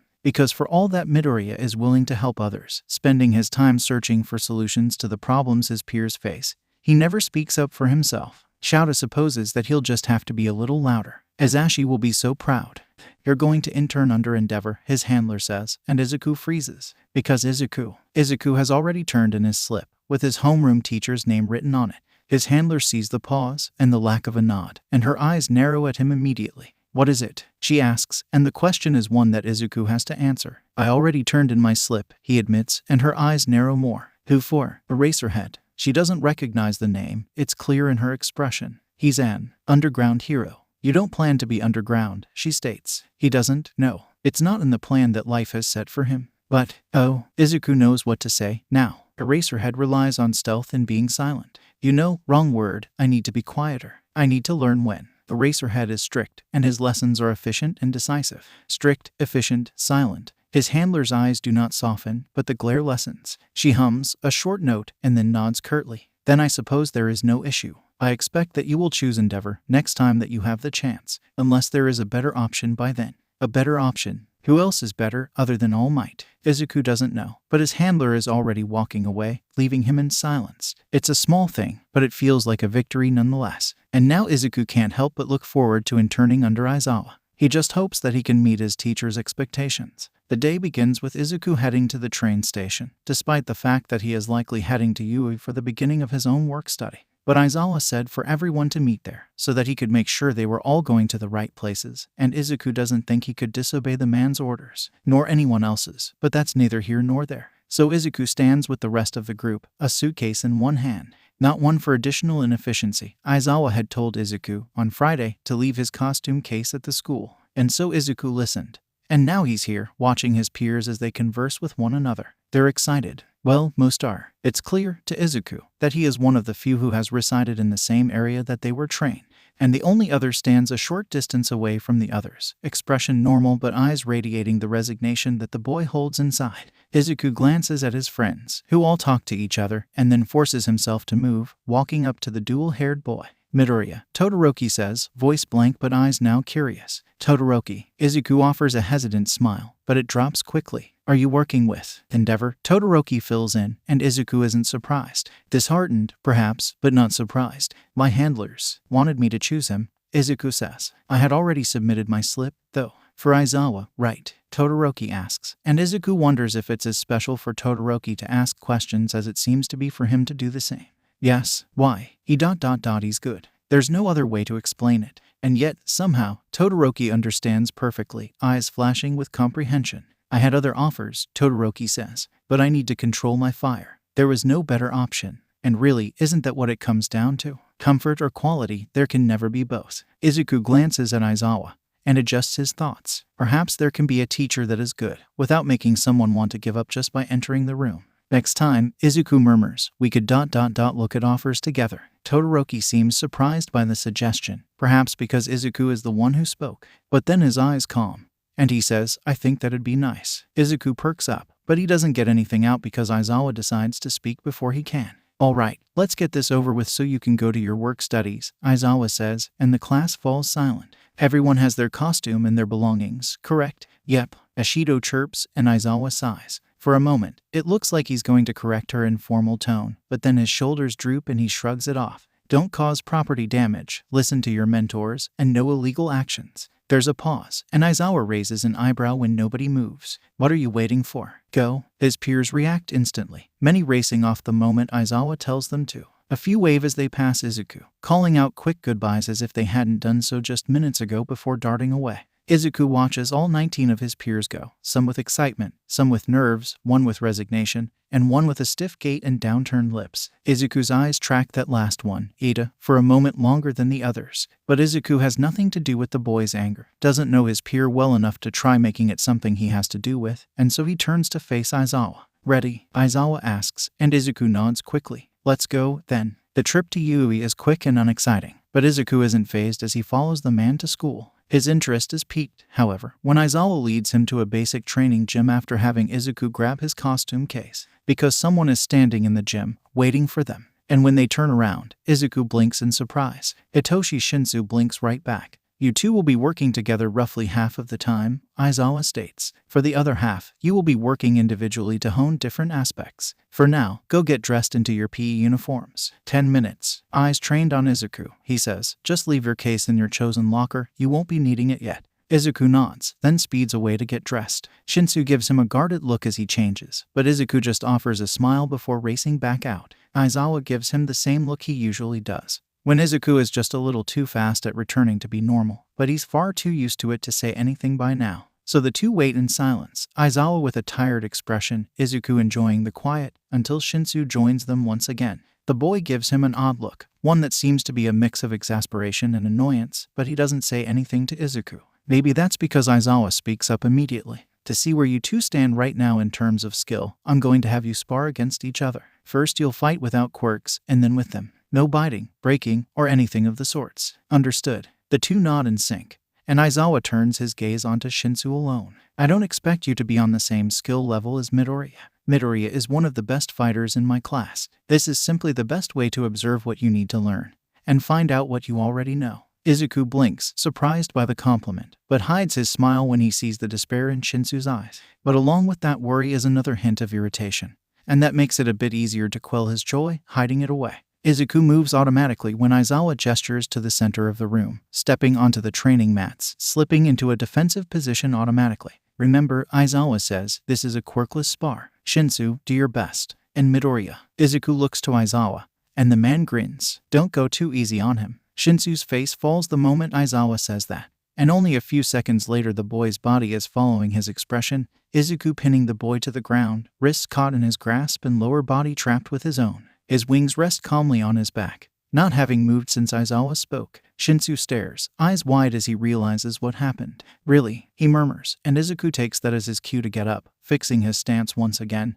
this time more offensive. Midoriya is quick, Aizawa warns. Again, and Izuku heeds his command. Over and over again, Aizawa has them spar. Hitoshi is breathless by the time that Aizawa backs off of the quirkless rule, but half of his air is gone from the times he's been knocked to the ground, mere seconds after Aizawa called for him to start. And he can't even be mad at Midoriya. Irritated? Oh, definitely, because Aizawa's little comments have reminded him of just how great of a life he missed out on by being born with a villainous quirk. But mad? No, he can't even be pissed right now. Because damn, it's clear that Midoriya has training for fights. How many gyms did he hit to get hits quite so hard? Midoriya is ruthless during the quirkless sparring sessions. Or maybe ruthless isn't the best choice of wording, because Midoriya isn't dragging the rounds out. He's not toying with Shinsu, he's not hurting him any more than he has to. Perhaps efficient is a better choice, because that's what Midoriya is. Quick, precise, no movement unneeded. Everything has a purpose, but Midoriya moves from step to step fluidly, like it's a dance he's done so many times, it's permanently etched into his memory. Kind of like Aizawa seems to be. But it's worse, somehow, when quirks are allowed. Because Hitoshi, well, quite frankly, Hitoshi assumed that he'd be able to get Midoriya to speak again, or even growl like he did last time. Yet for the entirety of their quirked sparring, Midoriya doesn't make a single sound. Not one noise. Hitoshi tries everything. He tries insults, both against Midoriya and his friends. But it's like Midoriya doesn't even hear him. And the green-haired boy is diving at him in seconds, knocking him down for what feels like the 100th time today. So he moves on to what worked in the sports festival, reminding Midoriya about the USJ, about Aizawa's injuries. All that had done was earned him suspiciously teary eyes, and an odd look from Aizawa. Hitoshi doesn't use that trick anymore. It feels wrong using it against Midoriya, especially with the man in question as the only one watching them. He tries jokes, but they don't land right, and half of the time Midoriya just looks confused. He tries asking questions about the weather, goddamn, but Midoriya just moves and fights like it's the only thing he knows. He tries and tries and tries, and sometimes he just tries lashing out, but even his hits don't land. And finally they're on their final match, and Hitoshi can't help but snap, can't help but open his mouth and ask, "What, you don't have a loose tongue anymore?" Too good for something like a weakness. And Midoriya is on him in seconds, knocking him down and knocking the air right out of him. It's a harder impact than the other times, as if Midoriya lost control of himself for just a split second. Hitoshi catches his breath, but then he's distracted by the way Midoriya stares at him. Because Midoriya is, well, still on him, oddly still. It's only when Aizawa calls out Midoriya's indisputable win that the boy stands up. His smile strained as he murmurs, "I'm not supposed to talk much. My handlers didn't like it." And that's a sentence that Hitoshi decidedly does not like. Because what the fuck does that mean? Needless to say, sparring ends on a rather jarring note, one that Hitoshi can't shake even as Aizawa hands over a training plan for Hitoshi to follow. And a part of him can't help but wonder who these handlers are, and why they are making such statements. He'll have to ask about that, he supposes. Izuku watches as Aizawa sends Shinsu across the gym, handing off a packet before walking back over to him. Izuku stands up, finishing the stretches that he had been doing during his wait, and Aizawa nods to him. "Good job on sparring," Aizawa says. "We'll be working on stealth now. I want to see how quiet you can move, to start." How quiet he can be. Oh, Izuku can be quiet all right. And so the next 40 minutes are a blur, with Aizawa soon realizing that Izuku already knows exactly how to move when he needs to hide his presence. That Izuku softens his steps like second nature even when sprinting. That the boy knows how to make his flight practically unnoticeable, gliding so gently that the air doesn't even whistle and no breeze can be felt. So Aizawa quickly shifts gears, making it a game of sorts. He marks out a small area for the two to stay in, closes his eyes, and instructs Izuku to get past him, to circle him, to steal his scarf, his goggles, whatever. And Izuku manages to succeed all but 3 times, in which Aizawa was just a moment ahead of him, and was able to ensnare him with his capture weapon. When they finally finish, Aizawa turns to him and asks, "How are you able to do that, kid? That has to have taken a lot of training." "It has," Izuku admits, "but it's also instinctual." "How so?" Aizawa prompts, and Izuku shrugs as he answers, "It's just instincts, I think. Rabbits need to be good at hiding from predators. Birds need to be quiet enough that their prey can't hear them ... and I'm both, kind of." Aizawa nods, and Izuku assumes that's the end of the conversation. But it's not, Aizawa having one last comment to make. "You'd be a perfect underground hero," Aizawa observes, and the praise makes Izuku binky with delight, his teacher kindly ignoring the action, choosing instead to wave Shinsu over. "Go buy some lunch, then head to my classroom. I'll get you when it's time to continue." Then the man walks off, leaving Izuku and Shinsu on their own. And nothing is said. Izuku stays quiet as he walks to the cafeteria with Shinsu, the purple-haired boy looking at his phone and not once in his direction, taking the hint. Izuku does the same, only looking up to pick his food, thank lunch rush, and pay. Izuku sits in his normal class seat, far in the back. It's the only comfortable one, after all, but more than that it's his spot. Shinsu ends up at Xiaoji's spot, far enough that it'd be awkward to try talking to him, but close enough that it's clear Shinsu isn't scared of him, or anything like that. Izuku takes the obvious hint, and uses the time to catch up on some texts that his friends have sent, quick updates on first impressions and positive outlooks. He types out quick replies between bites, offering a few comments about his own experience so far. Yet despite being the one to take a spot away from him, Shinsu is the one who ends up breaking the silence, turning his chair around and asking, "So, why Eraserhead?" "Huh?" Izuku asks, tilting his head as he looks up at the boy, eyes straying from his phone. "Why Eraserhead?" Shinsu repeats. "You had to have thousands of offers, right?" Izuku nods, and then he ducks his head at the sour look on Shinsu's face, bitter and irritated. His ears droop, and he can't help but drop his gaze, focusing on the dimming screen. "Then why did you choose your homeroom teacher? Huh? He's ... he's the coolest." Izuku murmurs, and when he glances up Shinsu looks confused, so Izuku assumes he hasn't explained well enough. So he continues, adding, "He's kind, open, he says what he means and what he expects. And I know he sent an offer for me, and nothing artificial or superficial." Shinsu is still giving him an odd look, but this one is different, like he's trying to put together a puzzle but the pictures don't align and he's just realizing that he mixed 2 different sets together. It's ... an odd expression, to say the least.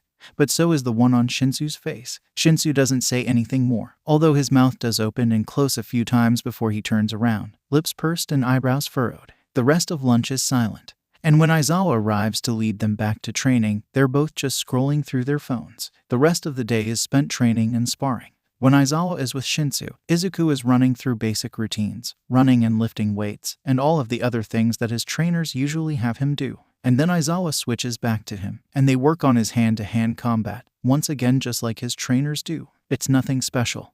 And yet somehow Izuku feels lighter when the day is over, and lighter still does he feel when Shinsu chooses to initiate conversation yet again. Voice low as they follow Aizawa to his house, leaning in slightly so that the man doesn't hear it as he says, "His capture weapon is going to be the death of me." Izuku can't help but giggle, earning a surprised look from his internship partner as he simply mutters, "Oh, same." Then Shinsu smiles, a little upturn of his lips that shows that he's pleased. It's a start. And sometimes, a start is all Izuku needs to keep a smile on his face, ears perking up as Aizawa ushers them inside of his house. Shoes go there, Aizawa says, pointing to the respective spot, and Izuku slips his shoes beside a pair of boots that are familiar, but clearly not Aizawa's. Izuku stares at them, trying to figure out whose they are, and Aizawa catches him. My husband's, he says. And Izuku hums. All right, you two are sharing a guest room, but there are separate futons. That isn't a problem, correct? Izuku glances at Shinsu, who is already eyeing him. Shrugging, Shinsu drawls out, well, I don't snore, do you? I've been told that I chirp, Izuku admits, and Shinsu blinks. Chirp, Shinsu repeats, and Izuku nods slowly. Okay, yeah, I can handle chirping. Great, Aizawa says, voice monotone as usual, and then he gestures down the hall. Go drop off your stuff, Bond or something. Dinner is in an hour. The closing statement makes Izuku feel oddly warm, but he brushes it off. Yet he still ends the day with a smile, feeling strangely content, almost like he's home. In other words, the first day of internships goes well. If Izuku got a break every time that he heard the phrase the early bird gets the worm, he'd probably get to sleep in long enough to stop hearing people say that to him. Who is he kidding? Izuku would never get that many breaks. As if his handlers ever had a sense of humor. But the few times he's heard the saying are enough to make his nose wrinkle with disgust as he recalls the words. Because he is once again getting up far too early in the morning. He hates internal alarm clocks, because here Izuku is, wide awake before the sun can even rise, slipping out of the shared room. Shinsu is asleep. He wasn't when Izuku fell asleep, but Izuku has always been an early riser and an equally early sleeper. Izuku wonders if he actually chirped in his sleep, and if that made it worse on the boy when he was trying to succumb to sleep's call. Or if, perhaps, the chirping helped. A white noise, so to speak. Izuku shuts the door behind him, softly letting the lock click shut and letting sock-clad feet sneak down the stairs. He doesn't quite know where to go, admittedly, just that it's never the best idea to stay in a room where someone is resting if he isn't. His automatic reaction is to try texting a peer, or perhaps reading something. There's always more to learn. After all, more to catch up on or get ahead of, but Izuku knows that it's too early for the former and he just doesn't feel up to reading hero analyzes or English papers at the moment. A lone ray of sunshine is enough to make up Izuku's mind for him, and he glances up to find the source. A windowsill, rather high up on the wall, with enough room for a person to sit on, beckons to him. And so Izuku flies up to it, a few gentle wing strokes bringing him to his destination. Izuku nestles into the corner of the sill, pulling his phone out of his pocket and scrolling through past conversations, aimless but content. He stays like this for quite some time, he thinks, before someone else finally wakes. And it's not Aizawa-sensei or Shinsu who get up, but Aizawa's husband. And although his hair is down from its usual style, and he's yet to put on his hero gear, Izuku recognizes his teacher by voice alone as he quietly calls out, "Little listener, are you good up there?" Izuku nods to present Mike, whose shoulders seem to lower with relaxation at the reaction. "Want to come on down?" Present Mike asks, and Izuku moves immediately, letting himself drop down, using his wings to make the landing seamless and silent.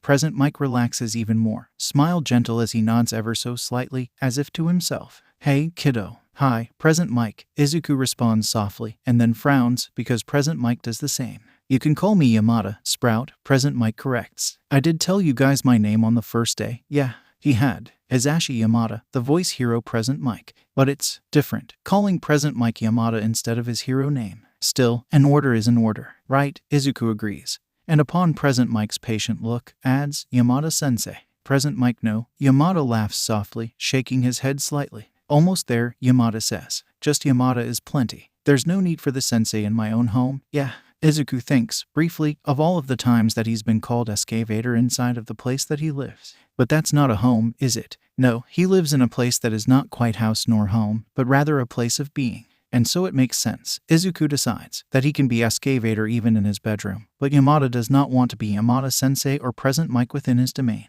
And so Izuku nods. "Right, Yamada." At this, Yamada beams, an enthusiastic nod making Izuku feel like he's finally picked the right choice. "There we go." Yamada cheers. And then, out of the blue, he asks, "Want to help with breakfast?" Izuku blinks in surprise, and he must have a silly expression on his face because Yamada chuckles at him. "Shu and Shinsu will probably be up soon, because Shu gets up in about half an hour from now and I have no doubts he'll force your buddy up. But I have to go before they get up. And just because Shouta can run off of jelly packets doesn't mean you two can, so I figured I'd cook something up to make sure you all have a good start to the day. So what do you say, want to help me out?" "Sure," Izuku says easily enough, and so he's enlisted into helping. And it's nice. Izuku has only ever cooked with Rumi or Keigo, during nights where he wasn't only able to escape from training for a mere hour or two, but a whole night instead, and as such didn't have to rush through the motions to get every moment secured. Cooking with Yamada is different, but still pleasant, because Yamada may not cook with quick movements. He may not be impulsive as he throws random items into dishes and sees how to counteract his mistakes. Yamada isn't wild and reckless as he cooks, nor is he confused as he moves through the motions. No, Yamada isn't like that. Yamada cooks with a soft smile. He has a pep in his step as he grabs some plates from the cupboard. He hums a pop song that Izuku can recognize and can't help but whistle along to.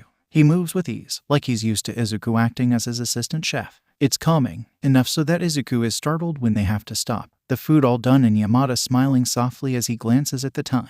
"I've got to grab my stuff and get going," Yamada explains. "Just because hero students don't have class doesn't mean I don't have to teach." The first thing that Izuku realizes is that, oh, Shinsu is officially a hero student, isn't he? It's good to know, and he's glad for his acquaintance, for Shinsu. He's glad for Shinsu, and hopes that the boy is going to be joining 1A. But the second thing Izuku realizes is that he's disappointed. He's disheartened, wings drooping the moment Yamada slips away, off to change into his hero costume. Because he'd been enjoying himself, cooking alongside Yamada, but the blonde pro-hero plans to simply disappear without even eating. Izuku frowns to himself, and then begins to search through the cupboards, wings perking back up somewhat when he finds a spare container. And so when Yamada crosses through the kitchen once again, Izuku is ready, a filled container in hand. "Sprout?" Yamada asks, when Izuku holds the container out. "What's up?" "It's your meal," Izuku says, not quite able to look the man into the eyes, and missing the way the man both lights up and softens at his words. "You made it, and..." "Thanks," Yamada says. And with a quick hair ruffle he takes the container. "I'll see you guys later. Maybe at Yui, who knows?" And then Yamada leaves, but Izuku still smiles. The day seems just a little bit better, and it's only beginning.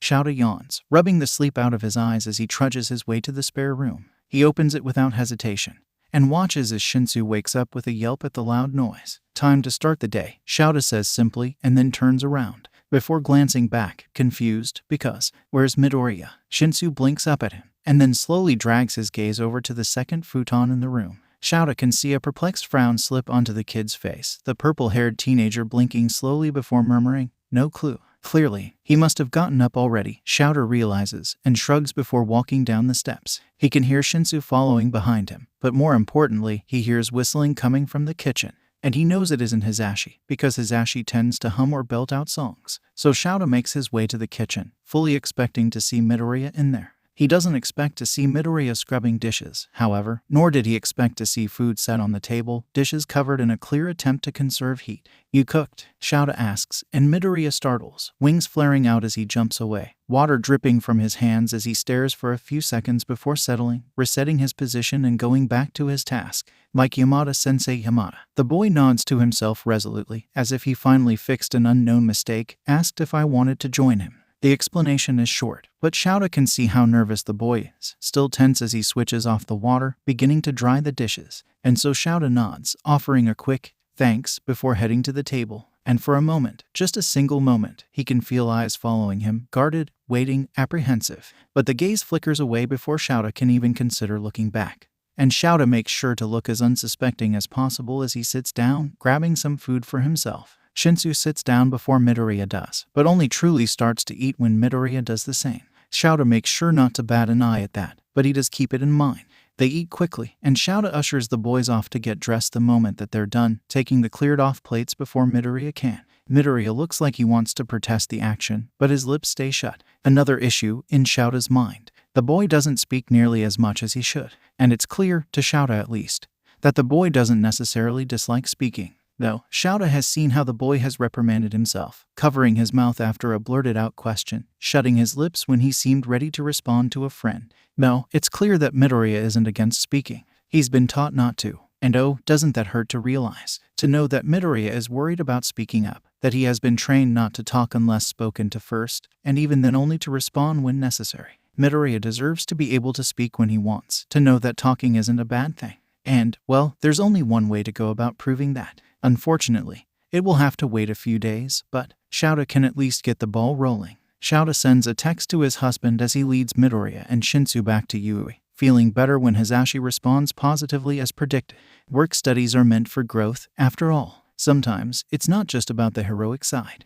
When Aizawa told them to get changed into their PE uniforms once again, Izuku had assumed that they were going to do more sparring. He had not expected a lump of white cloth to be dropped into his hands, a matching one appearing in Shinsu's a mere second after. "I'm training you two to use the capture weapon," Aizawa explained, and that was that. So here Izuku is, not 20 minutes past arriving at Yui for the day, trying to work with his new capture weapon, which he apparently gets to keep. Cool. And it's, well, difficult. The capture weapon, after all, is a mystery of its own. The technology doesn't quite make sense. Something ingrained into the fibers to make them move as if they're simply an extension of Izuku's body. Carbon alloys and tiny nanobots mix with something in his DNA, apparently, to connect with Izuku and do as he asks. And as someone who has extra body parts compared to most people, which he uses to fly around without thinking, one would think that Izuku could handle a bundle of cloth. But then one would have to remember just how difficult it would be if they woke up with an additional limb tossed onto them.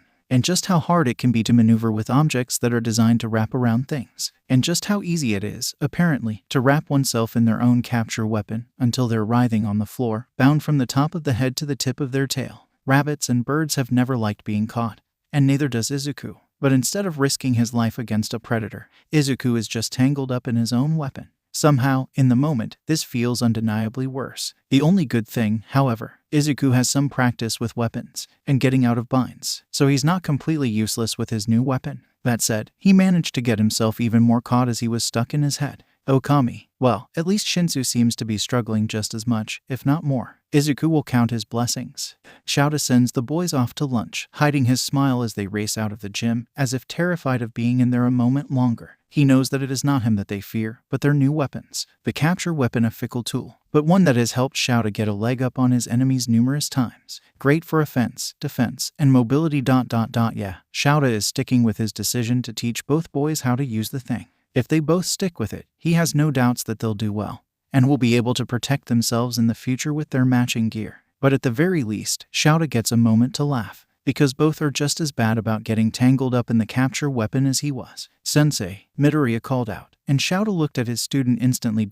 Only to immediately stifle a laugh as he saw just how tangled the boy had gotten himself. "I think I'm, stuck." Shinsu, however, didn't manage to hold in his laugh as easily as Shouta had, snickering as he asked, "How did you get it between your feathers?" "How did you manage to get caught hanging from the ceiling?" Midoriya retorted. "I'm supposed to be the bird here." But his laughter faded quickly, because Shouta couldn't help but note how that was the first time that Midoriya had teased someone back, at least that Shouta knows. And oh, doesn't that leave a bitter taste in his mouth? Shaking his head, Shouta exits the gym, noting how the boys are long gone. It seems that the idea of food and getting away from the dreaded capture weapons was enough for them to all but run to the cafeteria. Idly, Shouta decides that he'll end weapon practice a few minutes earlier today, giving the boys a bit more time to spar. With this decision made, Shouta is content as he walks into the teacher's lounge, taking stock of who all is in the room. A few of his colleagues are present, Nimuri and Ishiyama seated at their desks, but Shouta is most focused on heading over to Hisashi, who is sitting on a couch. "Shoo," Hisashi greets, and Shouta offers a tiny smile as he falls into the spot beside him. "How are the little listeners?" Terrified, Shouta responds, lips quirking up even more. "I gave them capture weapons." "Awa," Hisashi coos, as if their fate is something to find cute. "You're going to kill the poor kids, Shouta." "They're tougher than that," Shouta declares passively, and Hisashi agrees easily. "They are. They're good kids, too." "Shinsu was in your homeroom class, wasn't he?" Shouta checks, and Hisashi nods. "Yeah, the listener was so hyped when I handed over his offer from you. I think he was ready to cry, honest." "Midoriya didn't touch his packet until I advised him to check my section," Shouta says, and Hisashi frowns. "Really?" Shouta nods, and Hisashi hums. "Poor kid. He seemed really tired that day, you know. Usually he's all bright-eyed and bushy-tailed, but on Monday he looked like he was just trying to get through the motions.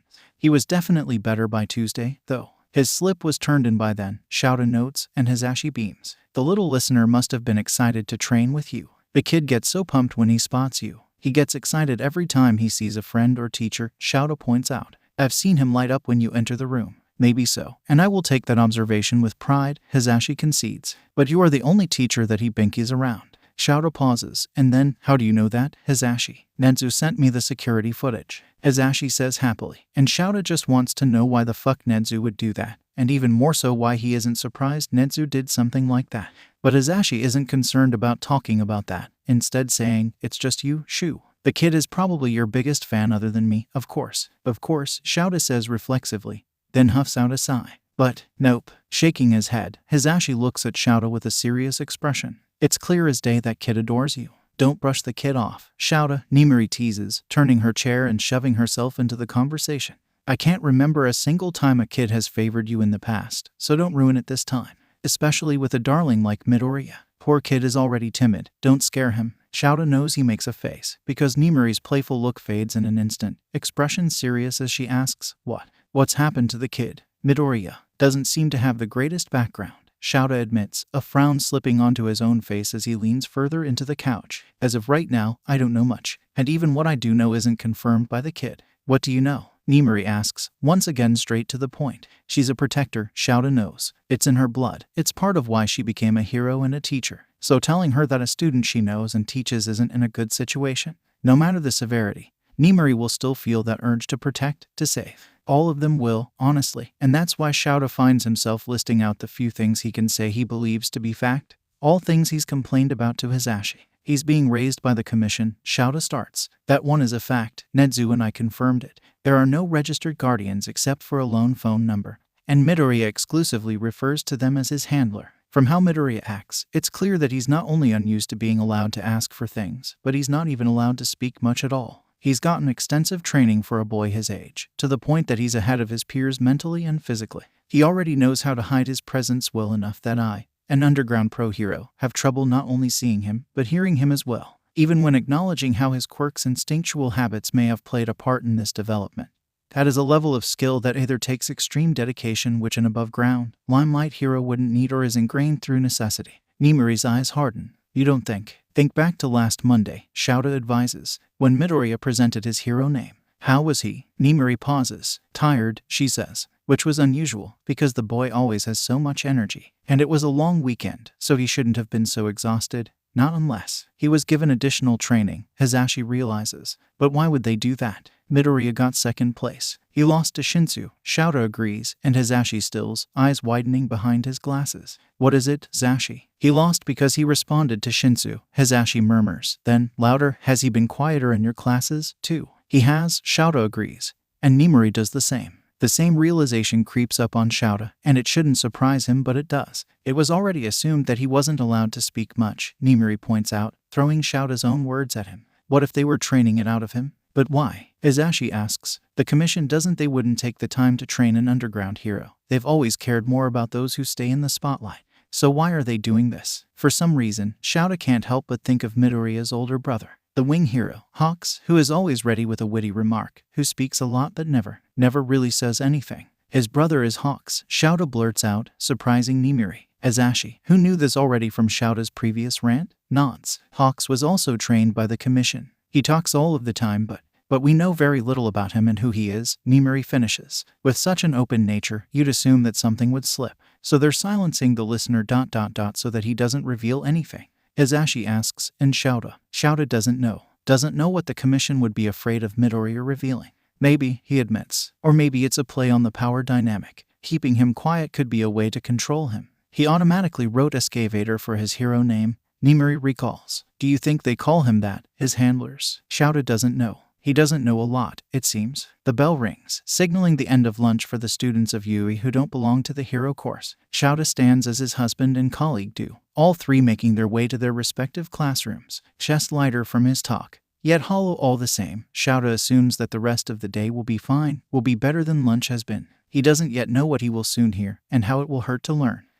They move on to sparring not long after lunch, and Hitoshi can't find a single reason to complain. Not when the alternative was more time with the capture weapon, which, yikes, Hitoshi doesn't want to go near that thing for the rest of the day. That thing could probably kill a man by tripping them. And Hitoshi doesn't want to test his luck on whether or not he's the person in question. So when Aizawa tells him to spar against Midoriya again, Hitoshi doesn't even complain. He just shrugs his shoulders, gets off of the floor, and moves onto the mats where Midoriya is already positioning himself. And Midoriya is silent again, just like yesterday, in that way that makes Hitoshi feel just a little bit worried. Normally, silence pisses him off. Silence aimed at him, at least, like the quiet in the air is a weapon being pressed against his own throat. It's a sign of distrust. always has been, where the people around him refused to open their mouths. They were too afraid of what he could do, pinning him down as a villain and never giving him a chance to prove otherwise. Midoriya's silence isn't aggravating, not anymore. In less than 24 hours, Midoriya's lack of speaking stopped wearing on his patience, but instead raised his level of concern for the boy. Because Midoriya's silence isn't a personal attack against Hitoshi. No, it's almost like a punishment for Midoriya. And isn't that odd, that the boy with the villainous quirk and the one with the perfect, comforting, heroic quirk were both condemned to silence. Yet the worst part of their sparring, surprisingly, isn't even when Midoriya is silent, but rather when he speaks. They've been sparring for a while now, at least an hour, and Hitoshi can feel what the hour has done. He's tired, but he knows that he has to push beyond his limits, as is the school's plus ultra motto. Besides, they'll likely have a break soon, so Hitoshi can't complain. Midoriya never does, anyways. But Hitoshi knows he only has to work a little longer. Because Aizawa has allowed quirk usage as much as that hasn't helped Hitoshi, and that only comes when he's letting up a bit. And even now, Midoriya is using his wings to gain an advantage over Hitoshi, as if he isn't already a fighting machine, a weapon of his own rights. It's after a dodge that Hitoshi just barely makes that he lets loose a comment, more habit than anything, really, saying, "Wow, you really just want to get the drop on me? Huh. Give a guy some time to move." Midoriya stares at him, then, hovering in place for a moment like he's lost in thought before blinking, diving right back into action. The match ends in 20 seconds, which isn't bad, in Hitoshi's opinion.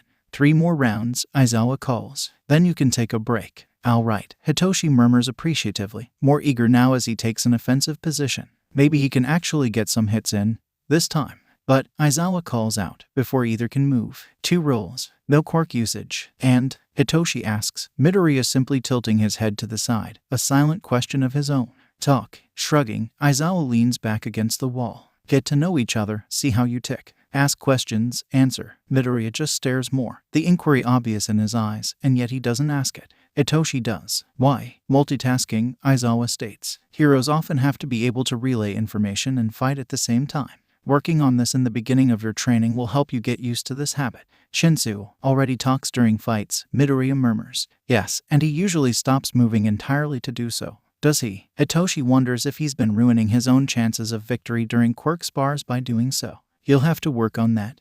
Alright, Hitoshi agrees.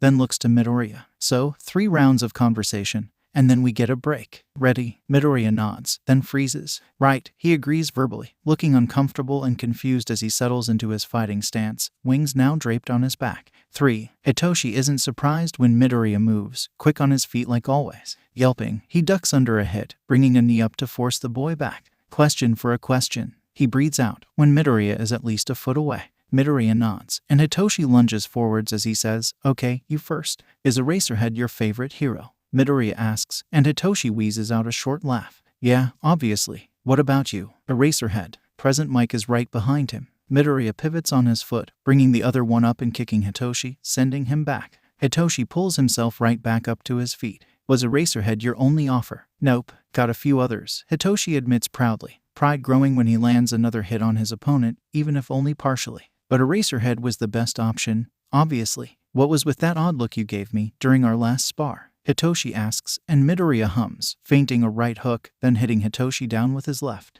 Hitoshi yields. Your words, they reminded me of the sports festival, Midoriya admits. What do you mean? Hitoshi asks, and Midoriya moves first once again. 2. You don't know what it's like to have to fight for what you want, to have it all held right out of reach. That's what you said to me. Shinsu, Midoriya quotes, head tilting as he weaves around Hitoshi's punch, only to throw one of his own, both physical and verbal. I suppose you're right, but ... it's not about what I want. The murmur probably wasn't meant to reach his ears, made to be lost in the rush of moving, but Hitoshi hears it and can't help but feel confused. What do you mean? Hitoshi asks, and Midoriya responds, first with a kick, then with words. I have a good quirk for heroics. I know this. You know this. My handlers, they know it too. I've been trained my entire life to become a hero, because I have the potential to be a great one. And it's not right for me to make it a matter of what I want, when there are hundreds and thousands of people who need me to become a hero. Midoriya pins Hitoshi, and Hitoshi can't even focus on that. The boy gets up, gets back into position. I do hope that answers your question. Why do you want to be a hero? The words fall off of his tongue oddly, the way Midoriya seems to stress, almost accidentally, the words why do you want? It makes Hitoshi prickle, not with anger but with fear, as conclusions start to form. New conclusions, which crumble his old assumptions all the more. You can't help what your heart longs for, Hitoshi says. But Midoriya clearly doesn't get it, movements actually pausing as he tries to understand. It's been my dream since I was a kid. What was your dream? Hitoshi asks, quickly, before Midoriya can end the match. To be a hero, Midoriya says, automatically, as if the answer was drilled into him, and then, I don't know. I don't have one. Do you think there's anything else you ever wanted to be? No, just a hero, Hitoshi says. And that spurs Midoriya into action, the boy pinning him down and then hopping right back off. Did they really train you your entire life? Hitoshi blurts out before Midoriya can start the final spar. And the boy tilts his head, eyes flashing with an indiscernible emotion as he speaks. How do you think I've gotten as far as I have? A bird doesn't learn to fly without being pushed. After all, eyes widening, Hitoshi can't help it, he uses his quirk. Midoriya freezes instantly, eyes going blank, arms falling to his sides. But Hitoshi is more focused on looking at Aizawa, who is already staring at Midoriya. Kami, what the fuck? Izuku wakes before the sun once again, calm and content as he rises, wings arching all the while. Not far away, Shinsu remains asleep, unaware of Izuku as he sneaks out of the room just as he had the day before. The air is still, the house still resting as Izuku makes his way into the kitchen, footsteps light and gentle. He doesn't want to wake anyone, no. But he does want to cook. He knows, now, that his teachers will be awake soon. Yamada will rise within the next 20 minutes, presumably, and Aizawa is moving before half an hour passes past Yamada's awakening. Shinsu, too, will be up when Aizawa is, and so Izuku knows that now is as good a time as any to start prepping, especially since he has no idea where half of the ingredients are being stored in this household. Their pattern of organization isn't the same as the ones he knows, as Izuku would expect. The extra time is just a chance to gather what he needs while keeping to a timely schedule. Satisfied, Izuku lets himself move almost on autopilot as he roams from cupboard to cupboard, opening drawers and closing them softly, occasionally taking things from their spots. As he does this, Izuku can't help but recollect on the day before. Not that there's much to recall, now that he thinks about it. The morning had been fun, cooking alongside Yamada, and then going to Yui and beginning to train with Aizawa's signature capture weapon. Lunch was calm, albeit silent. Shinsu spoke with him for a few minutes, but in the end they both reverted back to checking their phones. And then there was the afternoon, which, well, Izuku can't help but feel like he's forgetting something. He remembers sparring. He also remembers feeling odd when Aizawa told them to talk while sparring. He wanted Izuku to talk and said that it was necessary. Izuku can't recall the last time a teacher instructed him to talk while training. Izuku can't recall a time at all. It's weird, too, because Aizawa made points that made sense. It's something to think about, certainly, and Izuku remembers them talking, asking questions, so it wasn't just mindless chatter. Izuku got to ask Shinsu about his thoughts, and Shinsu had responded with equal inquiries. Izuku thinks he did well, answering to the best of his ability. He's not so sure why Shinsu seemed so hung up on Izuku's answers, but he supposes that he was intrigued by Shinsu's, so it must be normal. But then, Izuku can't remember what comes right after. He thinks Shinsu used his quirk, because the next thing Izuku remembers is Aizawa saying he won by default, because Shinsu broke the quirk usage rule. However, this doesn't make sense, because when Shinsu used his quirk on Izuku during the sports festival, Izuku remembered it all. He remembers being commanded to walk out of the ring, and he remembers doing exactly as he was asked. So why doesn't Izuku remember what happened? Did Shinsu command him to forget? Why would Shinsu do that, though? There's no reason to, right? Izuku wonders if Shinsu was just embarrassed and didn't want Izuku to remember his mistakes. Izuku can understand that. He doesn't like when his handlers recall his errors. Either way, the next thing Izuku recalls is Aizawa giving him the win and then sending them on their break. Shinsu hadn't spoken then, but he hadn't gone on his phone. He had just glared at the wall. Aizawa had been glaring a lot, too, when he thought Izuku wasn't looking. And yet both also looked sad. Izuku doesn't like seeing them sad, but he doesn't know what he could possibly do about their feelings, and so he forces himself out of his thoughts, pouring all of his attention into his cooking. He remains this way until Yamada enters the kitchen, not quite awake as he shuffles in, only to blink in surprise at the sight of Midoriya. "Oh, you're an early bird, huh?" Yamada asks, and then his eyes light up at his accidental joke, smile widening with joy. And somehow, despite being tired of this very same joke, Izuku can't help but laugh. So, Yamada says, when his laughter is done and its only remains are the spark in the man's eyes and the blinding yet gentle smile that pulls up his lips, "What's got you up already, little listener?" Izuku blinks up at the hero, then shrugs. He doesn't really have a special answer. Izuku simply got up because it was time to start the day. He's always up by this time, it's just how it is. And yet Yamada doesn't seem to get that from a shrug alone, still standing there, still waiting, as if he really wants to know. as if Izuku's words are special, as if Izuku offers his answer tentatively, and Yamada takes it in stride. I get it, Yamada says, the moment Izuku closes his mouth, and Izuku smiles. I like starting the day early. It lets me get my energy up and ready to go. Izuku doesn't have anything meaningful to say in response, so he just nods. For a split second, Izuku could swear that Yamada's eyes dim, a moment passing where something akin to sorrow flashes in the man's eyes. And then it's gone, and Izuku figures it must have just been the light because Yamada is more upbeat, if anything, eyes shining as he asks to join Izuku in making breakfast, and Izuku agrees immediately, happy to work alongside his teacher. The morning is nice, at least, and Izuku is glad that he can remember it. It passes much like yesterday morning did, with Yamada rushing to get ready the moment they're done cooking, Izuku making sure the man takes some food for himself, and then Izuku is alone once more. But then Aizawa and Shinsu emerge, entering the room and taking food, both offering thanks before eating. And then it's calm, silent. Nothing more than the three getting the nutrients that they need. After, Izuku rushes to get dressed, and then they're off. And another day of training begins. And as Midoriya and Shinsu train in one of Yui's gyms, Tsuyu rides along the waves with pro heroes Selkie and Sirius, searching for a band of stowaway thieves. It's not the most exciting thing, in Tsuyu's opinion, but it's what she signed up for and therefore what she will do. Sirius, at least, makes even the dullest of tasks interesting, the two chatting about their lives as they clean the deck or wait for further news. It's during one such lull, where Selkie is busy and their tasks are done, that Sirius brings up the topic of friends. More specifically, her friends and their internships. How are they all doing? Sirius asks, blue eyes curious as they gaze at her. Do you know where your peers went? I know some, Kiro, Tsuyu says, and Sirius gestures for her to go on. Jiru went with Death Arms. He was one of the 40 who offered spots no matter what. Ashido and Hagakure, I know, went to the same hero ... but neither remembered to mention who they chose. One that has a cheery disposition. Most likely, Kirishima mentioned wanting to work with Fourth Kind. And Takoyami was sent an offer from Hawks. I believe Bakugo went with Miruko, as she was the highest-ranked hero who sent an offer, Kiro. And then Midoriya signed up to work with our homeroom teacher on the first day, despite having thousands of offers. Your homeroom teacher, Sirius asks. How odd. I would assume that he would look for new experiences, wouldn't you? It's somewhat strange, Tsuyu admits. Our teacher is an underground pro, but Midoriya hasn't given any indication that he wants to go down that path. He and his quirks seem to be more suited for the public eye than to be hidden away, too. Although he is good at remaining out of sight when the time calls for it. Tsuyu recalls the hide-and-seek training day, and then shakes her head. But ... it's not really that surprising, Kiro. Oh, how so? Midoriya looks up to Aizawa-sensei, Tsuyu says, because she knows this to be true. She's an observant girl, and she notices things about her peers. One such thing that she's picked up on is the peculiarities of Midoriya around others. And he's especially odd when near adults. Almost always a little quieter, a little more timid. He pays attention constantly, an ear always trained in the direction of whichever teacher is in the room, following them like a tracker. He doesn't speak unless spoken to normally, but put an adult nearby and Midoriya stops responding verbally half of the time.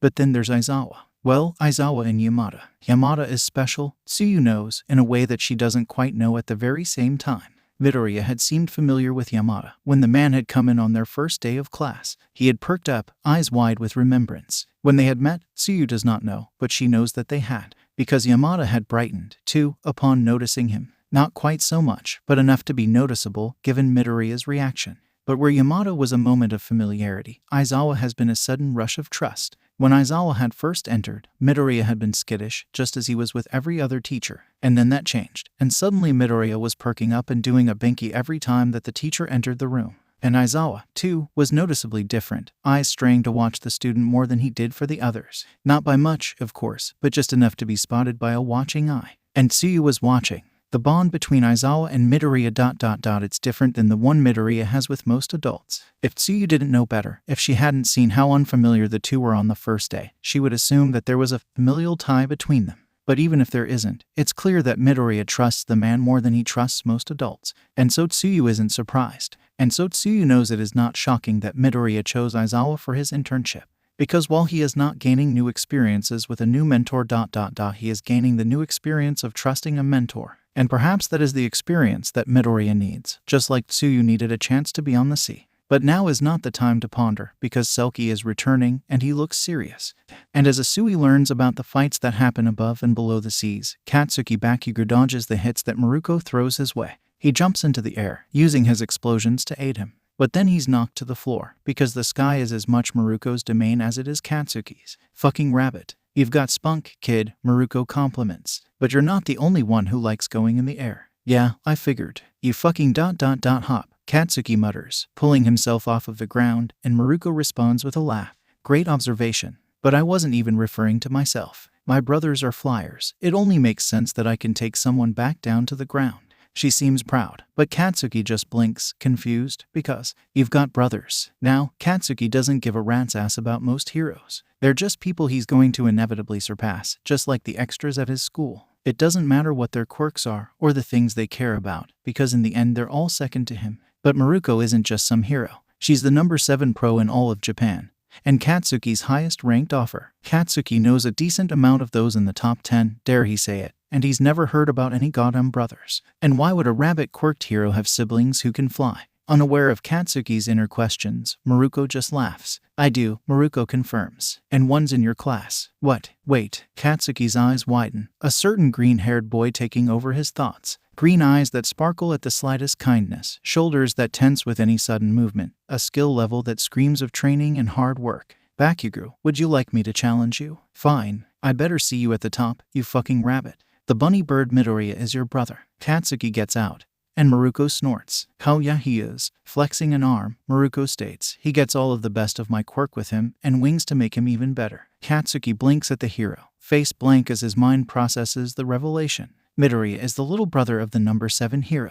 Now, that in itself isn't exciting. Not when Glasses is clearly the son of that engine quirk family, and Isahata is the son of the number 2 hero. But Midoriya doesn't act like he's the fucking sibling of a top 10 hero, especially not one as brash and unabashed as Miruko. And where did the fucking wings come from? Anyways, the only hero Katsuki knows of like that is, you're related to Hawks. Katsuki asks, and Miruko starts laughing again. You're a smart one. Miruko cheers. Hawks is my other little brother. I'm the eldest of the colony, you hear? It means I'm the best. Hawks is 4 ranks above you, Katsuki points out automatically, and Miruko snorts. Yeah, but I've lasted longer. So who is the real winner? Huh, Hawks, Katsuki answers, never hesitating because that's not what Katsuki does, and Miruko pauses before smirking. I like you, Miruko says. You're a good one. You're friends with Izuku, aren't you? Pausing, Miruko tilts her head, one ear flopping with the motion. Huh, or maybe not. Izuku hasn't mentioned you that much, not compared to that Kirishima kid. Katsuki sneers at the idea of being bested by shitty hair,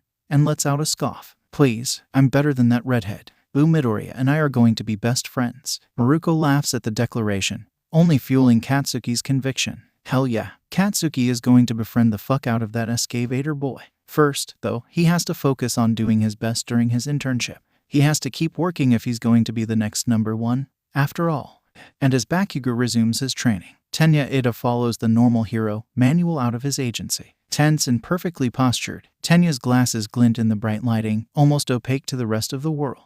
But Manuel is not the rest of the world, and he looks at Tenya with a gaze that speaks of seriosity and maturity. This is ... not the easiest to ask, kid, but Manuel sighs, then trains his eyes on Tenya once more. You're here to fight the hero killer, aren't you? Tenya doesn't respond. Apparently, he doesn't have to. Look, another sigh, this time with a shake of the head. I understand that it's tough to see a loved one get so hurt, and I have no doubts that your brother's injuries have hurt you, too, even if not in the exact same way as they have hurt Ingenium. But being a hero ... it's not about personal grudges. We're here to protect, to serve, to save. Not for vengeance, and not for hate. I'm not here to fight Stain, Tenya lies. Yet Manuel sees right through it. I'm the normal hero, not the naive one, Manuel says, joke falling flat as he fails to put a teasing tone behind the words. I know the son of the Adaton family ... he wouldn't take my offer under normal circumstances. You must have had better offers, which are more suited to who you plan to become. There's no shame in admitting it, but I'm not clueless. I know why you're here, but you can't do that. Of course, Tenya says, voice lacking in sincerity. Manuel sighs, opens his mouth. He's cut off by a buzzing noise. His phone. Manuel frowns, then checks his phone. Hasu's up in flames. Manuel murmurs, then his head snaps up. The location is across town. Right, come on, we need to check this out. Right, Tenya agrees. Then he follows, eyes flashing with a fire of their own.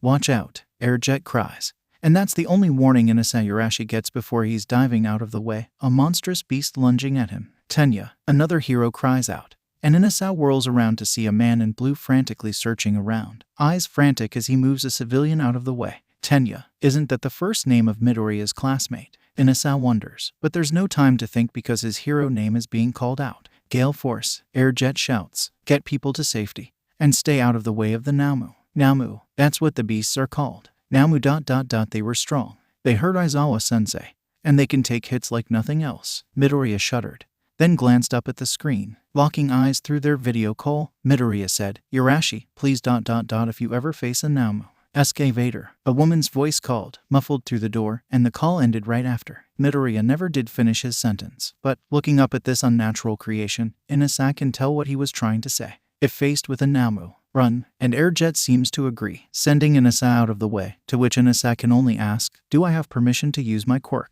Only if needed to save people. Airjet responds, and then, after darting around a blow, even if it's yourself that needs saving, Inasa agrees. And then he's off, searching for people to help, people to protect. And all the while, he keeps an eye and ear out for that boy, Tenya, who the other hero cannot find. And he manages to fulfill both worries in one moment, darting into an alley ... and finding Tenya on the ground. The hero killer standing over him, poised to strike. The man's blade comes swinging down, but wind travels faster, and Inasa is relieved when the katana flies out of Stain's hands, clattering a ways down the alley. So, Stain says, eyes slowly traveling upwards. It appears that we have another little hero here. Huh, please, leave, Ida says, voice rough as it comes out, as if he has to force his lips to move. Take native and go. Oh, so now you focus on the hero who you had forgotten just moments ago. Stain asks, eyes filled with a fury. How disgusting. You care only when others can see, and can praise you. How egotistical, how fake. Lay off, Inasa shouts, trying to shove down the fears that bubble inside him, trying to remember what to do in a moment like this. What would Midoriya do? Inasa can't help but wonder. And then he reaches a hand back, grabbing his phone and opening it, careful to keep the device out of the villain's line of sight. And the killer is distracted, consumed by his rage as he speaks. I shall not, Stain cries. This boy is walking down a road of shame, a road paved with greed and lies. Good intentions do not fill his heart. He is not worthy to be a hero, to be put on the same pedestal that true heroes reside on. I will rid this world of impure blood, and leave behind the strong and good. Inasa frowns, hand fumbling as he tries to send his location. He doesn't even know if he's in the right app, but he can't really check. He's literally a kid. Don't you think it's too early to decide he needs to die? Inasa asks, and chances a quick look at his phone as Stain glares at Ida. Good, his location is sent to everyone. He had a chance to retreat, but he chose anger, Stain says, as if that explains everything. As if that explains anything at all. Well then, Inasa says, in that case, I choose to stay. I'll take you down and save them, hero killer. Saving others ... That's your motive? Stain asks, and Inasa stands, silent as he waits for a move to be made. Stain hums, lowering his stance as he pulls out another blade. So be it. I suppose the weaker of us will be called? No. Inasa doesn't get a chance to answer, Stain lunging at him. He whips his hand up, sending a blast of wind at the man. And it works, but Stain is quick to adapt. Inasa can only hope that someone will arrive in time and help him achieve victory ... But now is not the time to hold out on hope alone. And so Inasa stands his guard and fights.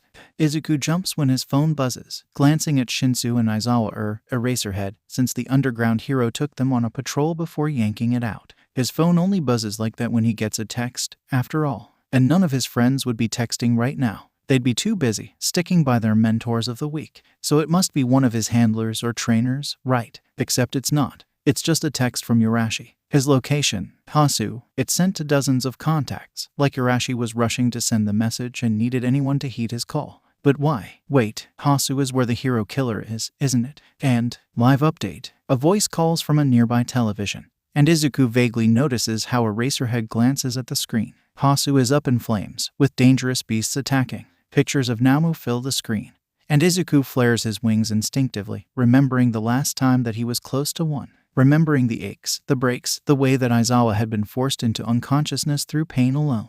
Urashi is in Hasu. Izuku will not fail again. Midoriya, Eraserhead says, voice muffled but words still odd because Eraserhead has made it clear that hero names should be used when out and about, and yet Eraserhead isn't complying with this spoken rule. What are you? Izuku moves on instinct, soaring into the air in seconds, too fast, too high for Eraserhead to risk trying to bring him back to solid ground.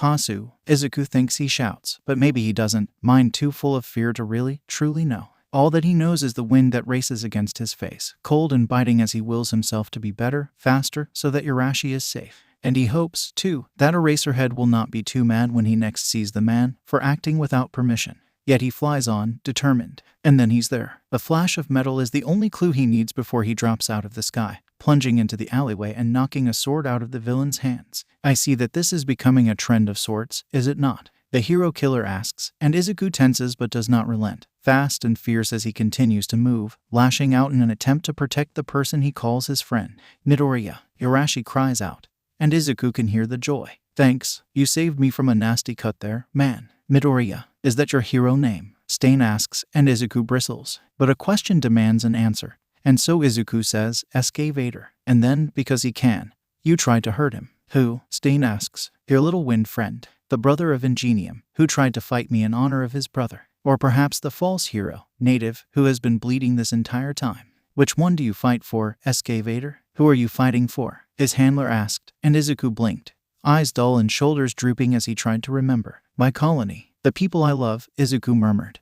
And his handler shook her head. Not just them, she scolded. They're the people who inspire you. Who are you fighting for? Everyone, Izuku recalled, and that answer got him a nod. Why? To save everyone, Izuku whispers. I fight for everyone. Is that so? Stain asks. Prove it. Izuku heaves out a single gasp, and then he does. It's what he's always done, after all. And so he and Urashi fight alongside one another, dancing and twisting and lunging, Urashi with his wind and Izuku with his body. They fight for their lives and the two who lay behind him, watching in silence and anticipation, waiting to see if either of the boys will fall. But neither do. They work almost perfectly. Urashi cannot be hurt if he is not approached, and his winds are able to push the hero killer away, forcing him to focus on Izuku. And Izuku is the closest to being a pro of the 3 first years in the alley. He knows how to evade weapons, how to time a strike and get away perfectly, how to use the higher ground, or rather air, to his advantage. And so the boys duck and dive and fight with all of their might, until finally, the duo get it right. A blast of wind to the front, just as Izuku attacks from the back. It's enough of a shock to send Stain reeling. And then, to the ground, unconscious and unaware as Izuku binds him with some rope from the ground. Izuku wishes that he had carried his capture weapon with him, but he isn't sure he's confident enough with the weapon to bind the man effectively, so he lets his wishes subside. You saved us, Native whispers. Thank you, kids. Of course, Izuku whispers back, pulling up the killer, watching as Urashi yanks yet another knife off of the man's person. It's what heroes do, Urashi adds, and Native nods. And then he blinks. I can ... move, Native notices, and Izuku hums softly. Paralysis, it must be timed. Or perhaps cuts off when Stain can no longer focus on holding it. Ida, can you move? Urashi asks, and Ida twitches, hands clenching, expression set. I can. Slowly, stiffly, Ida rises, head still bowed. I am sorry. This is my mess that you had to clean up. Izuku feels like he should say something, at this moment, like he needs to open his mouth and speak. But he already murmured about the villain's quirk by accident, and, really, hasn't he spoken enough for one day?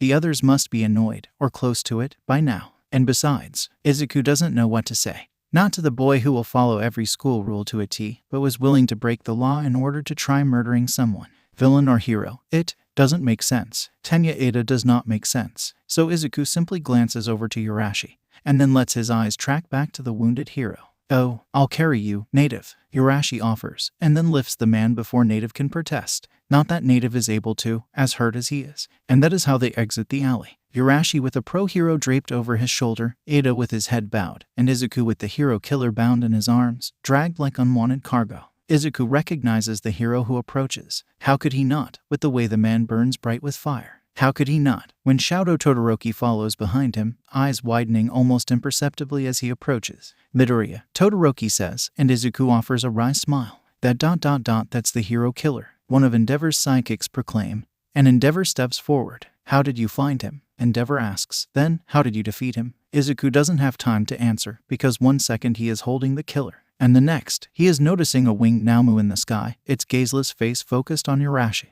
And once more, Izuku moves, dropping the hero killer and lunging forward, pushing Urashi out of the way ... and getting snatched into the sky. Clawed talons piercing through his hero costume and trapping him in place, no matter how he tries to beat his wings. Midoriya. 1, 2, 3 voices shout, his peers with their arms outstretched, reaching for him despite the fact that he is already too far away. Ice extends, but it does not reach, too short in its peak to meet him. Yet just as the Naomu tightens its grip, sending another wave of pain through him, he is saved by the hero killer himself.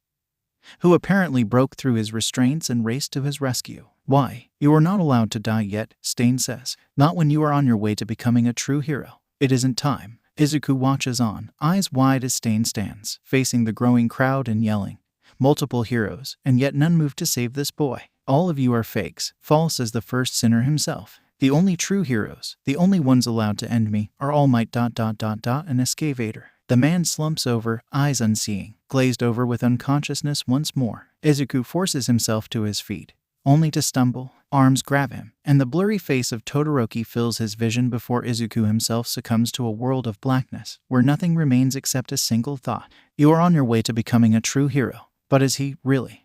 Izuku is familiar with hospitals, just as much as he is not. White walls and beeping noises are almost a lullaby to him, as soothing as they are grating in their familiarity. And yet at the same time, the room Izuku awakes in is far too loud, far too much. There are not people, usually, within the room when Izuku wakes up. And yet today, there are three. Hirashi, who rests on one bed. Ida, who sits on another. And Todoroki, who sits in a chair, head lifting the moment Izuku opens his eyes. You're up, Todoroki notes, and instantly Hirashi and Ida are looking in his direction. Midoriya, Ida cries. You are all right. Izuku is not, in fact, all right, his stomach aching as he tries to sit upright, his entire upper body feeling weary and sluggish as he pulls himself into consciousness, wings twitching before laying flat. But Izuku nods along, keeping mum. I was so worried when that Namu grabbed you, Hirashi says, open in his fears as always. I felt so bad I should have been able to do something. It's fine, Izuku murmurs. I'm here, just like All Might, Todoroki murmurs, and Izuku offers an awkward smile. One that falls when Ida speaks, the blue-haired boy saying, Stain compared you to All Might, didn't he? He must have recognized how far ahead you are compared to most of us, in terms of skill. Still, I would not want to be praised by a murderer.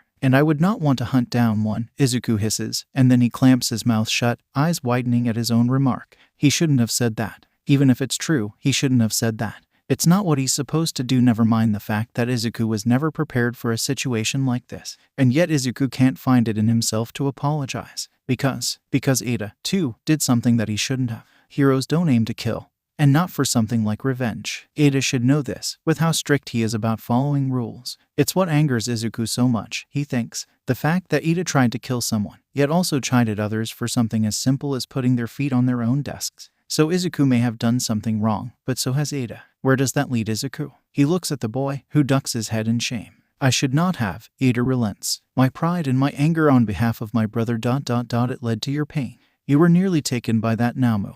And you had to fight to save my life. His voice cuts off, and Izuku can see a tear fall. I was only thinking of my brother, and how I felt seeing his future cut short. That is my fault, and I accept it fully. Not just your family. They may inspire you, but you have to fight for everyone. Izuku thinks he gets it. Now, what the commission has been saying, what his handlers have been trying to explain. It's not about Izuku, nor his feelings. He can't fight just for his colony. That would be far too selfish of him. He has to fight for everyone, for their well-being. Don't be so selfish. You aren't above the good of the many. Your actions matter more than your wishes. Yeah, Izuku gets it. And yet he also understands Ida in a way he never had before. Because if someone had hurt Keigo, had injured Rumi, if someone got to Aizawa, Izuku thinks that he, too, would act irrationally. His colony is everything to him, after all. Izuku doesn't want to think about what would happen. He's afraid to find out. A knock on the door is the only warning Izuku gets to pull himself out of his thoughts before the door is pushed open. 3 people entering.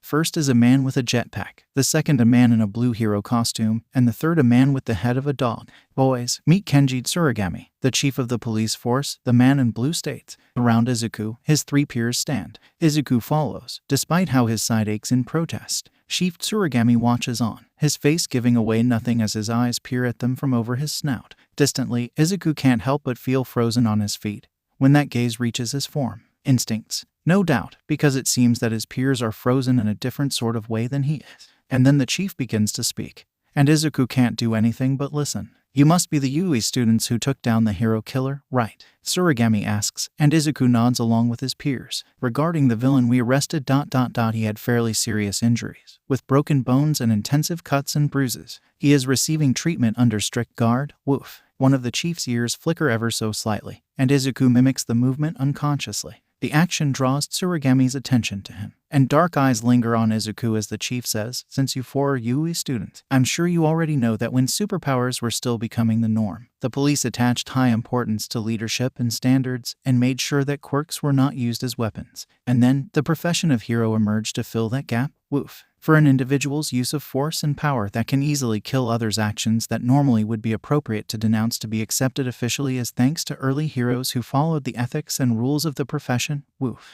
Tsurugami shifts his gaze again. And yet Izuku cannot breathe any more easily when the man states, even up against the hero killer. For uncertified individuals to cause injury with their quirks without specific instruction from their guardians or supervisors is a clear violation of the rules. Even you, Todoroki, who only tried to attack the Namu after the fight against the hero killer, have broken this rule. The four of you, and the pro-heroes who are in charge of you, must receive strict punishment. Wait a minute, Todoroki says, and Izuku glances over to him. If Ida hadn't done anything, wouldn't Native have been killed? And if Urashi and Midoriya had not come, both Ida and Native would have been murdered. No one realized that Stain had appeared. Are you saying we should have followed the rules and let them die? Todoroki shouldn't even be included in this. Ida states, he did not harm anyone. Not even the Namu that took Midoriya. And I gave Urashi permission, the jetpack-wearing hero. That must be Airjet adds. I told him to use his quirk if it could protect someone else. Wind is a powerful force, and I know Urashi can use his quirk to dispel flames. And Todoroki was with his father, Urashi points out. I'm sure that Endeavor would have given his son permission to use his quirk. That still leaves us with the issue of Ida and Midoriya, Tsurugami points out, as neither of their mentors had granted them permission. They did not need to, a familiar, feminine voice says, and Izuku cannot help but curl in on himself as his handler, of all people, storms into the room with iciness in her eyes and anger in her steps. Who are you? Tsurugami asks, and a badge is instantly shoved into his face. As Skvader, Izuku Midoriya is permitted to use his quirk in the event that he is faced with a dangerous situation in which quirk usage is a must. His handler recites effortlessly, and Izuku ducks his head when multiple sets of eyes turn to look at him. And where do you have proof of that? Tsurugami asks, and Izuku glances up to see yet another paper shoved forward. A smaller one, the size of a pro-hero's license. One that he signed years ago. One that most people would never have, not at his age. Izuku sinks further into himself. That still does not clear Ida from crime, Tsurugami says. But, due to the nature of the hero killer's injuries, we are willing to brush this entire matter aside and grant the victory to actual heroes such as Tenya. Ida did not fight against the hero killer, Izuku's handler says. From what I understand, the only ones who actually fought, and were not simply paralyzed, were Skvader and Gale Force, both of whom had permission to fight. You are asking us to give out the names of 2 first years as the ones who defeated a well-known villain, Tsurugami states, and Izuku doesn't have to look up to know that his handler is nodding. Doing so will bring these boys fame, of course, but it could also paint a target on them. Then it is a good thing, I believe, that Skvader has permission to protect himself. And I am sure that Gale Force will be safe, too, considering he also goes to UA. Or do you not trust the safety precautions of Japan's greatest school? But people may track them down. Tsurugami points out. They would do so anyways, his handler brushes off. But if you desperately wish to protect them, be sure to only use their hero names. The hero killer also painted a target, putting Skvader on a level similar to All Might. You might as well explain why. No. Tsurugami stops, and Izuku glances up to see the perplexed look on the chief's face. Finally, after a moment of hesitation, this victory will go down in the names of Yui students Skvader and Gale Force, both of whom were given permission to use their quirks. Tenya Ida will be noted as a victim in this, paralyzed and forced to watch the fight go down. See that the story stays this way, his handler says, and then she is gone, the chief following behind her. Izuku thinks that the blue hero and Airjet say something. But he's too lost in his own head to notice, too busy trying to figure out why his handler took the time to defend him. But really, isn't it obvious? It's free publicity. People will place more trust in the hero who excelled from the start, protecting peers and pros alike and taking down a brutal killer, one who even acknowledged him as someone on par with All Might in terms of heroicness. The perfect origin story for a hero-born boy. It does make sense, in all honesty, that his handler would defend him. He has permission, he has safety. He's too important to be taken down thanks to an unpermitted victory that was actually allowed in the end. Too important to the commission, to the future of Japan. He's supposed to fly high and keep on soaring. But right now, Izuku's wings are sore, and so he drifts off, back to unconsciousness. Shadow leads Shinsu through the hospital, eyes narrowed as he glances at the room numbers. He had received the call well over an hour ago, but with everything that had gone down in Hasu, well, it's an understatement to say that traffic is a mess. And the hospitals are just as jammed as the streets are. because of course it was the winged child who had to get into trouble, and not the tired one who walks alongside Shouta now, eyes scanning doorways just as closely. In there, Shinsu says, and Shouta wastes no time in opening the door and being greeted with the sight of not one, but 4 teenagers, all first years, Shouta knows, only one being from 1B. Inasa Urashi, one of the recommendation students, and a friend of Midoriya's from what Shouta knows. The tall wind user waves, grinning as he does so. Aizawa-sensei, Urashi exclaims, are you here for all 3 of your students, or just Midoriya? We're here for Midoriya, Shinsu says, sounding as tired as Shouta feels, with the same underlying current of worry that neither seem to want to acknowledge. Are you injured? Shouta asks, eyes sweeping over all 4 teenagers, because while he is primarily responsible for Midoriya for the week, he still acts as a teacher for the other 3 as well. Ada answers first, shaking his head. I am all right, a little cut up, but I was quickly taken out of the fight. The boy's fists are clenched, Shouta notes, but his eyes seem to hold regret in them. Shouta hums, then looks to Urashi. I'm all right. Stain couldn't get close. I focused on keeping him back. Urashi seems to be the cheeriest. Right now, head still high and proud, yet his shoulders droop with worry. An oddity compared to the rest of his demeanor, yet not unexpected. I wasn't involved in the fight. I was just here to check on my peers, Todoroki says the moment Shouta focuses on him, and so Shouta finally looks to his protege for the week, and Midoriya is passed out. Wings surrounding him as they always do when the boy falls asleep at his desk, legs tucked in and head ducked down. He looks impossibly small when he hunches in this way, and Shouta wonders if this action is intentional. If so, what does it imply? He just fell asleep roughly 20 minutes ago, Todoroki states, and Shouta nods in response. All of his injuries have been dealt with. He wasn't very hurt when exiting the alley. It was the Naomu that got him. The Naomu. Shouta has already seen a video playing on the news as he raced through the city, Shinsu following close behind. A snippet of Midoriya being plucked off of the ground like a predator catches its prey, of claws piercing into the boy's sides, undoubtedly cutting through skin, of the hero killer slaughtering the Naomu and rescuing his student, and then declaring Midoriya to be on the same level as All Might himself. It's Midoriya's second time coming face to face with a Naomu, but this time he didn't choose to meet it head first. Somehow, this fact makes it worse. Shouta blinks, forcing himself out of his head. Glancing to his side, he sees that Shinsu is now moving closer to Midoriya, taking a seat at the edge of the boy's bed, slumping into the mattress. Todoroki glances at him from his nearby seat, but then heterochromatic eyes move back to him. He should be able to go, Todoroki states calmly, and Shouta huffs. Right, I'll go deal with the paperwork ... and figure out what's happening in terms of your fight. Midoriya's guardian already handled that. Urashi interrupts, and Shouta can't help but pause. His guardian, Shouta says, and Urashi nods. Yeah, scary lady, honestly. I think Midoriya usually refers to her as his handler, though. It's not about what I want. I see, Shouta says, and then he turns around. I'll go work on getting Midoriya dispatched. I assume that you 3 already have your mentors working on the same.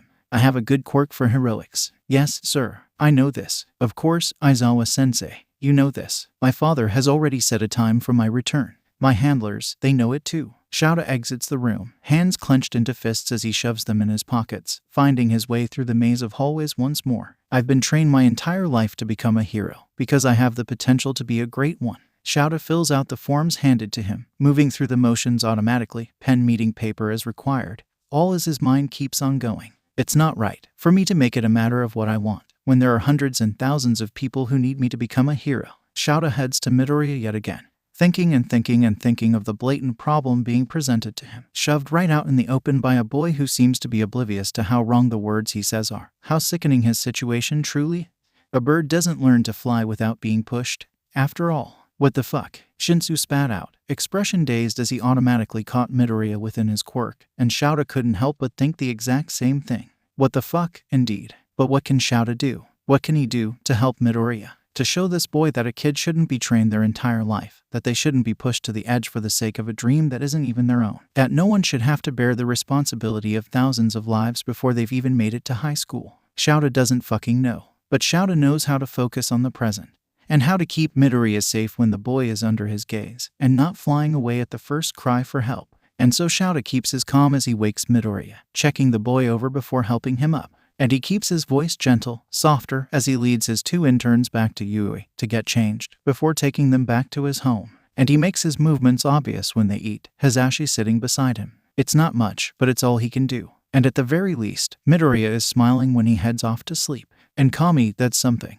Definitely not enough, but it's something. Shouta just hopes that Nezu will be able to help him through this mess, but for now, he has nothing but the moment to worry about. And that's plenty enough on its own. Izuku feels all right, he supposes, as well as one can, when their body has been pierced through like they are nothing more than a punch card, torso wrapped with bandages, and broken feathers plucked from his wings. Izuku is as well as he can be until he reaches Yui. We'll have you see Recovery Girl in the morning, Aizawa said as he led Izuku out of the hospital, Shinsu firmly planted on Izuku's other side. You'll be benched from physical training tomorrow, to give you time to get your energy back and decrease the risk of you getting more hurt. Izuku still doesn't know how he feels about that declaration. But he has a feeling that the decision is also a sort of punishment, which is odd, in his opinion, because usually Izuku is given more training as punishment, not less. Maybe it's a Yui thing, or just an Aizawa thing. Either way, Izuku can't bring himself to fight against Aizawa's decisions, even though he knows that he should keep practicing.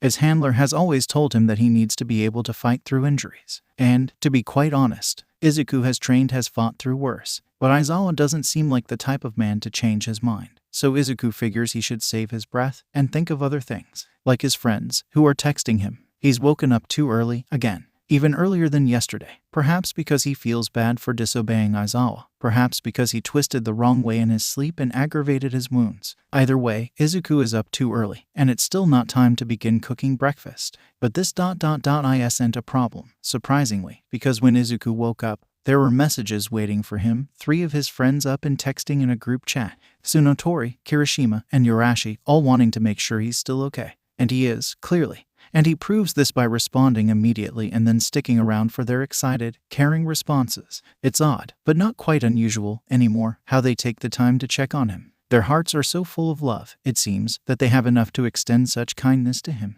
They're wonderful, all of his friends are, and Izuku can only hope that he'll be able to return their kindness tenfold in the end. But for now, Izuku lets worries slip away, lets himself be consumed by nothing but the thought of responding to his friend, fingers flying over the keyboard in a way that his mouth cannot open, far too fast and too easy compared to the world of sound around him. And as the sun starts to rise, Izuku is happy. Tsunotori, the pussycats are very nice. I believe that today is my day to work with Tiger. He is the biggest cat of the bunch. Kirishima, nice. Fourth kind is kind of intense, but it's so manly. And Tetsu and I have been bonding a lot. Oh, he says hi to Yurashi, by the way. Yurashi, Tetsu. He hasn't been texting as often, is he good? Kirishima, yeah, fourth kind just works us pretty hard. It's pumping me up. How about you, Yurashi? Midoriya, Yurashi, Airjet is a great mentor. I'm glad I decided to work with him. He's great at coming up with ideas for support equipment. Too, I might be able to fly for longer periods if I get the right tech, instead of just a few seconds. Izuku smiles at the declaration, typing out his own response. Midoriya, really? That's amazing. We'll be able to fly together. Yurashi, we will. You'll have to teach me your skills, man. Tsunotori, speaking of skills, how is Aizawa-sensei treating you? You did not answer Kirishima. Midoriya, Aizawa is a great teacher. He's given Shinsu and I capture weapons to use. Neither of us are very good at wielding them yet, but we'll get there. Kirishima, that's the spirit. Midoriya, Izuku startles, hands tightening around his phone as he glances down. Yamato looks up at him, a soft smile on his face as he asks, want to join me? Izuku nods quickly, a quick yes, popping out as he sends his friends a farewell text, turning it off before they can even reply and hopping down to reach his teacher. Yamato laughs gently, gesturing for Izuku to follow him, and Izuku does. They start off calmly, with Yamato pulling out ingredients and Izuku pulling out what he believes to be the proper kitchenware. And he must do well, locating everything, because he's given a brighter version of that gentle smile as he sets down the final appliance. Cooking with Yamada is nice, and Izuku knows it's something that he'll miss getting to do when the week ends tomorrow. It's rare that he gets to see Keigo and Rumi, and rarer still that he gets to make meals with them. His handler, too, makes it so he has no time to cook on his own, always turning him away from any stoves and ovens and instead towards strength training or study. He's been spoiled, he supposes. And that will be his own mistake to regret when Sat comes and Izuku is placed back into his normal routine, stuck in his own head. Izuku doesn't notice the glances that Yamada sends his way, not until the man clears his throat. Blinking, Izuku tilts his head and looks at the man, who offers a concerned look in return. How are you feeling, little listener? Yamada asks. Yesterday must have been terrifying. Yeah, you feeling all right? Hands pausing in their movements, Yamada adds, it's okay not to be, by the way, Sprout. You don't have to be all right. Izuku pauses, because yesterday wasn't terrifying. Not really, not for Izuku, at least. Was he tense? Yes. Angry? Of course. Focused? Absolutely. But Izuku wasn't scared, nor was he terrified. And why would he be? Izuku wasn't scared for himself, it's as his peers say. He's trained beyond his years. While he knows he's still a far way from being a pro hero, from being anything like his siblings, he knew he could distract the hero killer long enough to keep the other three safe. He trusted Urashi, knew that his friend could keep himself out of reach thanks to his quirk. With Urashi, Izuku knew that the only options that remain would allow the pro hero and his classmates to go free, even if they didn't necessarily do the same for him. So, then, what was there to fear? Nothing. But Yamada is still waiting for an answer, so Izuku smiles, pouring as much happiness as he can into the expression to calm his teacher, and says, "I'm all right." "You sure, Sprout?" Yamada asks, and Izuku nods. "Of course. I knew that Urashi had the others protected. They were all safe. And what about you? What about me?" Izuku repeats, and Yamada's mouth opens, but, oddly enough, nothing comes out of the blonde's mouth. He just looks at Izuku strangely, as if Izuku has said something bizarre. But, again, what about Izuku? Izuku protected Urashi, so that Urashi could save the others, and they did. Izuku's mission is to protect, to save all that he can no matter what. Where does Izuku factor into the equation, as anything other than a variable designed to save others? He doesn't, and that's just how it is. Still, Yamada stares at him, not looking away until Izuku clears his throat and says, softly, "Yamada, I think the food is going to burn." Yamada looks away, at last, and Izuku can't help but note how the hero's shoulders are slouched more than usual. Yet Izuku doesn't mention it, because he doesn't know how to, and so the kitchen falls quiet as Izuku and Yamada fall into their routine of the week, silent until Aizawa and Shinsu shuffle downstairs. That's my cue to get going, Yamada notes. "I'll see you tonight, Sprout." "Goodbye, Yamada," Izuku says. "Don't forget your meal." Yamada nods to him, a quick response that keeps Izuku from regretting the command. Instead of focusing on such a blatant mistake, he plates his own meal, taking his place next to Shinsu. Breakfast is quick and silent, as it normally is. Heading to Yui, however, is not. It's not part of the routine. How Shinsu actually turns to him as they walk along the streets, opening his mouth and asking, "What's your favorite color?" "I don't know," Izuku says immediately, and Shinsu frowns. "You don't? Why not?" "Do I need one?" Izuku asks, confused, and automatically clamps his mouth shut. Shinsu's frown only deepens at the reaction. "You know you can ask me questions, right?" Shinsu asks. "I'm not going to get mad, Midoriya." "Oh, right. The people at Yui are different." Izuku nods, and Shinsu lets out a sigh. "Okay, cool. You don't need a favorite color, but it's kind of something people have. So I should have won," Izuku realizes. "It's not something you need to overthink." Aizawa cuts in, and Izuku watches as Shinsu startles, clearly having forgotten the man just a few yards ahead of them. The underground pro glances back, eyes locking with Izuku's as he says, "If there's a color you prefer over others, that's probably your favorite. It can have a meaning if you want, or you can just think it looks nice." Izuku nods, trying to think of a color that means something to him. "Red," Izuku decides, and Shinsu lets out an intrigued noise. "Any reason why?" Shinsu asks, and Izuku nods. "It reminds me of my family," Izuku says, thinking of Rumi's eyes and Keigo's wings. "They both have red." Another pause. And then Aizawa-sensei does too when he uses his quirk. For some reason, Aizawa seems to falter in his footsteps. What's yours?" "Purple," Shinsu says. "Gotta get some self-love from somewhere." Izuku nods along, and Shinsu continues with his questions. "What's your favorite hero?" "We both said it was Eraserhead the other day," Izuku states, and Shinsu snorts. "Oh, right. Okay, favorite animal?" "I don't know. Maybe a hawk or a rabbit." "Fair enough. I like cats." "Favorite class?" "I don't have one," Izuku admits, and when Shinsu frowns he quickly adds on, "I like a lot of them." "Okay, nerd," Shinsu says, but he sounds teasing and he's smiling, so Izuku doesn't feel bad about it. "How about your favorite, food?" Izuku shrugs. "I like whatever I get to cook with others," Izuku decides, and Shinsu nods, although he seems somewhat concerned over the response. "And what about, Shinsu?" Izuku asks, wincing ever so slightly as he cuts Shinsu off. Luckily, the boy doesn't seem to mind terribly, instead nodding and looking at him patiently. "Why are you asking so many questions like this?" "Well, shouldn't I get to know you?" Shinsu asks. "We're friends, after all, aren't we?" Izuku perks up at the statement, nodding quickly. "Yes." Then, resettling, still curious, "But do friends get to know each other by doing that?" "Isn't that a lot of questions?" Shinsu shrugs. "I mean, it works," Shinsu says. "But if you want, I'll stop the questions for now." Izuku smiles, grateful for the reprieve. Don't get him wrong. Izuku likes that Shinsu is trying to be such a great new friend. It's just ... he's not good with so many questions, not all at once. So Izuku is happy enough when Aizawa leads them onto Yui grounds. Shinsu simply showing Izuku cat pictures and explaining how he got his current pets. It's calmer, less invasive. Let's get to work, Aizawa says, and Izuku is ready for the day. Shouta sends Shinsu off to one side of the gym after pointing out which machines to use, and then turns to Midoriya, who is perched on an unused sit-up bench, looking completely at ease despite the fact that he's sitting at an incline. Shouta decides to chalk it up to Midoriya's quirk, how comfortable the boy clearly is, holding back the urge to huff in amusement as he makes his way over to the boy. Ready to learn? Shouta asks, and Midoriya nods quickly, scrambling to get up before Aizawa stops him. You can stay there, you seem comfortable already, Shouta says. And Midoriya gives him that look again, the one that Shouta can't face without feeling angry, not at Midoriya, but for him. He's been getting that look since the first day. The one that lets Shouta know that Midoriya still isn't used to being a priority, to being offered things for his comfort. He's grown far too complacent, simply accepting what he's given and rarely attempting to ask for more. Shouta sighs, sitting down on his sleeping bag, which Midoriya seems to eye with curiosity and interest whenever Shouta pulls it out, and pulls out some papers. Instantly, Midoriya's attention shifts, gaze immediately locked in on the pages that Shouta holds. Since you aren't doing any physical training today,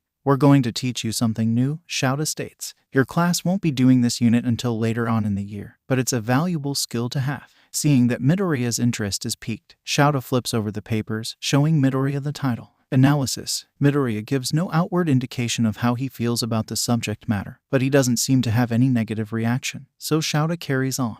To gauge where you currently are, and how well you can analyze a situation with limited information, I'm going to give you half an hour to complete this assignment. Answer the prompt as completely as you can, and write any questions that you have on the back. Got it. Midoriya nods, and Shouta nods back. All right, do you have something to write with? Another nod, and Midoriya pulls a pencil out of his bag. Shouta sets the paper down, letting Midoriya pick it up before saying, right, begin. Midoriya's eyes flit over the paper, already absorbing the information offered as Shouta turns away, looking back at his other student. Shinsu is doing fine on his own, currently at a leg press machine. It doesn't have very much weight on it, not compared to some of Shouta's students, but that's fine. It'd be irrational to assume that Shinsu would be able to work at the same weight level of someone like Midoriya.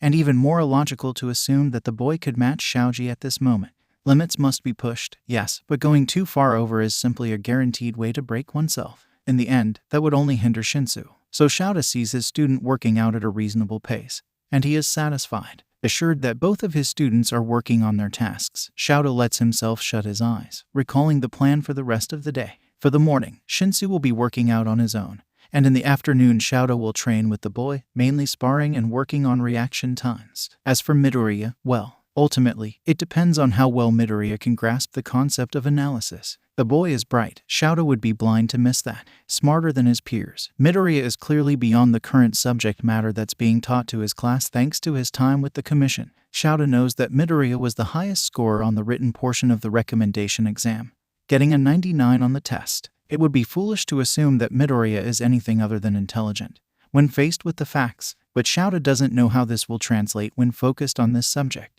The commission has always favored flashy quirks over subtle ones, and their preference for bronze before brains isn't a hidden one. Yes, it's clear that Midoriya has been pushed to be intelligent, but just how far would the commission go to prepare Midoriya for the future? Shouta thinks it's reasonable, in the end, to assume that Midoriya will be decent at analysis, perhaps somewhat better than most would, starting out. But there will be plenty of room for Shouta to help him on, refining the boy's skill. And that is what Shouta will spend the morning on, and will continue to hone tomorrow. His plans, of course, do not last more than 20 minutes when Midoriya lightly sets the paper in front of him. Shouta opens his eyes to see Midoriya a foot away from him, eyes averted and ears drawn back. Shouta's first thought, upon seeing this expression, is that Midoriya struggled with the assignment and is embarrassed. With how much the boy has excelled since the year has begun, Shouta has no doubts that it'd be embarrassing to fail so suddenly. But then comes Shouta's second thought, upon actually looking at the paper. What the fuck, Shouta thinks, because the paper is completely filled, front and back, with information.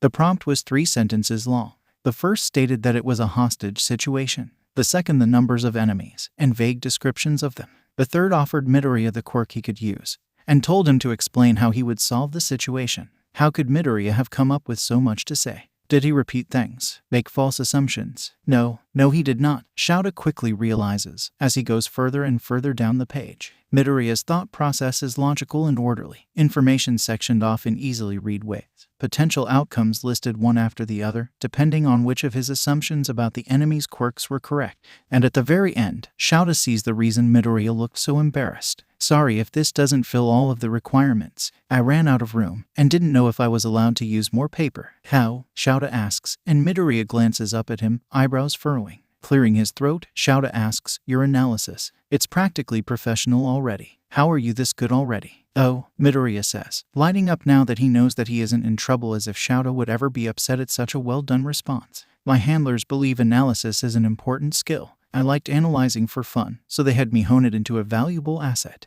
I see, Shouta says. I hadn't expected them to teach you analysis. They've had me learn a lot, Midoriya responds. I have to be better, after all. Better? Shouta asks, and Midoriya smiles, one made of closed lips and shut eyes. Better than my siblings, the boy says, wings perking up at the mention of his family. I have parts of both of their quirks. It's only expected that I'm made to surpass them. Shouta dips his head, tucking the lower half of his face into his capture weapon in order to hide his scowl. Kami, Shouta's dislike for the commission just keeps on growing, doesn't it? How strange. Well, Shouta says, it looks like I'll need to change the plans for today. Sorry, Midoriya says, automatically, and Shouta shakes his head. Don't apologize for surpassing my expectations. That's a compliment to you, Midoriya. I'll figure something out at lunch. For now, let's see how well you can do verbally. Verbally, Midoriya repeats, eyes widening, and Shouta nods. Sometimes, you won't have access to paper to write down all your thoughts. You need to be able to think on the scene.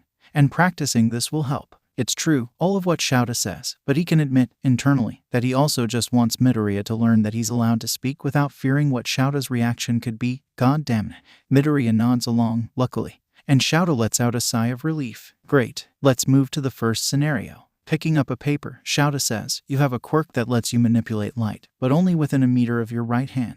And the morning continues, and Shouta can't help but be impressed with every insightful, thoughtful response that Midoriya offers. The boy's answers becoming more in-depth as the greenet understands that Shouta isn't going to cut him off for speaking too much, or even for asking questions in an attempt to answer some of his theories. It's informative, in more ways than one. And so when Shouta sends his students off to lunch, he finds himself heading directly to Nezu. Midoriya has a knack for analysis, is the very first thing Shouta says upon entering the principal's office, and Nezu immediately perks up. Is that so? Nezu asks. Interesting. I wasn't sure just how much the commission has trained Midoriya, but it seems that they've covered quite a few bases. He's only 15, Shouta states, to be so far ahead in so many areas. They've certainly pushed him, Nezu states, further than even you would, from my estimates. Much further, Shouta agrees, and the room lapses into silence. Nezu is, inevitably, the one who breaks it. I am considering the idea, Nezu starts, of making Midoriya a personal student of mine. You are? Shouta asks, and then feels foolish, because Nezu doesn't say things that he does not mean. Shouta doesn't show this feeling externally, but he is sure that Nezu already knows, the rodent's whiskers twitching ever so slightly in a show of delight. I am, Nezu confirms, and Shouta hums, finally taking a seat as he asks, why? Because that's the question, isn't it? Why is Nezu planning to take on Midoriya, who already has plenty of others guiding him according to their own whims, peering over his shoulder and adjusting his path according to what they see? Midoriya isn't just an unhoned mind full of potential, but rather one who has been trained and yet still has not reached his maximum. And Nezu, for every time that he has taken on a personal student, has never gone for someone who has already been trained, whose intelligence has been refined. No, it has always been those left untouched, the minds that were untampered with and needing plenty of nurturing and guidance. Midoriya is not quite the same. Not really. The boy has a brilliant mind, clearly, but he's not someone that Nezu would want under normal circumstances. So, again, why? 2 reasons, mostly, Nezu admits. To start, Midoriya is clearly a bright young man, with plenty of potential left untapped. His analysis is something I would like to see for myself, too. And I'm sure that he'll live up to my expectations if your praise is anything to believe in. And the other reason? Shouta asks, and Nezu smiles, teeth poking out in an inhumane manner. Admittedly, it's a matter of protection. Tilting his head, Nezu states, if I were, after all, to notice some oddities in the way my personal student acts, I'd be more inclined to investigate his background. And if you were to find something untrustworthy, Shouta continues, and Nezu beams, I'd have more cause to act. And there it is. The why? Protection. For another who reminds Nezu of himself, in a twisted, morbid, somber sort of way. The worst of ways, and yet enough of a reason. Shouta nods along, and the day continues on. Izuku follows Aizawa on the way back from lunch. Shinsu sent ahead of them so that he could start on his warm-up before sparring with their teacher. Aizawa seems angry, again, but also confident. His shoulders are set in a way that gave away a sense of satisfaction. Eyes less narrowed than usual. Even his hands are at ease, tucked into his pockets and not near his capture weapon, as the man seems to prefer clutching at the fabric when he thinks he'll need to use it soon. It's nice, in his eyes, how Aizawa does not seem to be holding a grudge about yesterday's disobedience. Rather, the man has seemed, if anything, to be impressed by Izuku's actions today, his analysis apparently much better than Aizawa expected. And while, yes, it was admittedly rather strange to have to analyze things verbally, rather than on paper as he usually does, it was a nice change of pace. Yeah, it's nice, Izuku thinks, being allowed to talk, to speak his mind. He's not normally supposed to do so, but Aizawa seems to be focusing on letting Izuku speak, on how his voice can be utilized as an asset of its own. Aizawa really was the right choice for internships, wasn't he? Definitely. And so here Izuku is, now, surrounded by silence as he walks alone with the man who is mentoring him for the week, the quiet feeling completely comfortable for once. Serene, almost. Yet when Aizawa disrupts the lack of sound, Izuku doesn't find himself bothered by it. Not one part of him protests the change. Not when Aizawa looks to him and begins to speak. For the afternoon, I want you to make a training schedule for Shinsu, Aizawa states, and Izuku perks up. He's never made a training schedule before, he's only ever followed them. It should keep his limits in mind, but I don't want you to go too easy on him. He needs to improve if he wants to become a hero, after all. Should Izuku starts, and then pauses, but Aizawa is already nodding for him to continue. More confidently, he asks, should I assume that Shinsu is doing his training independently, or with someone skilled around and able to work with him? Plan 3 days a week for him to be with someone, Aizawa decides. How? Another nod. How experienced will they be? Somewhere around your or my skill level, Aizawa says, lips quirking up into what looks like the beginning of a smile. Don't forget to factor in class time, or the fact that he'll need to rest. Of course, Izuku agrees. Because that's common sense. Aizawa seems satisfied with his immediate answer. Because instead of adding more requirements, he says, at the end of training today, we can go over the plan you've made, and the three of us can make any necessary corrections. Though I quite honestly doubt there will be many. Pride fills Izuku at that, and he fluffs out his feathers eagerly. He'll prove Aizawa right, no matter what. Confident and ready, Izuku immediately begins to write the moment he's situated in the gym, only looking away to keep an eye on Shinsu, tracking the boy and estimating his current skill levels based on what he can observe and what he has already seen. In the end, it only takes 40 minutes to create a schedule, one that repeats over a 2-week cycle. He spends the next 20 minutes changing minute details, and 15 more giving alternate options for workouts. And then, satisfied, all Izuku has to do is wait. And wait he does, until Shinsu and Aizawa are finally heading his way, the purple-haired boy's training done for the day. Let's see what you've got, Aizawa says, and Izuku hands over the papers. Aizawa flips through it, first slowly, and then quicker with every page. This is ... much more precise than I expected, Aizawa admits, and Izuku beams at the praise. It seems accurate, too. Have you done this before? Shinsu asks, and Izuku shakes his head. Then how? I've followed schedules like this my entire life, Izuku explains. This is almost like one of my older ones, but I tweaked it a bit. How so? Aizawa responds, and Izuku hums. Well, I had to get rid of any exercises directly related to my quirk, for one. And Aizawa said you should only expect to train with others thrice a week, while I have always been with someone 5 to 7 times a week. Your hours are much more limited, too, because I couldn't guarantee that you'd have constant access to some of the weight machines that Yui has, and because I originally spent less time on schooling than I do now that I'm here, so that had to be adjusted. That doesn't even take in the other training they had me go through, but those aren't for beginners. Aizawa and Shinsu stare at him. And it takes Izuku a moment to realize just how much he just spoke. Oops, I see no problems with this plan, Aizawa decides at last. Shinsu, you will be following this training plan for the foreseeable future, unless any issues arise. Understood. Got it, Shinsu says, and Aizawa hands over the packet.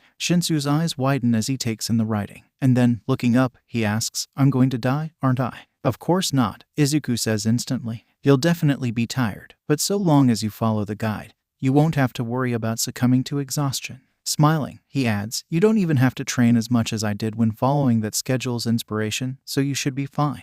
When did you use this training plan? Aizawa asks. That's a tough one. It's not always the easiest to keep track of dates. After all, when every day is the same routine. It's easier now that he goes to Yui, and his day isn't as systematic anymore. But if Izuku has to give a rough estimate, it was a few years ago, I believe, Izuku answers at last. And Aizawa and Shinsu immediately do that thing where they both stiffen up, looking angrier than before. Was his answer that bad? Should he have remembered his exact age? Both of their faces smooth out quickly, however, so Izuku thinks he might be okay. So, Shinsu says, "Is it time to head back to your place, sensei?" Aizawa nods, and Shinsu lets out a half-hearted cheer. "Great, I'm going to go get changed," Shinsu says, already walking off with a lazy wave. Izuku waves back, despite the fact that Shinsu can't see the motion, then glances back up at Aizawa. His teacher is already looking back at him, and Izuku blinks in surprise. "You did good today, kid," Aizawa says, and then he looks away. Izuku is still grinning brightly when Shinsu returns, but if his friend notices, he doesn't question it. And so the day is peaceful from start to finish, beginning with texts from his friends, and ending at the dinner table with Shinsu, Aizawa, and Yamada, content with the events that have occurred. It is not, in any way, shape, or form, unusual for Hitoshi to wake up before the sun rises. To be quite honest, it isn't usually a matter of waking up, but simply already being up when the sun decides to finally do its job. It is, however, unusual for Hitoshi to wake up feeling well rested. Insomnia is a bitch, and always has been, and yet this past week, it hasn't really acted as too big of an issue. Hitoshi can't state for certain what it is, but he thinks it is one of three things. The first option is the fact that he's been let into the hero course, and therefore he's less stressed and relaxed enough to sleep. The second is that the sudden, rapid increase of training and exercise is leaving Hitoshi out of energy, causing him to pass out the moment he can because his body can no longer comprehend forcing him up. The third, and perhaps most embarrassing, option is that Hitoshi is falling asleep thanks to Midoriya's presence. More specifically, the boy's chirping. Because the boy does, indeed, chirp in his sleep and whistle. It's rather bizarre, as much as it is intriguing, because Midoriya is so silent in the daytime.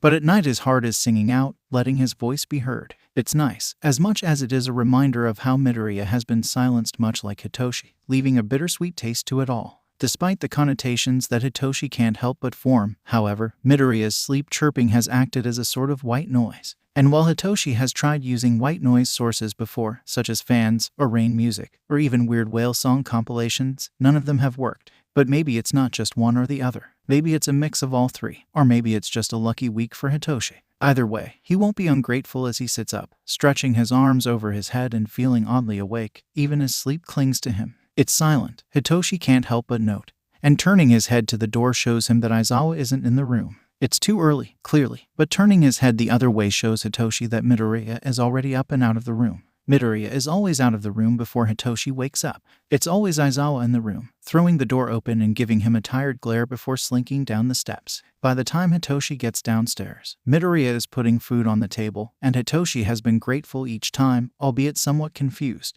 because how early has Midoriya gotten up this entire week in order to make breakfast each day? The boy doesn't seem to be poorly rested, a lack of eye bags and glowing skin giving away his healthiness. But Hitoshi can't help but remember early mornings where he simply couldn't stay in bed, too tired and yet too awake, stuck to have eye bags for yet another day. Shaking himself out of his thoughts, Hitoshi decides he might as well get up and investigate Midoriya's disappearance for himself. Unsurprisingly, it doesn't take long to find Midoriya. However, it is somewhat surprising to find out that Midoriya spends his morning sitting on a window ledge, one that is far out of reach for any non-winged individual, at the very least. But Midoriya is winged, so Hitoshi just blinks up at the boy before saying, "Hey, morning." Midoriya blinks down at him, then smiles. "Good morning," Midoriya says, softly as always, before glancing at the clock on the wall. "You're early. Is Aizawa awake?" Hitoshi processes the question, and then smiles because fuck yeah, Midoriya asked him a question, before saying, "Nah, I woke up on my own."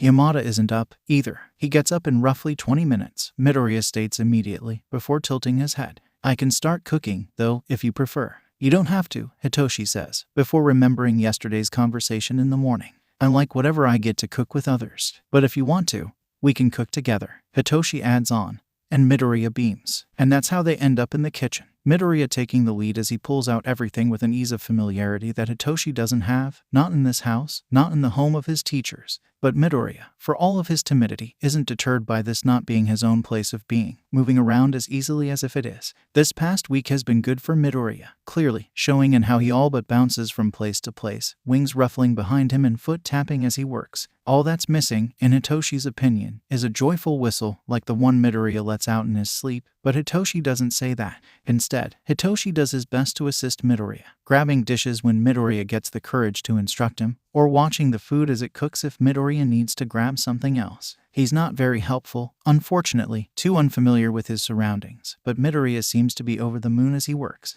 and his happiness only grows when Yamada walks in. And isn't that something? Now, Hitoshi knows that neither of them are the perfect representation of an average kid. No, they're both too emotionally damaged for that, even if Midoriya probably doesn't understand this yet. But normally, when a teacher enters the room, teenagers aren't excited about it. They're usually bored or annoyed, because being around teachers usually means being told to quiet down and get to work. Except ... that's how Midoriya's handlers are, aren't they? But the teachers aren't like that. And Yamada and Aizawa seem to embody this fact the most. "Good morning, listeners," Yamada says, and Hitoshi nods in greeting. Midoriya, however, perks up, ears swiveling to focus on the blonde's voice, and Hitoshi has to hold back a snort at the obviousness of his friend, for as oblivious as he seems to how Yamada reacts to the action, smiling fondly when the boy looks away. "You're usually asleep still," Yamada notes, looking at Hitoshi, and Hitoshi shrugs. "Insomnia," Hitoshi mutters, and Yamada nods in understanding. "Recovery girl can probably offer some solutions, if you need," the pro says, and Hitoshi hums. "I'll ask her about it." "Thanks, of course." A hand tapping at his chin, he asks, "Want to get some coffee started? I know you and Shu will need it." "Coffee? Yeah, Hitoshi can do that." He nods, and Yamada helpfully points to where the coffee machine is perched, before shifting his attention over to Midoriya. And it's impressive how easily Yamada enters the equation, helping Midoriya without hesitation where Hitoshi was stumbling. This is Yamada's domain. And yet it's also Midoriya's, the teacher's home becoming a place of ease for his friend. Quite honestly, it reminds Hitoshi of his own family, seeing Midoriya work in tandem with Yamada, the taller male pulling a bowl out of the cupboard and passing it to the shorter without thought. Only a week in, and already a bond shows. Hitoshi is glad to see the clear care that is being shown to his newest and closest friend. Yeah, definitely his closest, because that's what Midoriya is now. Hitoshi never bothered to befriend those from General Ed, and his old peers were never quite so kind.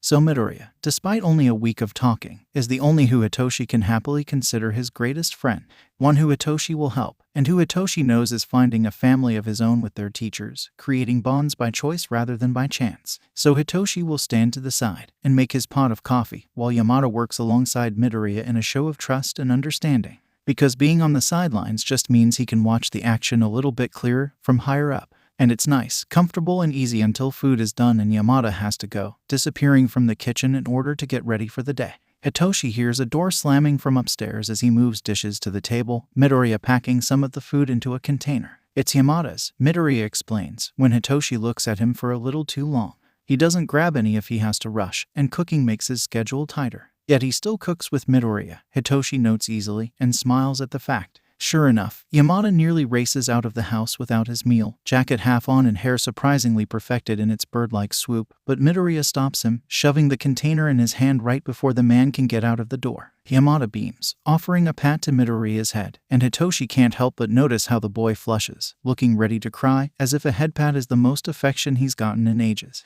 It probably is. The sound of footsteps entering the room, purposely heard instead of muffled, is enough to shake Hitoshi out of that train of thought, and he looks over to see Aizawa glaring at him. Hitoshi blinks at him, wondering why the man looks so angry. "Hey," Hitoshi offers, and Aizawa's glare only deepens. "You're awake." Hitoshi blinks at the man, watching as the darkened expression doesn't fade. "Yeah, I am," Hitoshi agrees, and Aizawa scowls. "I'm too tired for this," Aizawa mutters, and Hitoshi watches as the man heads straight for the coffee. "Huh, all right, then." Shrugging to himself, Hitoshi takes a seat at the table, silent as he watches Midoriya and Aizawa. The two don't interact much, each focused on eating breakfast, but Aizawa ruffles Midoriya's hair before taking the greenets plate, then holds a hand out for Hitoshi's. Hitoshi hands the plate over, trying not to laugh at how the boy has frozen in his place, eyes wide and staring at nothing. "Go get dressed," Aizawa says, and Midoriya moves automatically, but Hitoshi stays back to study Aizawa, who is watching Midoriya go with an amused look in his eyes. Aizawa then looks at Hitoshi, and Hitoshi raises an eyebrow, silently questioning the action. "Hazashi's idea," Aizawa says, and yeah, that makes sense. Midoriya is still a little confused when Hitoshi finally gets upstairs, but Hitoshi thinks he'll be fine soon enough. He's happy for him, and he hopes the boy can continue to bond with his family of choice, even if he doesn't realize that's exactly what he has. Izuku is allowed to exercise today. Only for the morning, Aizawa states, in a tone that offers no leniency. You don't need to overdo it and end up hurting yourself, got it? Got it, Izuku responds, because Aizawa is one of the ones who likes it when he responds verbally. And so he gets to see that minuscule change in his expression that betrays the man's satisfaction. Shinsu, too, seems pleased, so Izuku feels good for fulfilling their wishes, happy and light as he enters the training gym. The day starts with little things, like warm-ups and weight training. Simple stuff, which Izuku never misses long. It's easy enough, although Aizawa always seems to make his way to Izuku's side whenever he tries to lift his usual weight. I said to take it easy, Aizawa mutters, as Izuku continues to put weight onto the leg press. I know, Izuku says. You're going to max out the weight capacity if you go any further, Aizawa says, and Izuku nods. I know. Aizawa blinks at him, then slowly walks away. Still, the man doesn't leave a certain radius until Izuku moves to something lighter. Afterwards comes capture weapon training, which Izuku both adores and fears. He's a little bit better, he thinks, than he was when he first grabbed the metal cloth.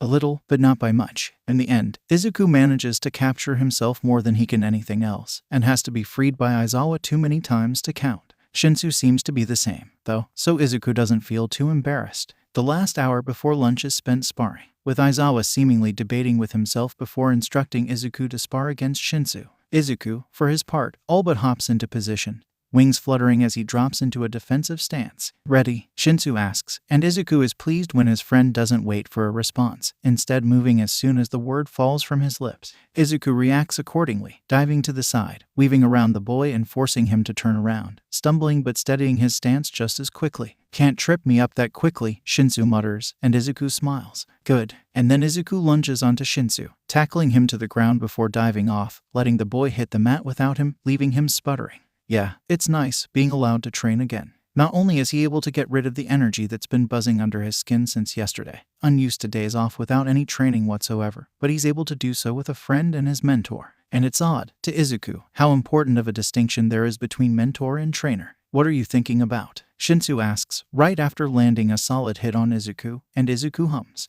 Your mind is on something else. What is it? Aizawa is different. Izuku decides to share, seeing no harm in it even as Shinsu gives him a perplexed look. Aizawa is the same as always, Shinsu responds, and Izuku smiles. He is, but I meant compared to others. Shinsu's smile drops, eyes narrowing as he asks, how so? He's a mentor, Izuku states. I've never had a mentor. I've had trainers, but they're not the same. They're more focused on the results than the person, Shinsu mutters, and Izuku lights up, because he's right. Exactly. Izuku chirps. How did you know? A thought strikes him, and he tilts his head. Have you had trainers, Shinsu? No, Shinsu says. I've never had trainers like yours. Oh, he must be good at making connections, then. Verbalizing feelings. Izuku isn't always the best at that. Maybe Shinsu will teach him. No, it's better not to ask. Izuku can learn this one for himself, surely. The rest of the hour passes quickly, and Izuku is proud for his friend when they're sent off to lunch. You're improving quickly, Izuku says, and Shinsu snorts. I still haven't pinned you once, Shinsu points out,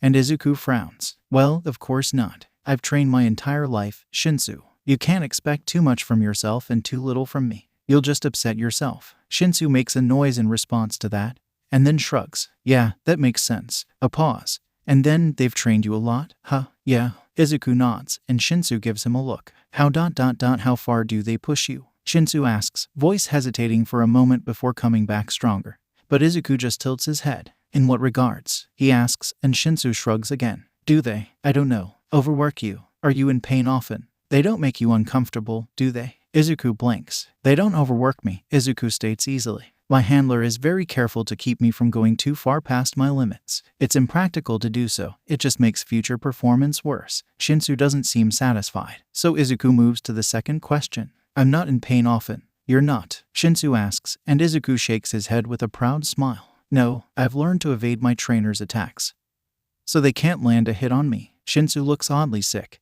and Izuku frowns. Are you feeling unwell? Izuku asks. Do you need to see recovery girl? I'm fine, Shinsu promises. The third question. Do they make you uncomfortable? Uncomfortable? Izuku asks, and Shinsu nods. Not particularly. He has what he needs, after all. Food, water, a room. His comforts are met. And he has his siblings for any emotional comfort. Why would he be uncomfortable? Izuku doesn't know, but Shinsu falls quiet, eyes hazy with distractions, and so Izuku keeps his thoughts to himself. He wonders where those questions came from, where that look of hidden panic manifested from, forming within his friend's eyes. He doesn't ask, and when Aizawa comes to get them, Izuku isn't sure if he should have. Shouta walks down the hall in silence, noting how his students do the same. This isn't unusual, not really, for either of them, but the tenseness in Shinsu's shoulders and the questioning look in Midoriya's eyes give it all away. Something happened, or was said, and it wasn't good. Shouta will need Shinsu to tell him, at some point. At this rate, it feels less like gathering evidence and more like making a testimony for one of the worst custody battles of mankind. Actually, that's not a bad idea, except it probably is. Shouta hates the commission, yes, but he knows better. He's just one person. If he tries to fight them publicly, with maybe one or two others at his side, it won't end well. Not for him, and not for Midoriya. But evidence, to be used as private blackmail, should Midoriya express the need to get away, or Shouta feel that his student truly is unsafe. Shouta can do that. At least Midoriya seems to fit into their household, should push come to shove, and if Shouta can't trust Midoriya to be safe in the care of his sibling. But now isn't the time to think of these things, no matter how much they infuriate him, because they're back at the gym. The boys are both looking at Shouta for instruction when Shouta looks back, and he nods, satisfied. Shinsu, warm up. We're going to run through some stealth training together, and then I'll let you try it on your own. Midoriya, take a seat. Both listen immediately, Shinsu beginning to jog around the gym while Izuku drops directly onto the ground, eyes wide as he waits for further instruction. Holding back a smile, Shouta digs through his capture weapon before pulling out a stack of papers. Tests, from the principal himself. Nenzu wants you to take these, Shouta says. And Midoriya takes the papers carefully, as if being too rough will destroy them. Don't stress if you can't answer something. You'll have as long as you need to finish it, too. Got it? Yes, Midoriya says. And Shouta hums at the response. Start. With Midoriya occupied, Shouta moves over to Shinsu, who looks over from his stretching when Shouta gets close enough. Ready to learn how to walk silently? Shouta asks, and Shinsu grins. He isn't grinning for long, too focused on positioning his feet and centering his weight to do so, but that's alright. It's expected. Shouta doesn't have to see his students smiling to know that they're satisfied when training is up and they've improved. It's how Shouta's students always are, thanks to Shouta's strict teaching methods. Well, all but one. Midoriya tends to break the rules, showing his joy no matter what when he feels it, even in the middle of Shouta's training session. And speaking of Midoriya, Shouta can't help but feel a mix of surprise and pride when the boy hands him the stack of papers not 3 hours after receiving them. I'm finished, Midoriya says quietly, and Shouta nods. Great, you're going to help out here, then? It's clearly the right thing to say, because Midoriya perks up. What do you need me to do? Midoriya asks, and Shouta grins his trademarked smile, amused by how Shinsu pales. You'll act as a test for Shinsu. Close your eyes, and see if you can catch Shinsu when the boy walks near you. Like what we did, Midoriya murmurs, and Shouta nods. Got it. I'm going to drop these off to Nenzu, Shouta says. Don't break anything. No promises, Shinsu drawls, and Shouta rolls his eyes. Problem children. Nenzu is, unsurprisingly, delighted when Shouta arrives with the papers in hand, nearly vibrating in that maniacal high of his as he takes the stack, flipping through it with speed and precision before laughing. Yeah, that's enough of an answer for Shouta to leave immediately, so he does, and he runs into his husband on the way back to the gym. For a moment, Shouta is confused, because doesn't Hisashi have a class to teach? And then he looks at the time, and, oh, class is over. Huh, I've been trying to find you, Hisashi says, grinning brightly. It's almost time for me to head out, but I had no clue where you and the little listeners are hiding. Come on, Shouta says, and his husband walks in step with him perfectly. We're in the gym. What are they doing right now? I know the Sprout still needs to take it a little easy, even if he's still as energetic as always. Shinsu needs to work on stealth, so he's trying to sneak past Midoriya while the boy keeps his eyes closed. But doesn't Midoriya have a better sense of hearing? Hisashi asks, and Shouta grins. Shoo, if Shinsu can learn to sneak past Midoriya, he'll be able to sneak past anyone. Pausing, Shouta corrects himself. Almost anyone. I'm sure there are people with even better quirks for searching others out. Hisashi just sighs and shakes his head, but Shouta can see the grin he's failing to hide. Letting out a snort, Shouta pushes open the door to the gym, and sees, well, about what he expected. Shinsu, expression one of frustration and determination, trying to sneak around Midoriya, only for the boy to calmly reach out and pat him on the head, making the former groan. How much can you hear? Shinsu asks, and Midoriya hums. Enough to know that 2 people just entered, based on footsteps. Aizawa and Yamada. Oh, that's impressive. You can tell our footsteps apart. Hisashi asks, and Midoriya opens his eyes, turning to see them. Aizawa tries to keep his as silent as possible, but you can hear him messing with the juice pouches in his pocket. Oh, huh. That's on Shouta, he supposes. And you don't hide your steps. You walk like you're listening to a beat, too. And what do I sound like? Shinsu asks, and Midoriya smiles, oddly teasing. Frustrated, Shinsu snorts, but doesn't refute, and Midoriya lets out a small laugh. Anyways, Hazashi says, clapping his hands together, and his students immediately turn back to him. Sprout, since Shu here won't let you train much, want to head with me? I'm heading to my agency for my radio show, and I'm missing a guest. Winking, the blonde adds, it's great practice for the future, too. Helps you get some confidence. One look at Midoriya is enough to know the boy has been on board since Hazashi said radio show, but still Midoriya looks at Shouta with wide, pleading eyes, as if Shouta was going to consider denying this. Go on, Shouta says, and Midoriya doesn't hesitate to race over to Hazashi, practically vibrating as he snags his messenger bag and follows the blonde out. Confidence, huh? Shinsu asks, and for a moment Shouta wonders if the boy will be jealous. But then Shinsu smiles, soft and content, and says, good, he needs it. And just like that, Shouta knows that they'll be great heroes, both of them. He'll make sure of it. Hazashi whistles as he walks into his agency, smiling as Midoriya follows behind, eyes wide and eager as they dart around, taking in everything that they pass. It's like seeing a kid in a candy store, in a way. His curiosity is of a blind, wild type, causing his wings to flutter rapidly. Almost a vibration, as he peeks into different rooms, each one a mystery until the boy can see their contents to his heart's content.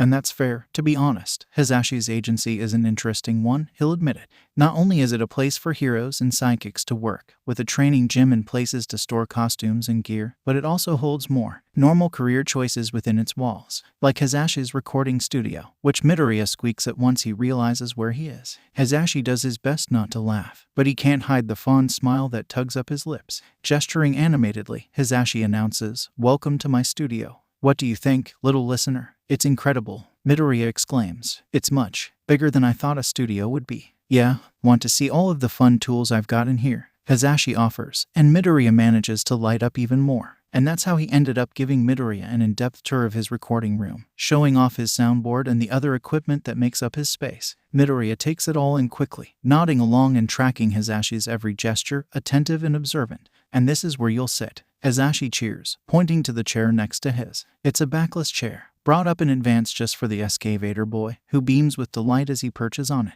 "We're set to start in 10 minutes. Any questions?" "Oh, yes," Midoriya admits, and when Hazashi encourages him, he asks, "What exactly am I doing?" "Good question," Hazashi praises, noticing how the kid calms down, untensing. "You'll be acting as my guest for the day. We'll chat a bit, I'll introduce you, and then we open the floor for the listeners to ring in and talk to you." "What if no one calls?" Midoriya asks nervously, and Hazashi shrugs. "Then we just chat. It's like having a conversation with viewers, you know." "Not really," Midoriya admits, but his nerves seem to be matched equally with an excited anticipation.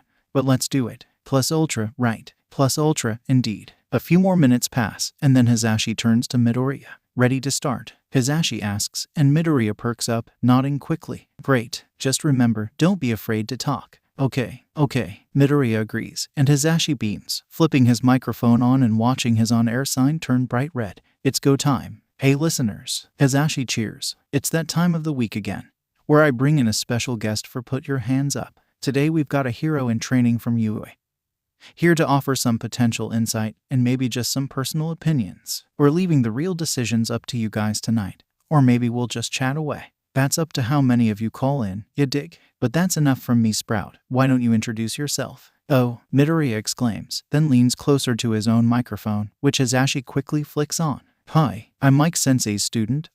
We'll just call you Sprout for today. How about that?" Hazashi offers, and Midoriya responds with a relieved grin. "All right," Midoriya agrees. "I like that." "Me too," Hazashi says. "Sprout is one of my best students. Did you guys know that? As it turns out, he's completely fluent in English." "You just found that out," Midoriya reminds him, and Hazashi nods, despite the fact that their audience can't see that. "I did. Picture this, listeners. We were walking up to the agency, and this kid just casually goes, 'Oh, I speak English with my friend all of the time. You've been teaching me absolutely nothing for weeks.'" "I didn't say that," Midoriya squeaks, and Hazashi laughs. "He's right, he didn't," Hazashi agrees. "The kid's way too nice to say something like that to my face. Truthfully, I doubt he was ever going to tell me, in case it hurt my feelings." "You're a good teacher," Midoriya protests, voice growing defensive. "I didn't want to mess up your schedule at all." Awa, Hisashi coos, leaning into the microphone more to add, isn't he just precious, listeners? Midoriya sputters, and Hisashi laughs. But don't worry, Sprout. I'm sure we'll figure out a better schedule for you. Okay, Midoriya answers hesitantly. And Hisashi beams. Good. Now, any listeners want to speak to our guest? And the phone rings. Hello, welcome to Put Your Hands Up. Hisashi greets as soon as he answers. What's your name, listener? I'm Emika. A young, female voice answers. They sound nervous, but excited, and, well, just like Midoriya sounds half of the time. All right, nice to meet you, Emika. What do you want to say? I have a question for Sprout. Emika responds. Sprout, Present Mike says that you're a hero in training, right? All right, Midoriya agrees, nodding before cutting the motion short, remembering that she can't see him. How hard was it, getting into UE? Emika asks. I really want to apply next year, but I don't know if I'll get in. Midoriya blinks, then hums. The test ... For me, it wasn't very difficult. I've trained and studied a lot, though, so that likely affected my experience. When looking at the others ... They seemed fairly stressed. I'd say ...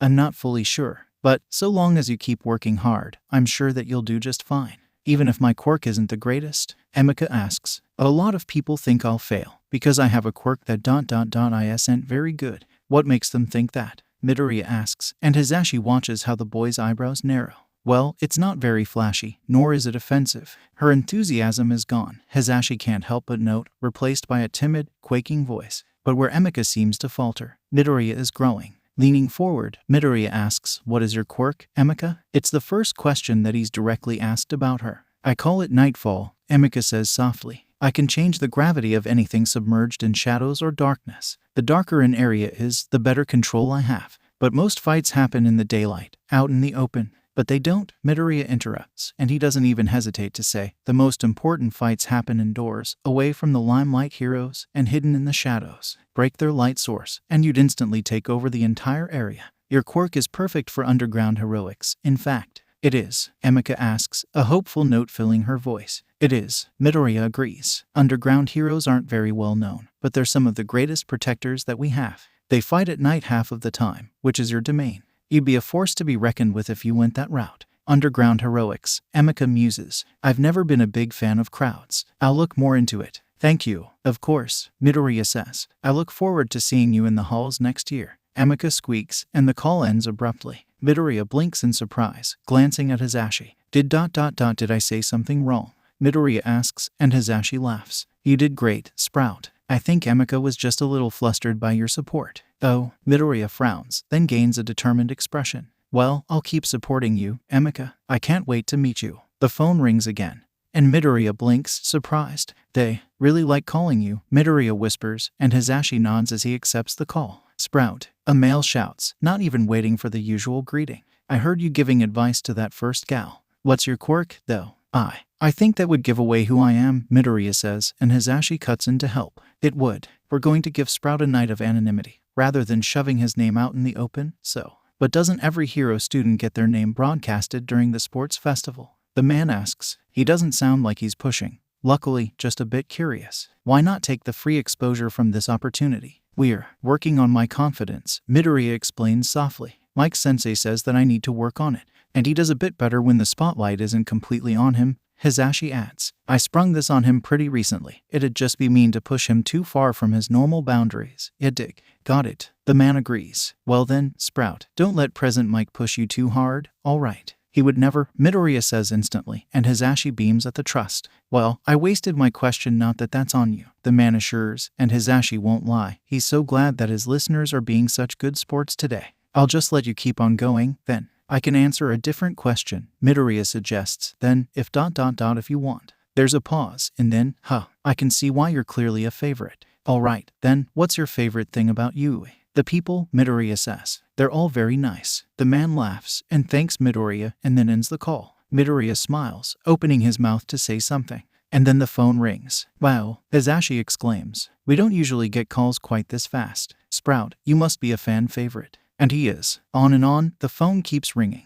And Hisashi can't help but beam with pride as Midoriya rises to the challenge, leaning closer to the microphone as he answers the questions thrown his way, stutters and hesitant pauses, disappearing into thin air when he gets used to the act of speaking so casually to people that he can't see. His eyes shine, his smile is brighter than ever, and Hisashi can't help but watch with delight. Yeah, Hisashi is glad that Shouta texted him, requesting this very idea. It's exactly what Midoriya needed, the perfect way to end the week. Hisashi is just glad that he was able to give the boy a good memory, and a good ending to his week of interning under Shouta. It's what the boy deserves, after all.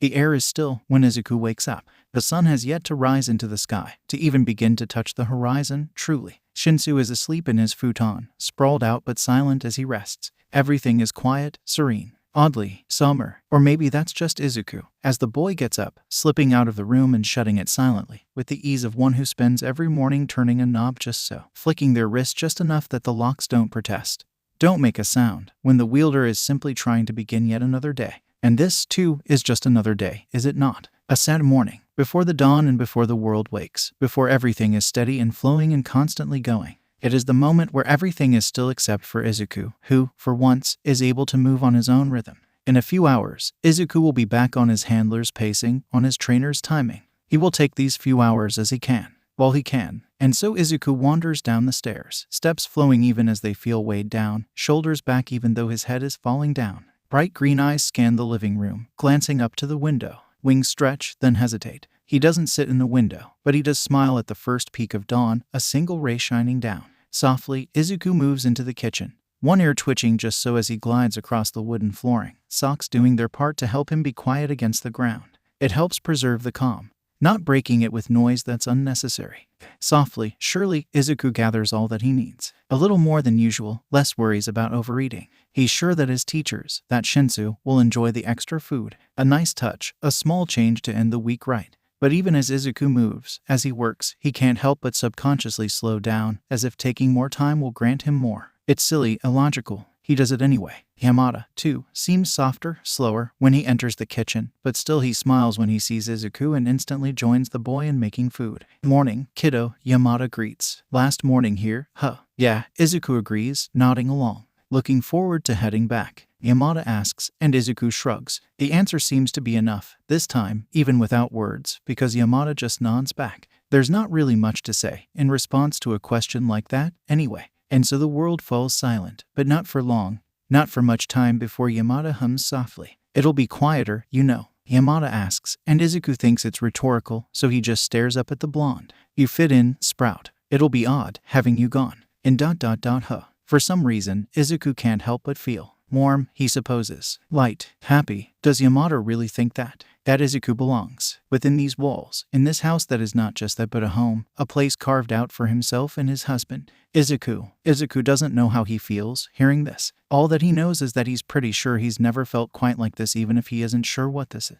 Just that it feels like his colony, but more, somehow, like the warmth Izuku feels when he gets to see his siblings, yet somehow heightened. Like family. No, that's silly. It has to be, right, for Izuku to look at his teachers, and want to compare them, to call them family, to take his teachers and put them on a similar level as he does his siblings. Of course it is. It's not what Yamada meant, anyways. People don't just do that. Of course they don't. It'd be silly to assume that they would. Izuku has his siblings, his colony, and a place to reside in. There's no reason for his teachers to ever feel the urge to want him. Izuku doesn't want to say this, though, because it feels nice, being told that his presence means something. With his handler, he only ever seems to mean something tiring, something that is nothing but a task to be fulfilled. So Izuku keeps his lips shut, set in a perfect little smile, and he works alongside Yamada with an ease that came far quicker than Izuku would have expected, but is still nice all the same.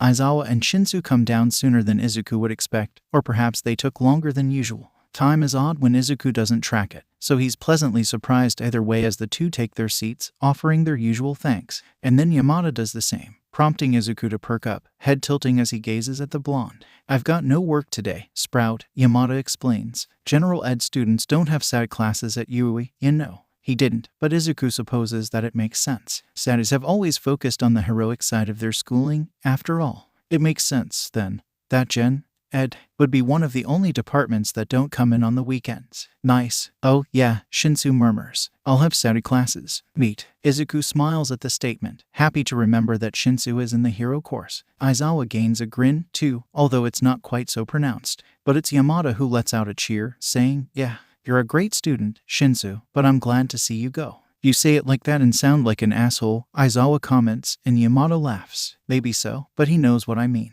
Turning to face Shinsu, Yamada says, I look forward to seeing you go far, kid. Thank you, Shinsu says. And then he shoves more food in his mouth, perhaps to get out of speaking any longer. Of course, glancing between Shinsu and Izuku now, Yamada asks, what do you guys plan to do today? Shinsu, are you celebrating your entry into the hero course? My parents are taking me out to a restaurant. Shinsu admits easily enough, eyes sparking with pride as he speaks. Until then, I'll just pet my cats and try to get more sleep in. Oh, Yamada blinks in surprise, smile freezing for a moment with the mild shock. That's, the best plan he could possibly have, Aizawa interrupts, and Yamada snorts. You're going to pass out the moment they leave. Shoo, your opinion doesn't count, Yamada says, and Shinsu scoffs. No, that just means it matters more. He gets it, Shinsu declares, and Aizawa nods wisely, making Izuku giggle. His laughter draws attention to him, and Yamada asks, and what about you, kid? What do you plan to do today? Train, Izuku responds, already knowing what to expect.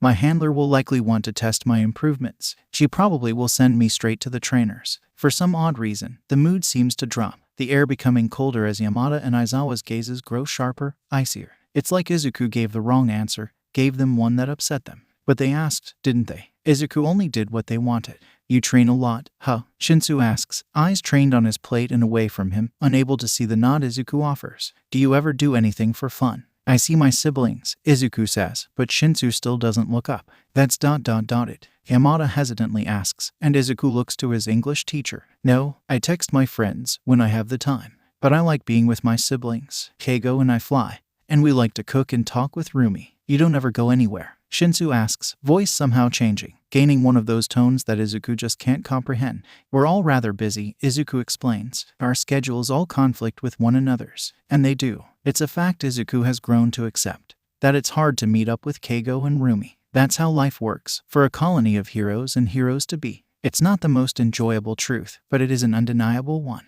Well, Yamada exclaims, and Izuku blinks, looking up at the man. You're always welcome to come here, if you feel the need to get away from your training.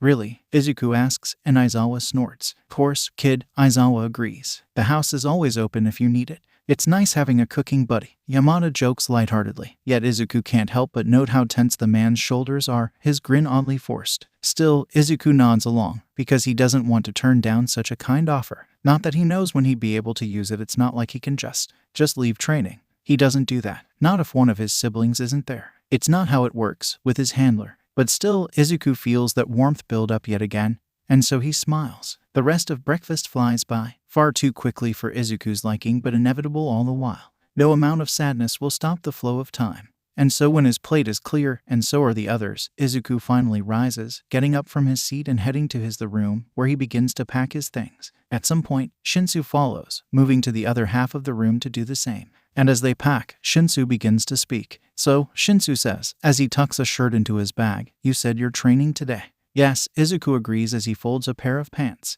My handler likes to check my immediate progress. And that means she makes you train, after a week of nonstop training. Izuku can understand how this might sound bad, perhaps, but, Shinsu, you know I've trained harder for much longer, right? Shinsu's face twists, expression turning into something pinched and hurt. Izuku takes this as a sign to continue. And he does so, softly, saying, it's hard, becoming a hero, Shinsu. You have to keep pushing, and the only way to get better is to work harder. This last week ... it's been calm, especially due to my injuries. Aizawa was rather strict on how little training I was allowed to do, but that's all right, I suppose. You expected to work while injured? Shinsu asks, apparently appalled, and Izuku blinks slowly. Heroes fight through injuries all of the time. They'd be dead if they didn't, Shinsu. But you're not a hero yet. I'm training to become one, though, Izuku refutes, and Shinsu sighs. Right. Do you have to do your test today? The best way to see how much progress can be directly linked to a new method is through immediate evaluation. Izuku recites, the sentence ingrained in his head, straight from his handler's mouth.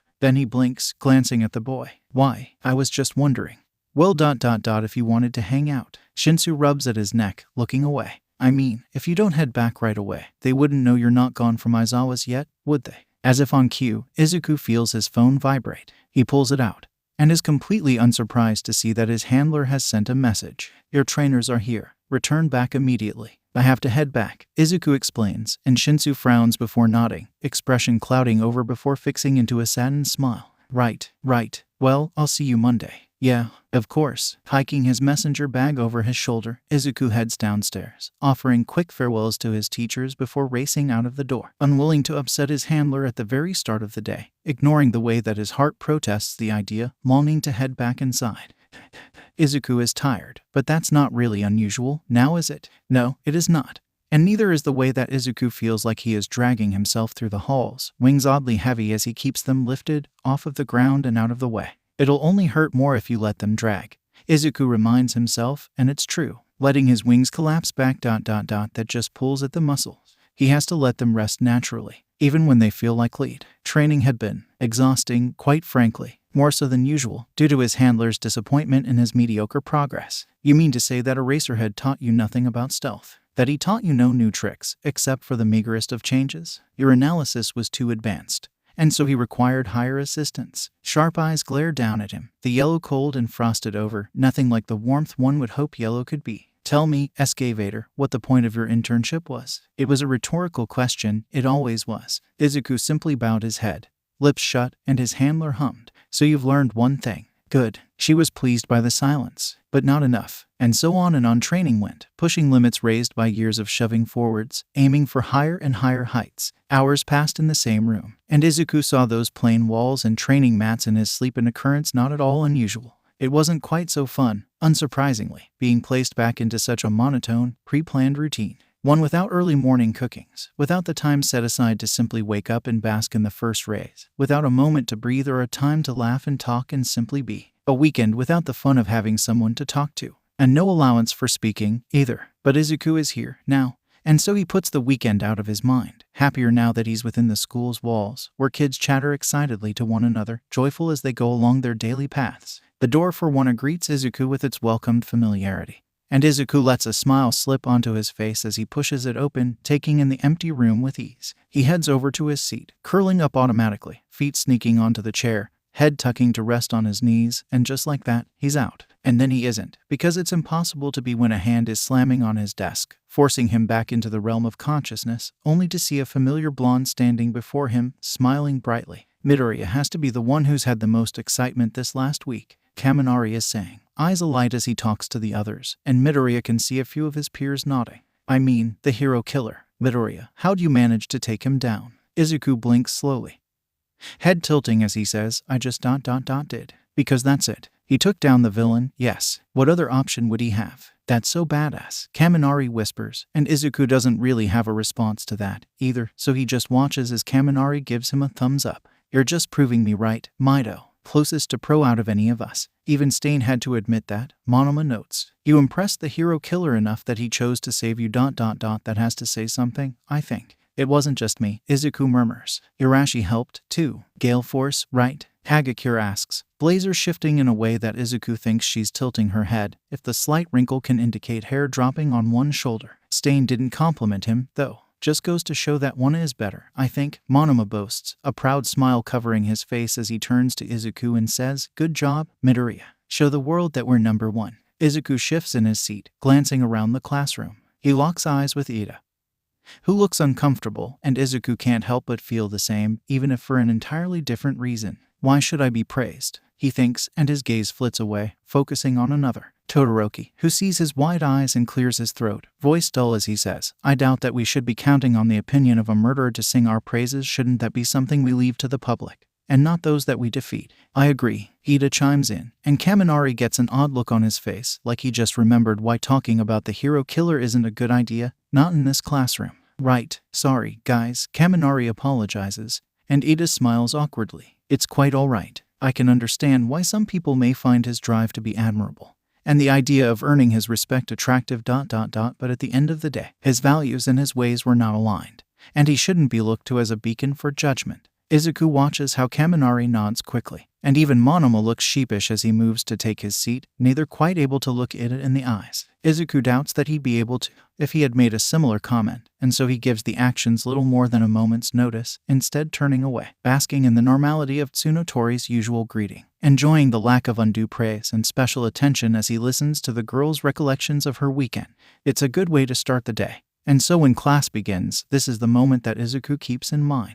And the day goes on. Classes are normal, as always, a little too familiar, and somehow a little too long and a touch too short, and it's lunch before Izuku knows it, which is good, because Izuku has noticed something confusing about his class today. That is, nothing has changed. Where is Shinsu? Izuku can't help but worry, but wonder why his newfound friend isn't in class with him, if Shinsu simply didn't show up today, or wasn't transferred up due to some mistake. Either way, Izuku can't help but hunt down the purple-haired brainwasher during lunch, beelining for the boy and stopping right behind him in the lunch line, foot-tapping as he stares at Shinsu. "What's up?" Shinsu asks, casual as can be, and Izuku frowns. "You weren't in class." "Why not?" Shinsu shrugs, grabbing a tray and letting out a noise. "Well, that's simple. They put me into 1B, Mido." 1B, Izuku parrots, eyebrows furrowing. "But you've made it clear that you're a fan of Eraserhead. You interned with Aizawa. It's clear that Aizawa would have taken you on. He sent you an offer. Why aren't you in 1A? Shinsu snorts as he picks out his food. Some little grape nerd got expelled for being a pervert. Apparently he kept creeping on the girls and went too far during the sports festival. Either way, there was an open spot in 1B. Expression pinching. Shinsu adds, Vlad King isn't a big fan of Aizawa, however. That's awful, Izuku decides, and Shinsu agrees with a solemn nod. But, yeah, Shinsu says. The two now walking to Izuku's usual table, Shinsu keeping pace without any hesitation. "I'm in the hero course, which is great, but it's not 1A, which isn't so cool. Nothing wrong with 1B, to be fair, but you wanted Aizawa," Izuku says knowingly, and Shinsu nods. "Eraserhead is something of a role model for me," Shinsu agrees. "My kind of idol, you know." Smirking as he sets down his tray, Shinsu adds, "It wouldn't hurt to get to see you more, either." Izuku squeaks, then smiles, joy filling him after such a kind declaration. "Ooh, who is this?" Tsunotori asks, blue eyes wide with excitement. "Is this another one of your 1B friends? He doesn't seem as loud as Urashi, but pretty neat either way." Kirishima agrees, smiling widely as he turns to Shinsu. "Wait, no, you were first place, weren't you?" "Shinsu, that's me." Shinsu agrees, eyes somewhat weary even as he offers a tentative smile. "I am in 1B now. They transferred me up. Congratulations." Tsunotori cheers. "Welcome to heroics." Thanks, Shinsu starts, only to be cut off by another tray slamming down, and Izuku blinks at the newcomer taking the spot across from him. "Just don't fuck it up," Bakugo comments, sitting down. "How inspiring," Shinsu drawls, and Bakugo scoffs. "Whatever, don't make the rest of us look bad with mediocre performance, eyebags." Izuku blinks in surprise, staring at the blonde, who begins to eat without a second thought. Bakugo has never joined their table, not yet. Sure, they've sat at his table but for him to join theirs. Izuku can't help but be a little surprised and excited, but mainly, he's just confused. But then Bakugo is looking up from his meal, and he glares at Izuku when the boy won't stop staring, and he growls before saying, "What are you looking at, rabbit? Fucking eat already. You can't be decent competition if you're too busy staring at me." And Izuku smiles, the message clear. The brash, bold words, the taunting comments. Izuku knows this well. Bakugo is clearly trying to be friends. After all, the blonde is rather similar to Rumi. It's no wonder that he picked up a thing or two over the past week. "You interned with Rumi, right?" Izuku asks, remembering Rumi's comment on it, and Bakugo scoffs again. "Yeah, I took the bigger rabbit's offer. I think she liked you." Izuku praises. "She said she had fun beating you in sparring." Izuku clamps his mouth shut, his words catching up to him, and ducks his head so he doesn't have to see the open-mouthed stare Bakugo is now giving him. Around them, however, his friends laugh, snorts and chuckles filling the air until finally Bakugo shuts his mouth with an audible click, huffing in disagreement. "She barely beat me, and it's only a matter of experience." Stabbing a chopstick into his bowl, Bakugo adds, "Tell your dear old sis that I'll gladly beat her ass next time."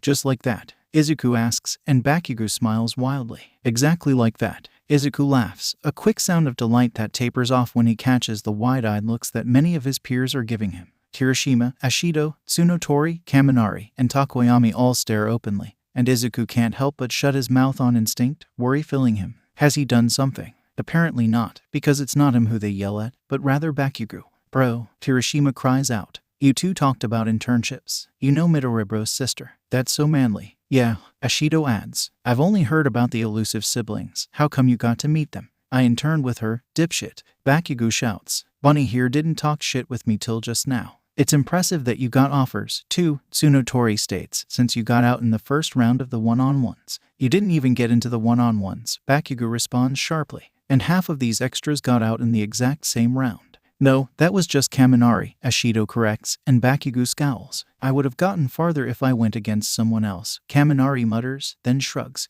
"But hey, at least I wasn't the first one out, you know." Fuck off, Bakugo shouts and then points at Shinsu accusingly. You would have been out even quicker against eyebags here, you didn't know his tricks either. Shinsu blinks, then opens his mouth. Are you complimenting me, or? Hell no. Now rounding on yet another person, Bakugo challenges, you won't beat me in class today. I know better than to. He falls silent, eyes glazed over, and Izuku can't help but giggle when he realizes exactly what has happened. Shinsu, Izuku gets out. Shinsu, let him go. He does, and Bakugo blinks, dazed, before turning bright red and turning back to his lunch. I'll beat your ass during training one day. Just you wait, Bakugo mutters, but the heat in his voice doesn't feel very scorching at all. No, it just feels warm.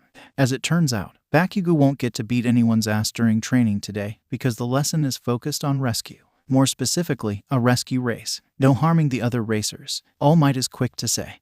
And Bakugo deflates in the corner of Izuku's eye. You'll be split into groups of 5, and your goal is to find me in the center of the city. Look at the listing on this sheet, and when the bell rings, run. With that said, All Might jumps into the air, heading off to some random spot in the middle of the winding pipes and giant buildings that make up the training ground. Izuku hums quietly, then moves to check out the paper that his peers are crowding around, flying over their heads and peering down. It feels like the recommendation exam all over again. Izuku thinks wryly, especially when he sees that he is once again in the final race. Quickly, his eyes flit over all of the teams, predictions running through his head. Oh, sweet, Kirishima cries. And Izuku looks at the red-headed boy. Midori, bro, we're going against each other. We are, Izuku agrees. And then he moves to land beside his friend. But not for a while. That's all right, Kirishima says easily. That just means we get to watch everyone else first. It always gets me pumped up, seeing everyone trying to do their best. It's such an optimistic and character thing for Kirishima to say that Izuku can't help but smile, pleased by his friend's cheerful nature. Who do you guys think will win the first round? Kaminari asks, sidling over and leaning onto Kirishima as if the boy is a wall, an eyebrow raised inquisitively as he glances back at the others. Personally, my money is on Ashido. For real? Kirishima asks. I think Ajaru might beat her at the last second. Nothing against Maya Shibro, of course, but Ajaru is really manly. Yeah, but I've seen Ashido use her quirk to dissolve handholds into things, Kaminari dismisses. You get that, right, Midoriya? Actually, Midoriya murmurs, I think both of you are wrong. His friends pause, looking at him with surprise. Really? Then who do you think it is? Kaminari asks, and Izuku glances at the first set. Ashido and Ajaru are already in position, and Kuda and Hagakure are shuffling in their spots, the former with nervous energy, the latter just with energy, but it's the fifth who Izuku is placing his bet on, because Monoma is standing right beside Todoroki, and his eyes are sparking with a plan. And Izuku thinks that he knows exactly what it is. Monoma will win, Izuku states confidently, and the boys hum. What makes you say that? Well, a bell rings, and a wall of ice quickly appears in front of the other 4 contestants, Monoma surging overhead on a second wave of the substance. That, Izuku states simply. That's why Monoma gets the win, and no one is surprised. Kaminari is in the second round, so he leaves Izuku and Kirishima not long after Monoma is dubbed the victor, and Kirishima looks to Izuku with anticipation. Who will it be this time? Kirishima asks, and Izuku glances over the options. For this round, it's Sadu, Bakugo, Kaminari, Todoroki, and Takoyami. Normally, Izuku would have to give the win to Bakugo or Todoroki, but it seems that Bakugo is too focused on challenging Todoroki to see the true contestant, another harbinger of mischief, and the other one a student who interned with a sibling of his. Takoyami is whispering to Dark Shadow ... and the sentient quirk seems all too delighted by whatever the boy is saying. Takoyami, but just barely, Izuku decides, and Kirishima doesn't question it. He does, however, gasp along with the rest of the class when Dark Shadow throws his wielder, being slingshotted right after the bird-headed boy. How did you know he'd do that? Kirishima asks, and Izuku laughs. He interned with my older brother. You mean there's 2 people who got to meet your siblings before me? Pouting playfully, Kirishima shakes his head. I'm wounded, Mido, absolutely betrayed. Sorry, Izuku says, but he's not really, too happy as he jokes along to feel bad. Which is good, because it seems that Kirishima isn't truly upset, laughing along in a moment. As Izuku expected, Takoyami manages to win just seconds before Bakugo and Todoroki can reach him, his method paying off, although the boy seems rather ruffled when he returns. The void nearly caught me in its embrace. Had Dark Shadow failed to do the same, Takoyami murmurs. I was mere seconds away from eternal slumber. I do not think I shall attempt that again. Not for quite some time, at least. That may be a good idea, Kaminari agrees, luckily unshorted out. Izuku blinks, noticing that the boy is wearing his support equipment, and he smiles at the sight. He's glad that his friends are doing so well. The third round is a rather obvious victory from the start, in Izuku's mind.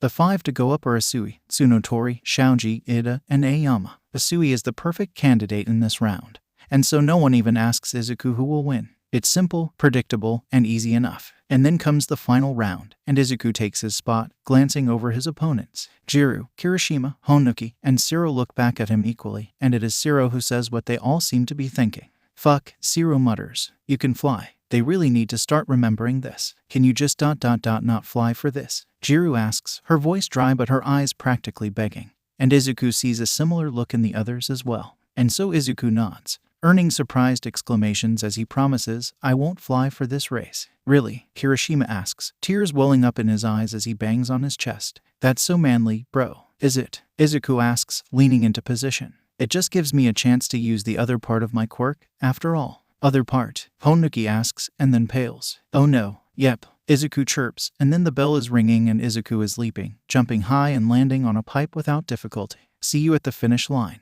Curses follow his movements, and Izuku can't help but laugh, adrenaline racing as he lunges forward on powerful strides, thanking the rabbit part of his quirk with every bound. Sure, teasing his peers may not be the kindest thing ... but it sure was funny. Izuku thinks he gets why his siblings tease their opponents so often. Now, he might have to try it more often. But the race is quick, and All Might in his class seem impressed by the fact that he was able to win so cleanly even without flying.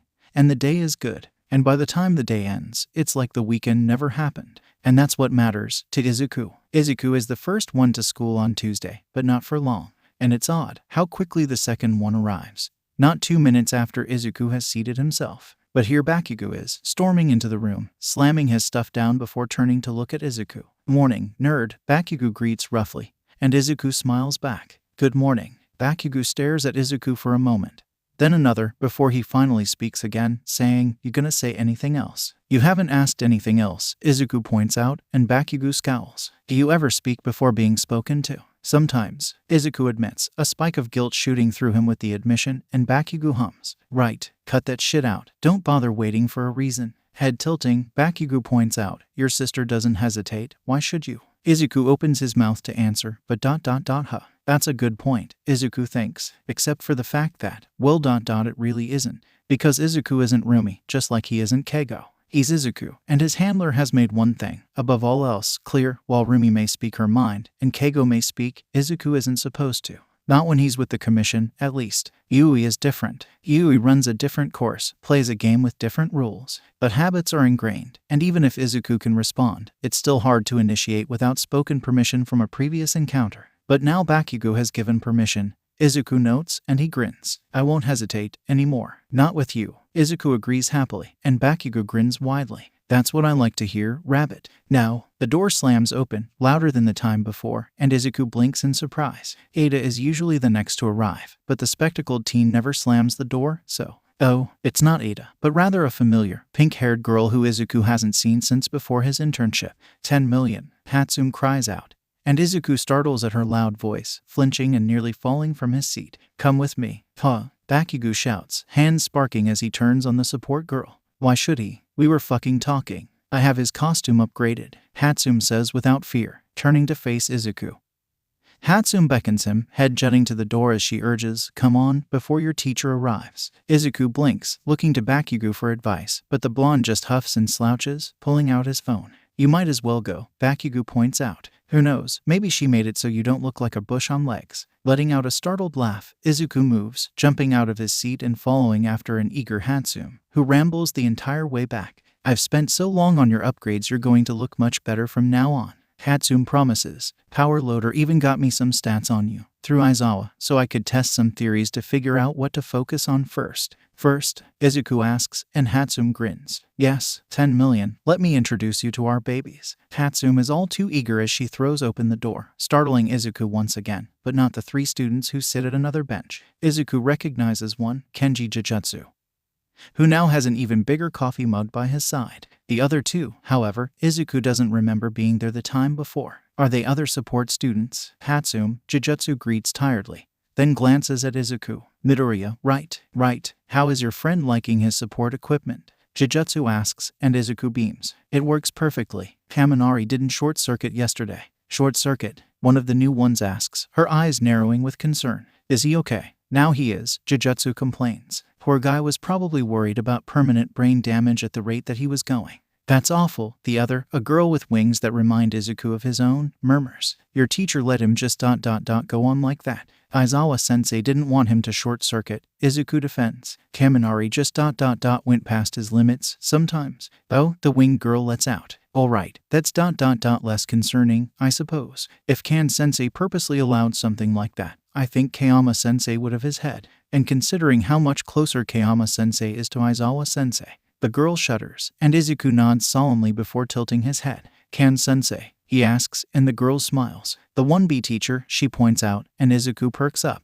Ignoring his manners, he can't help but let some questions slip. You're in 1B. Both of you, not AI, the girl says, gesturing to the first girl, who now plays with a spare wire on Jujutsu's workbench. Neki here is a little too timid for the hero course. I froze during the test, AI admits, but then she offers a small smile and says, but general education is pretty nice. Intrigued, Izuku wants to ask AI more about the normal courses, but another part of him screams to ask the winged girl about 1B and how Yurashi and Shinsu are. In the end, unfortunately, his indecision costs him, and Hatsum laughs before tugging on his arm. You can talk to Jujutsu and his friends some other time, Hatsum states. Takanki and Akihiro are here all of the time, and I have no doubts you'll be back again for more business. But you're here to see your new look, so let's get to it. Izuku agrees quickly, giving a quick wave to the trio before giving his full attention to Hatsum, who pulls out a costume case with a flourish. Idly, he notes that it has the label 20B, while another nearby case has 20A marked on it. You've still got your original costume, Hatsum explains, gesturing to 20A.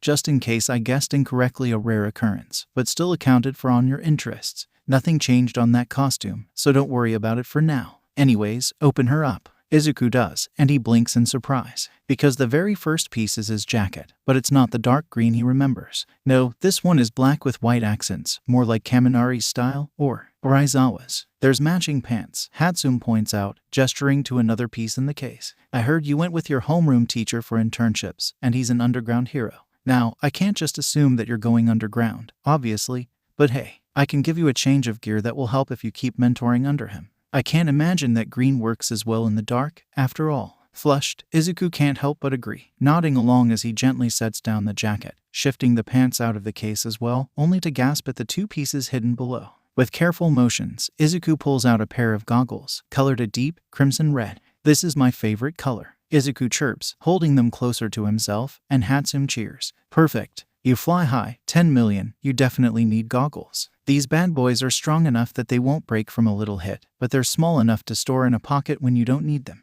Tilting her head, Hatsum adds, I wanted to give you a scarf, too, but it seems that your teacher already had that covered. And that brings Izuku to the final item, a familiar, off-white scarf that Izuku has been working with recently. The capture weapon is pulled in the bottom of his case, a note resting on top, words written in a familiar, lazy scrawl. No hero is a one-trick pony. Use this however you see fit, and if that's as a weapon, you're always welcome to join after-school training. Izuku beams, a hand running over the fabric before he sets it down, quickly replacing his costume into his case. So what do you think? Hatsum asks, and Izuku responds honestly. I love it, he admits. I'll try out the new costume today, see how it fits. Good, let me know what you like, and we'll get you more stuff from there. Smiling in a way that's far from calm, Hatsum admits, you're a pretty interesting guy. I've got plenty of ideas for someone like you. That's your cue to run, Midoriya, Jujutsu warns in a false whisper. She's going to see you as free advertising if you don't flee. Only a little, Hatsum defends, and Izuku laughs, taking a hesitant step back, grabbing both cases as he does so. Thank you, Izuku says quickly, but it's probably time for me to head back. Aizawa won't be happy if I end up late. True, Hatsum agrees, then nods. Right, let me know if anything needs fixing, and I'll come steal you when I next have ideas. Of course, and just like that, Izuku slips out of the room, leaving all four to their own devices. And he must make a bit of a sight, he supposes, when he walks into a half-filled one with two costume cases and a giant grin on his face. But no one questions it, simply greeting him and letting him get to his seat. Unable to put the cases on the costume racks, the rolling shelves still in the wall, Izuku sets them both under his desk, careful not to kick them as he pulls his legs onto his seat, sitting on them and holding back the urge to chirp with delight. Yeah, the day is turning out to be a good one. And it becomes even better once classes pass and lunch arrives, with Tsunotori dragging Izuku to their usual table. It's near the maximum capacity, now, with 10 of the seats filled. Izuku quickly takes his normal seat.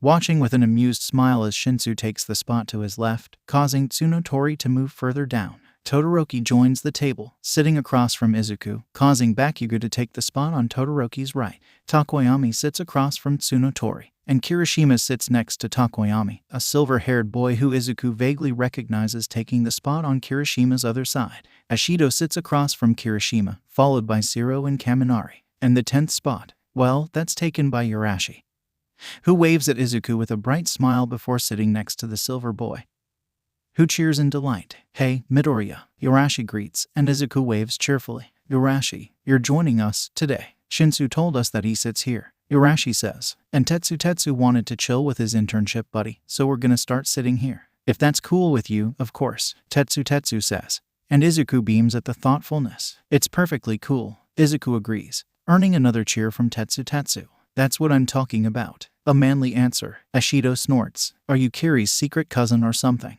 she asks, and Todoroki perks up at the question, eyeing the boys curiously. Unfortunately, they aren't, but they do seem happy enough with the comparison. Grinning his sharp-toothed smile, Kirishima explains, "Nope. Tetsu and I are just good pals, especially thanks to internships. We both interned under fourth kind." Tetsu adds, "That man was so cool, but he sure did work us to the bone." "Oh, are we talking about internships now?" Kaminari asks, leaning in. "We didn't talk much about them yesterday. I want details." "How was it, guys?" "I had fun," Tsunotori offers. "I went with the wild pussycats. They were very sweet." "Cute," Ashido cheers. "I went with Gunhead, figured I'd learn some fighting skills, you know." Hagakure actually ended up going with him, too. Leaning her chin on her hand, Ashido adds, "Actually, it seems that Gunhead gets a lot of interns. He was telling us about a girl who interned with him just last week, said she was from Shiksu, I think." "That's cool," Urashi compliments. "Shiksu was my backup plan. If I didn't get in through recommendations, maybe I would have met her." "Who knows?" Shiro teases. "Maybe she would have gone to Yui if you didn't."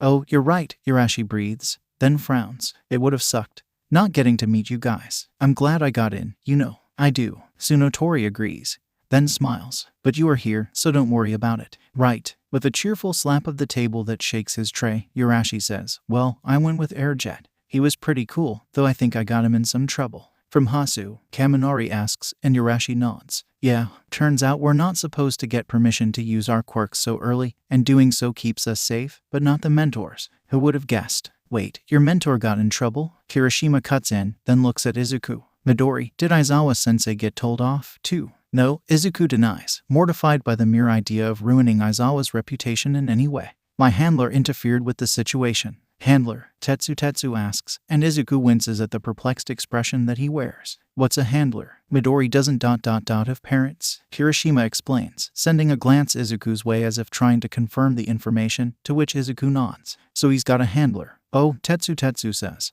then shakes his head. "Yeah, I still have no idea what that means." "It's simple," Ashido promises. "It's just..." And then she pauses. And then, slowly, Ashido looks at Izuku, and he can't help but shrink in on himself ever so slightly when she asks, "Hey, Mido, what exactly is a handler?"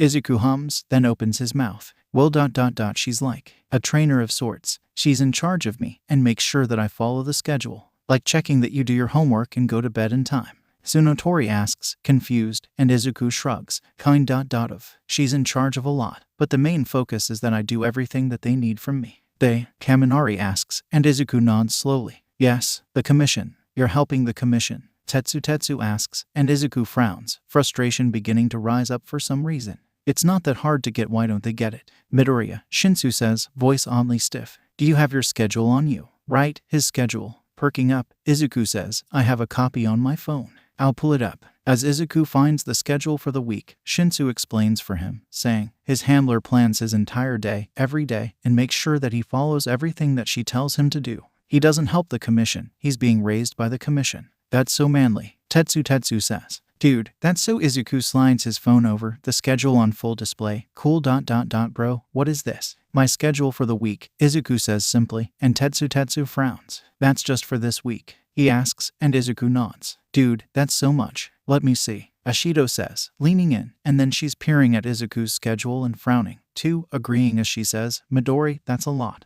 How do you find time to rest and relax?" "My sleep schedule is blocked out, too," Izuku points out helpfully. but the answer seems to upset her more and his peers. And suddenly the entire table except for Shinsu is up, crowding around Tetsu and his phone, making their own little comments and upset expressions as they do so. And then they're looking at him rather oddly, and Todoroki is the one to ask, so your handler is just a sort of planner for you. Exactly, Izuku chirps, glad that there's a descriptor for her, but his peers don't seem to share his joy. Silly question, Ashido asks, but she doesn't seem amused when she continues with, but does her handler ... ever hang out with you? Spend time with you, but just for fun? No, Izuku responds, now the confused one. Why would she do that? Because she's a sort of caretaker of yours. Ashido responds, and Izuku just shrugs, pocketing his phone. She's in charge of me. We aren't family. I have siblings, Ashido. Siblings you don't even get to see, Shinsu mutters, and Izuku pouts. That's not their fault. They're busy. Hawks did seem rather upset by his lack of time that he gets to see you. Takoyami agrees.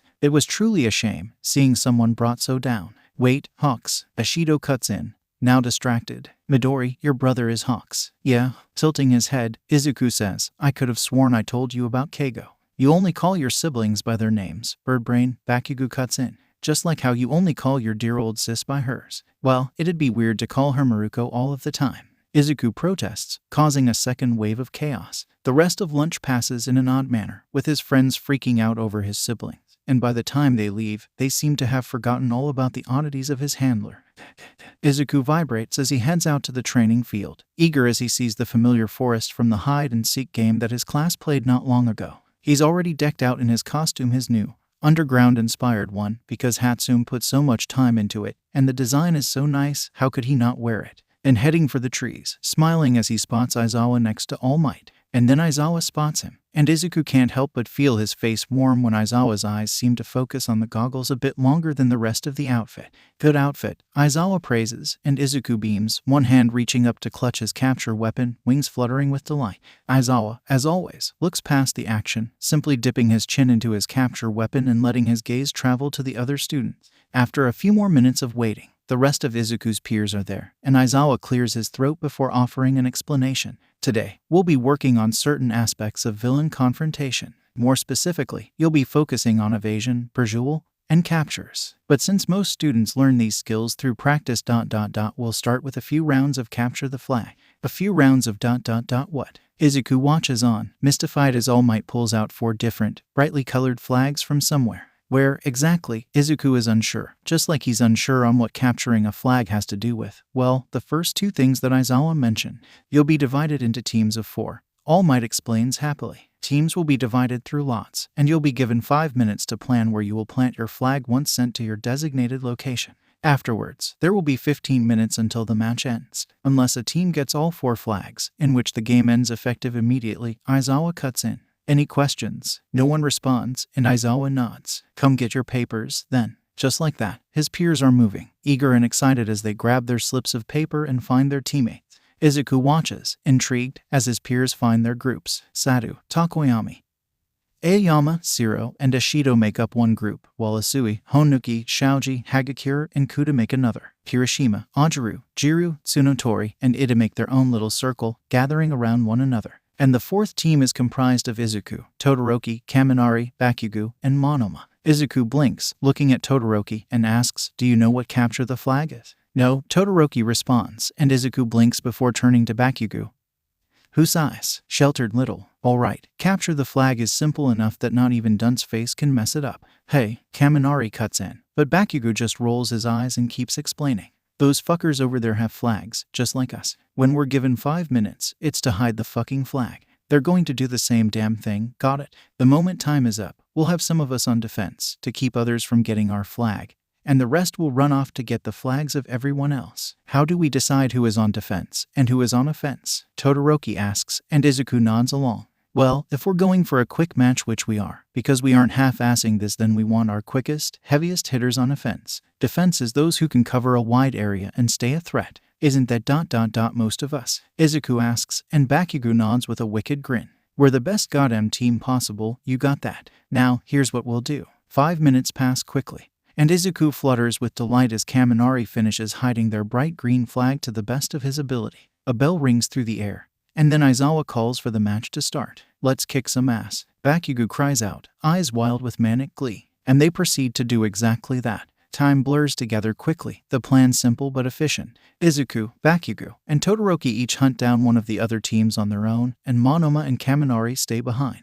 Monoma sticks close to Kaminari, prepared to tap the boy and copy his quirk the moment trouble appears. They don't even have to fight two people before the trio comes back, each clutching a flag and showing joy in their own way. Izuku grinning widely, Bakugo cackling madly, and Todoroki's eyes glimmering with the slight spark that Izuku has come to equate with joy. Aizawa calls for their return, looking exasperated as he does so. Plus Ultra doesn't have to apply to everything, Aizawa points out with a sigh. That match lasted 3 minutes, guys. You put Midori, Bakugo, and Todoroki on one team, Ashido points out accusingly, and All Might winces. Maybe we should switch up the teams, All Might suggests, to which 15 students sigh in relief, while 5 agree with a shrug. And so 4 new teams are made. The first group consists of Shiro, Bakugo, Kirishima, Tsunotori, and Takoyami, while the second has Monoma, Kuda, Ida, Kaminari, and Asui. The third has Aoyama, Ashido, and Sadu, Ajaru, and Todoroki, and Izuku is teamed up with Jiru, Shaoji, Honuki, and Hagakure.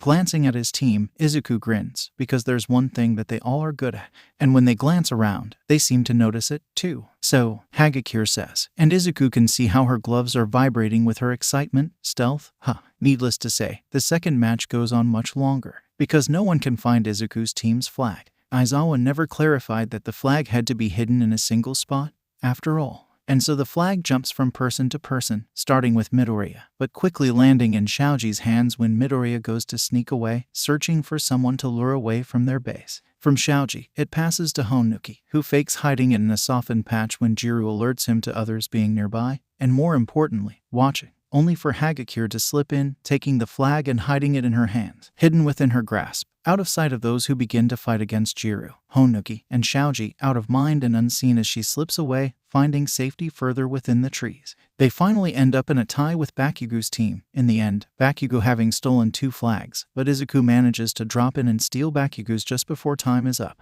This will be the final round, Aizawa announces, once everyone is gathered around him yet again. After this, we'll go over different techniques on evasion and pursuits. Go ahead and draw your lots. I hope I get Midoriya, Kaminari mutters as he puts his hand into the box. He's like ... the lucky teammate. I just get really good partners. Midoriya protests, to which Aoyama lets out a dramatic sigh. So humble, yet so naive, Aoyama says with a despairing tone. Midoriya, what team are you on? Quickly, Izuku plucks out a paper, then opens it. 4. Murd, Aoyama mutters, then slinks away. Kaminari, too, looks worried, paper showing that he's in Group 1. And then he hears a cheer. All right, Kirishima shouts, racing over to Izuku. Mido, we're teammates. Really? Izuku beams when he sees the matching number on Kirishima's slip, glad that he finally gets to work with his redhead friend. And just like that, his peers are flocking together, and groups grow before his eyes for the third and final time. The first group consists of Kaminari, Asui, Tsunotori, Hagakure, and Honuki. The second has Aoyama, Ashido, Sadu, Shiro, and Bakugo. Jiru, Takoyami, Ida, Shaoji, and Todoroki make up the third group. The final group is Izuku's, with Ajaru, Kirishima, Monoma, and Kuda on his side. Oh, look at that. Izuku hears All Might whisper to Aizawa, his ears picking up the sound. We managed to get equal teams this time. No, we didn't, Aizawa states, and Izuku watches as All Might blinks in surprise, before asking, what do you mean? Look at Group 4, young Midoriya's team. Yes, look at who he's with. Young Monoma, Ifu Kuda. He's with Kuda. Glaring at All Might, Aizawa asks, don't you know about the forest incident? Clearly, he doesn't, but sharing a glance with Kuda, Izuku knows that they'll give the hero a great example of what they can do. The match is chaotic, and some of his peers make joking complaints about how Izuku is always the winner. But Izuku sees how they enjoyed the matches, too. It's ... nice. Really nice. Things are looking up, and Izuku never wants to come down. And maybe he won't have to. It's on the third day after internships, on a normal Wednesday afternoon, that Aizawa-sensei first brings up the idea of finals. Don't forget that finals are approaching, Aizawa states, a quick display popping up on the board, showing a calendar with a date circled. There are still quite a few weeks left, but don't delay on your studies. Failing this test will mean being forced to stay back for remedial lessons, and being unable to attend the summer camp that is planned for the first years. And that's another thing that's been mentioned, to a camp. Izuku has never no, that's a lie. Sort of. Izuku has never been to a summer camp, but he's been sent to a training camp. It was a test run, Izuku thinks, a way to see how effective the different style would be for Izuku's progress. Izuku had been happier there, out in the open sun, especially when Keigo came one day to work on flying with him, and Rumi the next, so they could focus on that half of his quirk, but apparently his handler had deemed it inefficient. Because Izuku hasn't gone back since he was ... 9, he believes. Flying was fun, being outside was fun, being stuck in a cabin, all on his own, with nothing but the whistling of the wind to keep him company, that wasn't as fun. Now, Izuku has no doubts that this is a training camp. He wouldn't just send the hero kids to a normal camp. No one would. Summer is just a chance to catch up on different subjects, surely, and this time it will be intensive training. Izuku would simply be switching from one training routine for another. But the others will be there, at least most of them, guaranteed. That's what makes Izuku excited, more than anything. Izuku is fairly confident that he'll be able to pass the final. It's a written portion, and then a practical portion the day after, if Izuku has heard correctly, and Izuku is sure that he'll be able to do whatever they ask of him. He's always worked hard to pass the tests presented to him, so one more doesn't make much of a difference. His peers, at least most of them, seem to feel a different way about this challenge. However, Kaminari and Ashido seem to have lost the joy in their eyes, both slumped against the table. Jiru's face is pinched, her hand still when it had been twirling one of her earjacks just moments ago. Even Tsunotori seems stressed, if the way her shoulders have hunched is any indication. But then, when Aizawa leaves the room, and the class is waiting for Yamada-sensei to arrive, Hagakure leaps out of her seat, rippling the air with dramatic gestures as she exclaims, "Guys, we should make a study group together." Izuku watches as his classmates perk up, many of them gaining smiles as they quickly agree. "Heck yeah, that's such a manly idea. That sounds great. I can probably host at my house, at least one of these weekends. I'll bring snacks for us. I can assist in mathematics, although perhaps we should defer to another for help on the sciences. Is anyone here good at English? I'm going to bomb the exam otherwise." Midoriya is, someone points out, and then eyes are turning to him. But when Kaminari asks, with pleading eyes, "Hey, Mido, you can help me with English, right?" Izuku feels his own smile dropping, turning into something regretful. I don't think I'll be able to," Izuku admits, his soft voice echoing through the suddenly silent room. "I'm usually busy on the weekends." The air feels colder, stiffer, and Kaminari's face turns into something pain. "Right," Kaminari says, his own voice filled with something not quite comprehensible, not to Izuku. "Your schedule is really packed." "Huh, I'm sorry," Izuku says, the words coming out like they're instinctual, and maybe they are, but they hurt even more when Kaminari's expression turns sadder, more panicked. "Don't be sorry," Kaminari shouts. It's not your fault, Midoribro," Kirishima soothes, cutting in, and Izuku feels his own shoulders untense, despite Izuku not remembering ever tensing them in the first place. "Okay," Izuku says, and Kirishima flashes him a quick smile just as Yamada walks into the room. The air lightens back up, but it isn't the same. Not until lunch, because with lunch comes Shinsu, who looks oddly amused, purple eyes dancing with mirth as he saunters over to the table and plants his tray at his spot. "Vlad King utterly despises me," Shinsu states proudly, with the same radiance of joy that Keigo seems to shine with whenever he gets fried chicken. "Absolutely hates him," Tetsu agrees, and Yurashi nods along with a giant smile. "That's ... good," Izuku says, head tilting, and Shinsu nods with a smirk. "It is. We think it'll be less than 2 weeks before he cracks." "I give it 2 days," Tetsu counters, and Izuku frowns. 2 weeks until ... what? Izuku asks, and Shinsu's grin sharpens, turning feral with delight. "You'll find out soon enough," Shinsu says vaguely, and nothing that Izuku says gets him to say anything further on the matter. But let it be known that it keeps Izuku's mind off of the oddities of the morning, and the day passes with ease.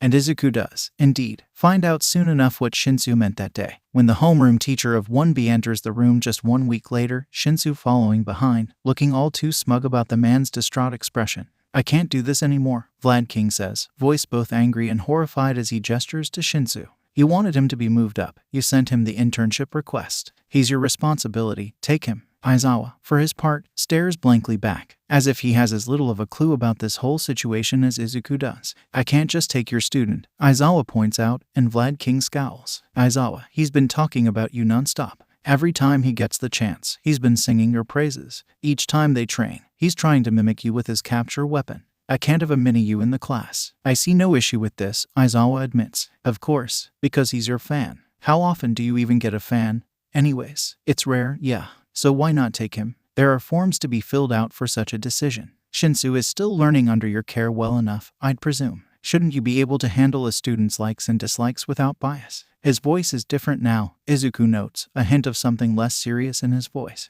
He's messing with Vlad King. Izuku realizes, eyes widening, and Shinsu seems to catch the movement because his gaze shifts, locking eyes before winking. Now excited to listen, Izuku sits upright, watching the moment unfold with a new sense of clarity. I can take care of the forms, Vlad King assures, voice higher as he begins to plead. It's nothing much for me, I promise. I'll have it done before the day is over. Netsu won't mind, either. He'll approve, but you're forgetting one thing. Which is, I have a full class, Vlad, Aizawa notes, and Vlad King scoffs. I'll take one of them. A trade, anyone that you want. When Aizawa simply stands there, unmoved, Vlad King also says, I'll do all of your grading for a month as well. Please, Aizawa, I can't listen to your fanboy ramble about your capture weapon for one more minute, or I'll end up expelling a second student. Any of them? Shinsu asks, his smile growing. Even Midoriya. Vlad King frowns and so does Izuku. Which one is Midoriya? Izuku raises his hand, and Vlad King's eyes widen. Anyone but Midoriya, Vlad King clarifies. I refuse to take a different fanboy of yours. Shinsu snorts, and Izuku can't help but shrink in on himself, ignoring the way that his face warms. You're implying that one of my students should be moved to 1B, Aizawa observes, and Vlad King sputters. Are you saying that I'm too incompetent to teach someone who is currently in this room, or that they are not able to keep up with my teaching?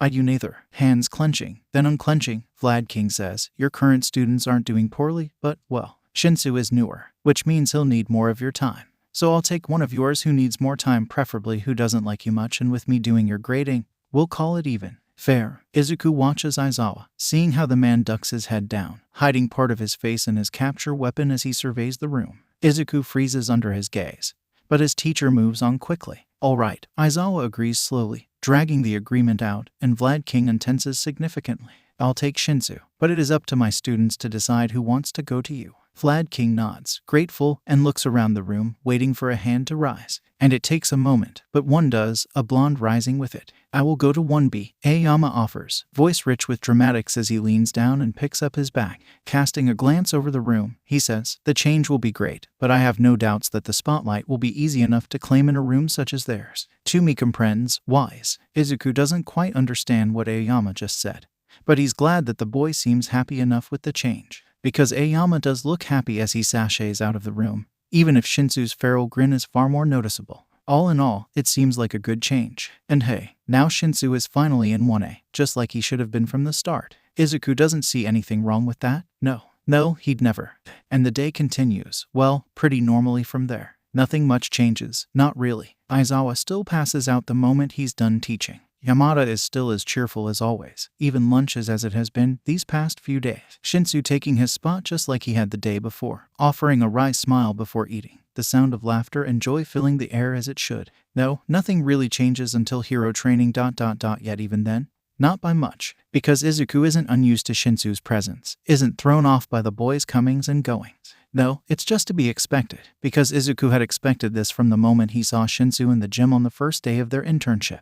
It's as it should be, and so Izuku doesn't feel the need to pay it much mind. So he doesn't. He's content enough to just let it be. But the world doesn't let life simply slide by, and his peers seem more hung up on Shinsu's arrival. This is why you've been so eager to piss off Vlad King. Kaminari asks, dude, that takes guts. He expelled someone this year, didn't he? That kid was a pervert. I'm just a fanboy, Shinsu says, slipping on his hero costume, a basic jumpsuit, one that is clearly inspired by Aizawa. Izuku wonders if that was intentional, and if it was specifically to upset his former homeroom teacher. He has a feeling that Shinsu is just being open about his interests, which Izuku can appreciate. It's easier to understand those with open intentions, after all, and Shinsu has been rather open from the start. Although there are definitely times that Izuku hasn't been able to comprehend the emotions that the boy was expressing.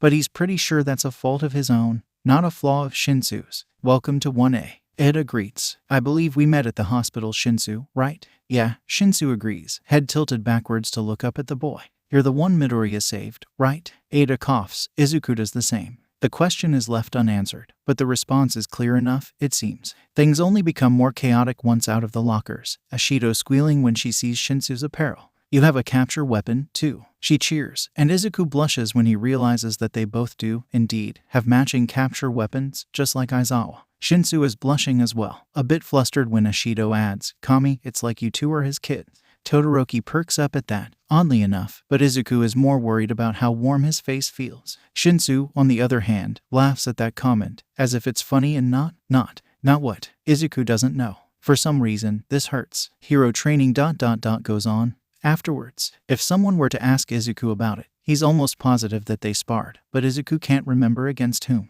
He thinks he started against Ajaru, because the tailed boy is the closest to being his match. Ajaru had ... done better, he thinks. Izuku believes that they did a few quirkless rounds, because Ajaru wanted to see if he could do better without his tail. Izuku is pretty sure that Ajaru lost every single time. He remembers fighting Shinsu, if only for a while. Todoroki, too. Maybe Monoma, or maybe it was Bakugo that he went against. Izuku will admit it. He doesn't know, because he was too busy thinking, trying to figure out why it had hurt to hear Shinsu laugh at the idea of them being Aizawa's kids. Or maybe it was just the fact that Shinsu's laugh also covered the idea of Izuku being Aizawa's kid, and that Shinsu laughing at his own predicament wasn't a problem. But ... why? Why would Izuku be upset? There's no reason to be upset. None at all. Izuku should have just laughed it off, too, most likely. Should have smiled and tossed in a joke, like Shinsu. Because Aizawa isn't his father, and he isn't Aizawa's kid. Isn't anyone's kid, quite frankly. And that's just how it is. He has his siblings. He doesn't need anything more. There's no point in being upset about it. It'd be selfish to ask for anything more than he already has. He needs to accept it and continue onwards. Yet the thoughts linger, and they keep sticking around, fogging up his mind and making everything slip through his brain until Midoriya, Aizawa calls, and Izuku snaps to attention. Class is over, and he's been following the others back to the changing rooms. It's time to head out for the day. Or maybe it isn't. Nedzu wants to talk to you, Aizawa explains, and Izuku hums, nods, and pretends that he hasn't been pondering familial ties for the last period. All right, Izuku agrees, out loud, and Aizawa seems to like that, nodding before turning away, a clear cue for Izuku to go. The trip to Nedzu's office isn't special, but it is worrying, because Izuku doesn't think he's done anything to warrant such a visit. But Izuku also never went to a school before Yui. He doesn't know how places like these work, so it makes sense, in his opinion, to be just a little on edge, or maybe a lot, as he enters the principal's domain, the door opening before he can even knock, the creature's cheery voice beckoning him inside. Midoriya, Nedzu greets, standing upon his chair. Come in, come right on in. I've heard quite a bit about you. He has. Izuku inches into the room, takes the seat that has no back, the comfiest option despite how it's nothing more than a mere stool compared to the plush chairs that sit on either side of it. Nedzu smiles throughout it all, teeth hidden away behind a perfected, closed-mouth smile. Underneath his skin, Izuku feels a buzzing sensation. It's as if he can't figure out whether he should flare his wings out of fear or out of the urge to intimidate, if he's predator or prey at this moment. But then Nedzu lets his smile become more authentic. Lets it sharpen, become wilder, teeth jutting out ... and for some reason, the action makes Izuku settle, his instincts settling, quieting in the back of his mind. Izuku has no doubts that it should be intimidating to normal people, but the animalistic action soothes Izuku's quirk, and lets him focus more on the creature than his appearance. I'd like to be straightforward with you, if you do not mind, Nedzu says, the moment he sees that Izuku has given him his full attention, and Izuku nods, grateful. I've heard quite a bit of your talents from Aizawa, along with the occasional comment from your other teachers, and I'm quite intrigued by the results that I have seen since your testing during the recommendation exam. You seem quite ahead of your peers, and you have a keen mind that I doubt has reached its full potential. It's due to his trainers, Izuku knows.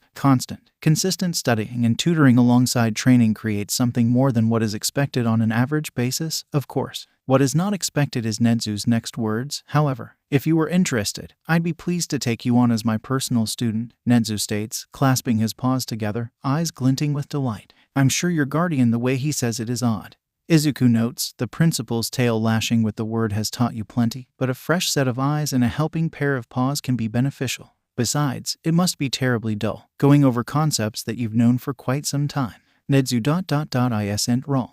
Izuku hasn't learned much since coming to Yuri. Not that he'd let that slip to his handler, but his handler is smart, observant. She'll probably notice, if she hasn't already, that Izuku isn't improving very much academically. She was already upset after his internship, when she learned that Izuku wasn't helped by Aizawa with his analysis, already too proficient in the skill. Nedzu has a reputation, Izuku has learned. He's one of the most intelligent creatures on Earth, most likely the smartest in Japan, if the rumors are correct. His handler would never disagree with such a decision. She'd be pleased. And Izuku won't be bored by repetitive assignments. And he likes learning, likes adding new skills and talents and little tidbits to his arsenal, so, really, All of the signs point in one direction, because there's only one thing that would make him decline.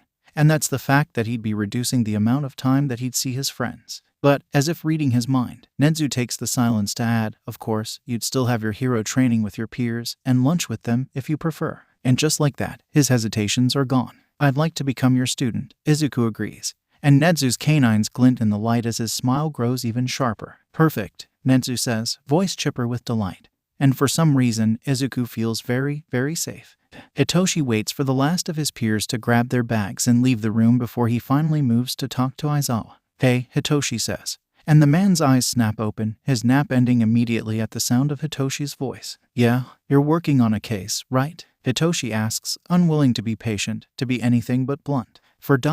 you know. We've been gathering evidence, Aizawa admits. It's not as quick as I'd like. Aizawa sits up, sleeping bag falling from around him, piling in his still-covered lap. Why, do you have anything? Not particularly, Hitoshi admits. Except I do have more people to back this up, if you need it. Who? Aizawa asks, and Hitoshi grins. It's a wild one, he knows, full of the ill intent that he's felt for weeks when thinking of Midoriya's handlers and trainers, or whatever else those narcissistic, unempathetic fucknuts want to call themselves. Hitoshi prefers the term abusers or sociopaths, but sure, whatever. Our entire lunch table. There's 10 others who know about his schedule and his handlers. 2 of them, Takoyami and Bakugo, I believe, have met his siblings, and know how infrequently they get to see Midoriya thanks to their internships. Tilting his head, Hitoshi thinks before adding. Ajaru also knows something is wrong, I think. I overheard him muttering about how odd Midoriya's training is, after they did a quirkless spar. I don't know what exactly he knows, but it probably isn't anything good. I'll talk to him, Aizawa assures, and then frowns. I don't want any of this getting around to Midoriya, either. Don't stress him out over something out of his control, got it. He's got more than enough stress already. Hitoshi agrees, and Aizawa's frown deepens even more. That he does, Aizawa mutters, and Hitoshi can't help but agree with the man's distaste. He just wants Midoriya to be happy, relaxed, whatever. Anything but what he has now. The life he has with the never-ending schedules and handlers and barely seeing his siblings and not having a favorite color until less than a month ago. Hitoshi sees red, ironically enough, and he can't help but think of how that's Midoriya's favorite color. And apparently Hitoshi has thought of Midoriya for too long. Because the boy is entering the room, perfectly timed, as if he was summoned by Hitoshi's worries alone. And Midoriya looks surprised to see him still in the room, ears stiffening with surprise before relaxing, going limp and drooping partially in a calm manner. Shinsu, Midoriya greets first. And Hitoshi still feels a rush of joy that Midoriya feels comfortable enough to do such a thing, no matter how mundane the thing should be. I didn't know you were still here. Tilting his head, Midoriya studies Hitoshi, ignorant to how his ears flop over on his head all the while. Then Midoriya perks up, wings fluttering, and he says, oh, you two were about to train, weren't you? We're about to, Hitoshi agrees. And a glance at the clock reminds Hitoshi that, oh, he should be training. Aizawa seems to realize this, too, if the exhausted look on his face says anything. Maybe Hitoshi should ask that they move their sparring practice over by a day, so the man can rest or focus on Midoriya's case while Hitoshi trains alone. Or, better yet, want to join me today? Hitoshi asks, and Midoriya beams. I'd love to. Midoriya agrees, but then he pauses and frowns. Oh, wait. He pulls out his phone, glances at it, and sighs. I can't, he says softly. I'm so sorry. It's nothing to apologize over, Hitoshi assures. We'll spar another time, yeah. Midoriya nods eagerly, and Hitoshi smiles. But then, as Midoriya walks past him, heading to his desk where his backpack lays, no doubt why the greenet returned to the room, Hitoshi gets an idea. A way to get information, to find out what he's missing. What was causing Ajaru's irritation. So when Midoriya turns around, Hitoshi continues on, voice casual, as if this isn't potentially very significant. I've heard Ajaru talk about how you're one of the best people he's ever seen fight quirkless, Hitoshi says, and Midoriya blinks at him in surprise. How'd you get so good at not using your wings? Midoriya laughs, clearly flustered. Oh, Ajaru had asked me when we first sparred. I'm surprised he still thinks about it. Shrugging as he slips his strap over his shoulder, Midoriya explains, it was hard at first. My handler wanted me to be able to fight even if I couldn't use my wings. So she wanted me to learn to fight without depending on them. I couldn't keep them still at first, so they started binding my wings. They bound your wings, Aizawa repeats, the first time that he's spoken since Midoriya walked in, and Midoriya nods far too easily. They still do, sometimes. It's great, because it acts as practice for getting out of restraints when we're done. They've gotten better at tying them up, but I've never been stuck for too long. Glancing at the clock, Izuku yelps. The noise coming out is a sort of chirp-like noise. I need to get going. Good luck with training, Shinsu. And then he's gone, leaving behind nothing but anger. Maybe it's a good thing, Hitoshi thinks, that today is a sparring day. He thinks that he needs it, quite frankly, because despite not having a razor, all Hitoshi can see is red. Kami, he hopes that Aizawa can help his friend. The boy needs it more than he could ever realize. And more than Hitoshi thinks he knows, too. Time skips ahead, a routine forming, revolving around Izuku's new schedule. Days pass quickly, hours lost as Izuku soars ahead of his peers, of his years, Nezu's careful planning working perfectly around the tutelage of his past to make his present worthwhile and his future all the better. His handler is pleased, too, just as Izuku had hoped. Life with the commission has been easier because of this. They trust Nezu to cover his academics and, surprisingly, didn't try to fill too much of his remaining tutor session periods with training. No, they've assumed that Izuku will need the time for assignments given to him by the principal. Izuku won't tell them that he isn't using the full time for academics, even if the purposeful omittance makes him feel guilty. It's worth it, Izuku thinks. This tiny act of rebellion, so to speak. For once, Izuku feels as if things are almost calm. His routine is still present, his workload rather large, but there are tiny pockets of air to breathe in during the never-ending deluge. It's nice. These tiny pauses aside, Izuku's schedule is one that Izuku looks forward to. He shows up in the morning, bright and early, as he always does, where he goes to wanted to wait until homeroom. He talks with his friends on the days that are good, and sleeps on the days after those where his handler decided to push him past his limits. When Aizawa enters the room, Izuku remains. As the class representative, it makes sense to do this, as Aizawa often drops tidbits of information that become important for their future. Events, deadlines, exam dates. Nezu had agreed to let Izuku stay for homeroom. It only makes sense that you are not with me for the entire day, Nezu assured, after Izuku tentatively asked for the first period to be with his class. I am a principal as well, I won't be stealing you away all of the time, just most of it. And he had been true to his word. Gone is Izuku's time with Cementos-sensei, Midnight-sensei, and Ectoplasm-sensei. Izuku has been well learned in history and literature for a while. Books an old escape of his for when he wished to soar, but his wings were far too sore to even try. Mathematics was nice, but Nezu is happy enough to teach him lessons that the third years have yet to cover and perhaps never will. English is, technically, a free period of Izuku's, but Izuku likes to sit with his peers for the hour, so he sticks with one as Yamada lectures them, tuning them out in order to focus on his own study.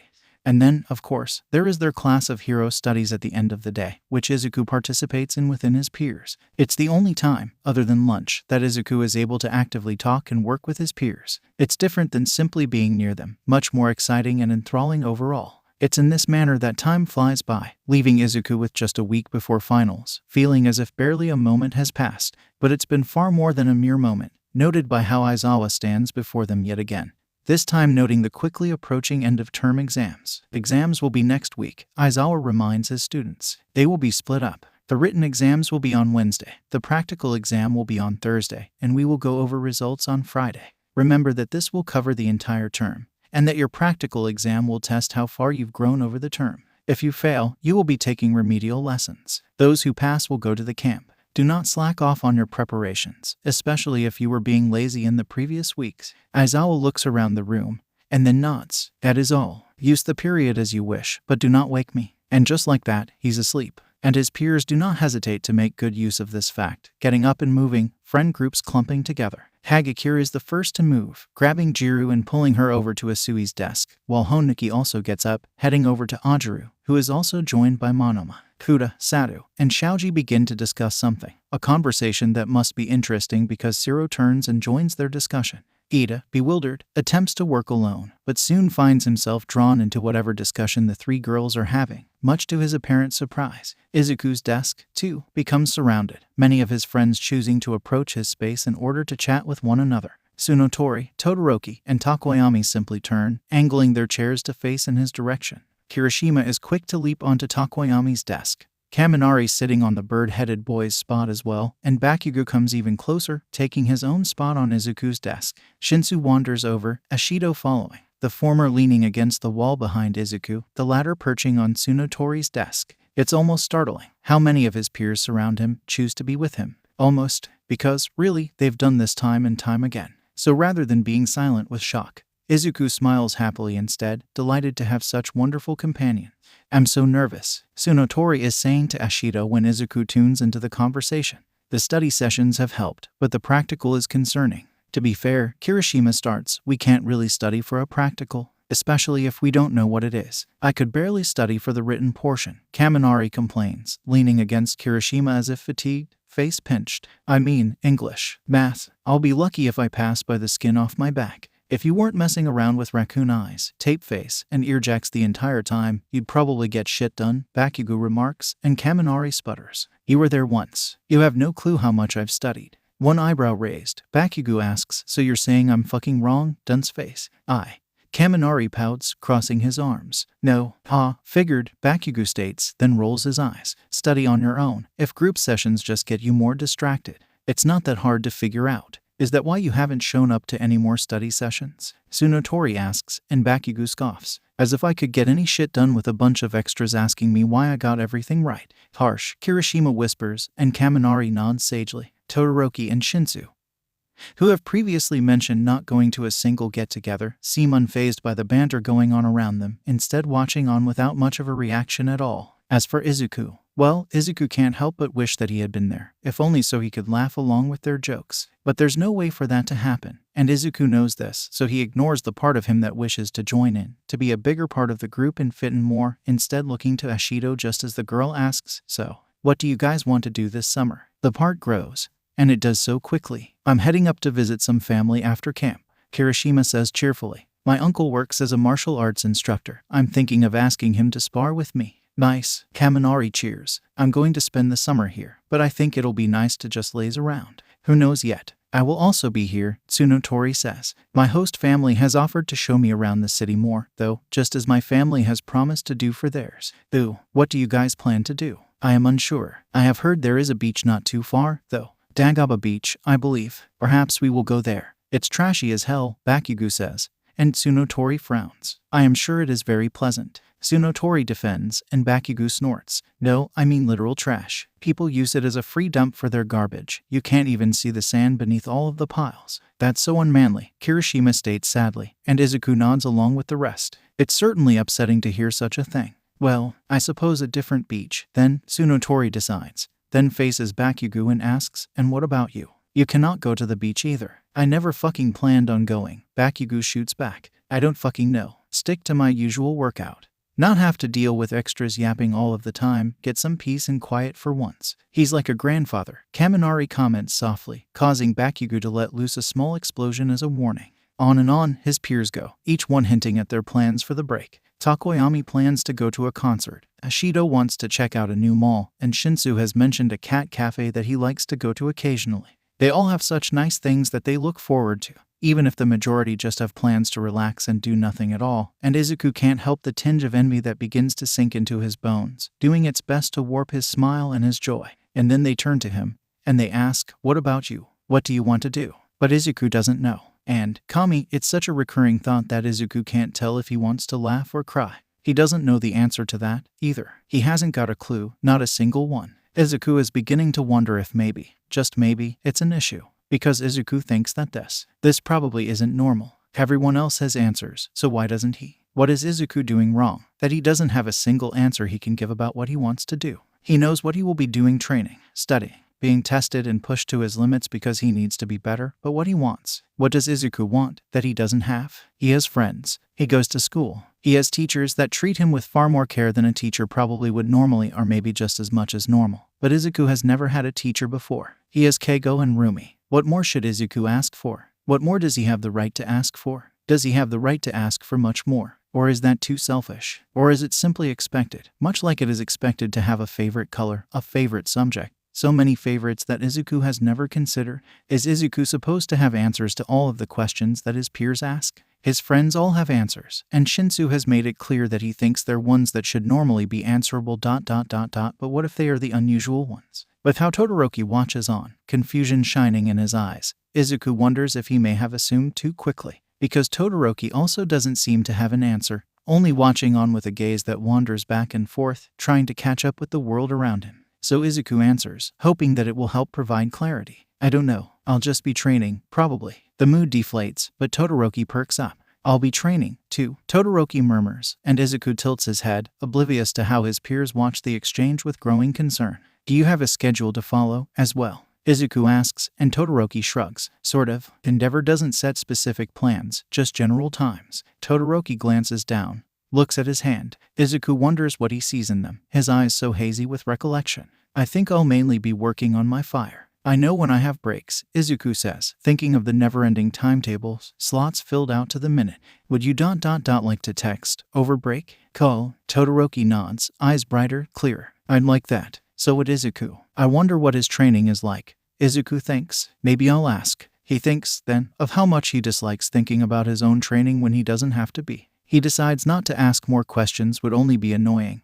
He has no doubt, especially ones on such a subject matter. We'll text, too, okay. Kirishima is saying when Izuku tunes back into the world, looking away from Todoroki's eyes and letting his own look at the others. We've gotta. Yeah. Ashido cheers. We need a group chat, guys. We already have one. Tsunotori points out, then frowns. Wait, no, that does not have everyone in it. Not yet, Kaminari says, whipping out his phone, smile odd as he does, almost pasted on. Add me in, Tsunotori. Me too, Ashido cries out. And Tsunotori giggles before opening her phone, beginning to add their friends to the chat. The mood feels lighter, but not perfect. But Izuku can't do a thing, because Yamada enters the room and there is no chance to change what has been. Not that Izuku knows what he'd even have to do, though.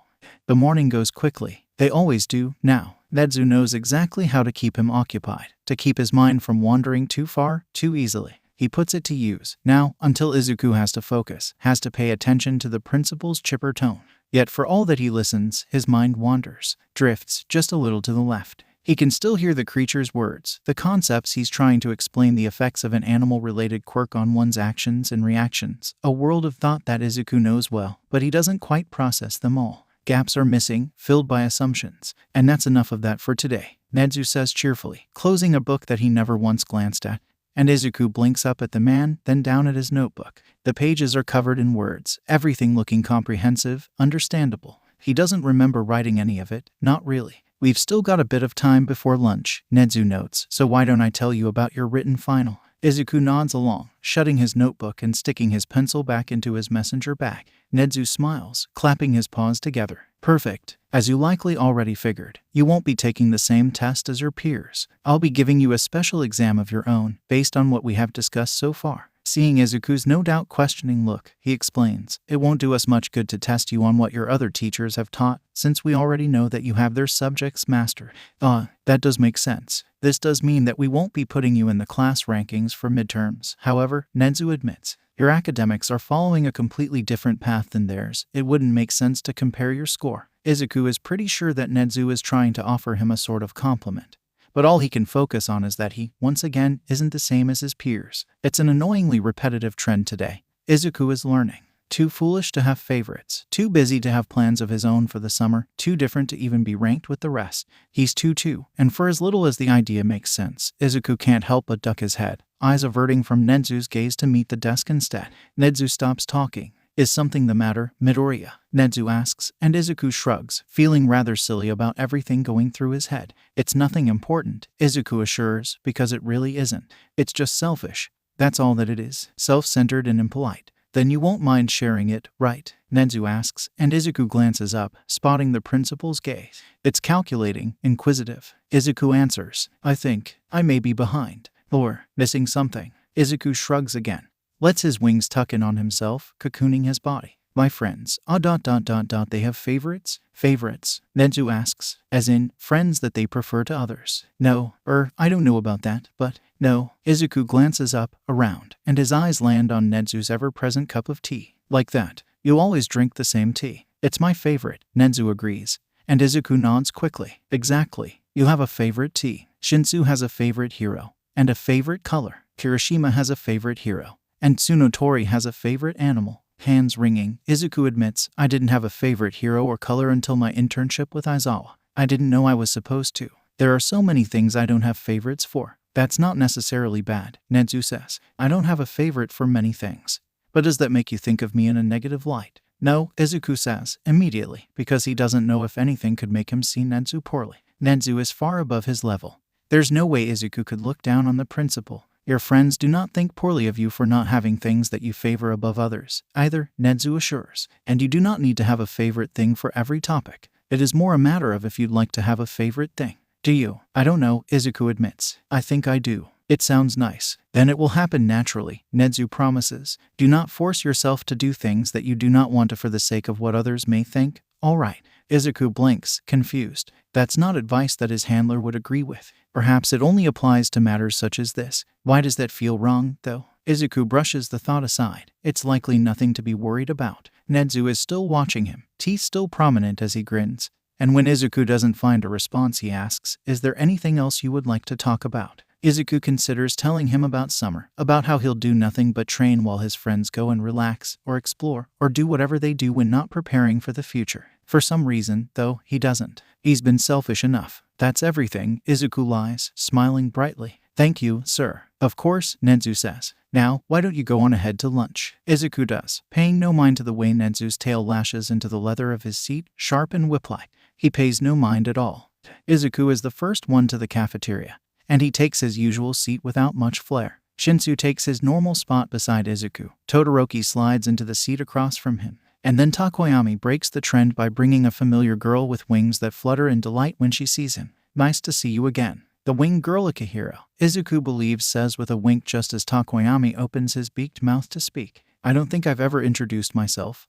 10 million. I'm Tori Akihiro, proud member of the Hero and Business course. Your brother is fun to talk to, by the way. Izuku blinks, then smiles. Izuku Midoriya. Izuku responds, somewhat thrown off guard, because, first of all, you know my brother. Takoyami and I interned under him together. Akihiro explains, gesturing to Takoyami before clasping her hands together. He took me in because he's a stickler for the birds of a feather flock together rule, apparently. Not fully sure, considering I lost in the cavalry battle, but hey, it was really neat getting to train under the number 3 hero. Izuku nods, because, yeah, that's exactly what Keigo would do. He has no doubts that, had there been a student with a rabbit quirk among his peers, Rumi would have snatched them up quicker than Keigo can eat an entire bucket of chicken. Your brother truly does believe in those who are alike coming together, Takoyami agrees. As much as I would like to acclaim his offer to be thanks to my prowess in battle, we all know it's because of his bird face, Dark Shadow says, emerging from Takoyami unprovoked. Anyways, Takoyami cuts in. I digress. I wanted to introduce you to Akihiro, as I presumed that you may be able to further your abilities,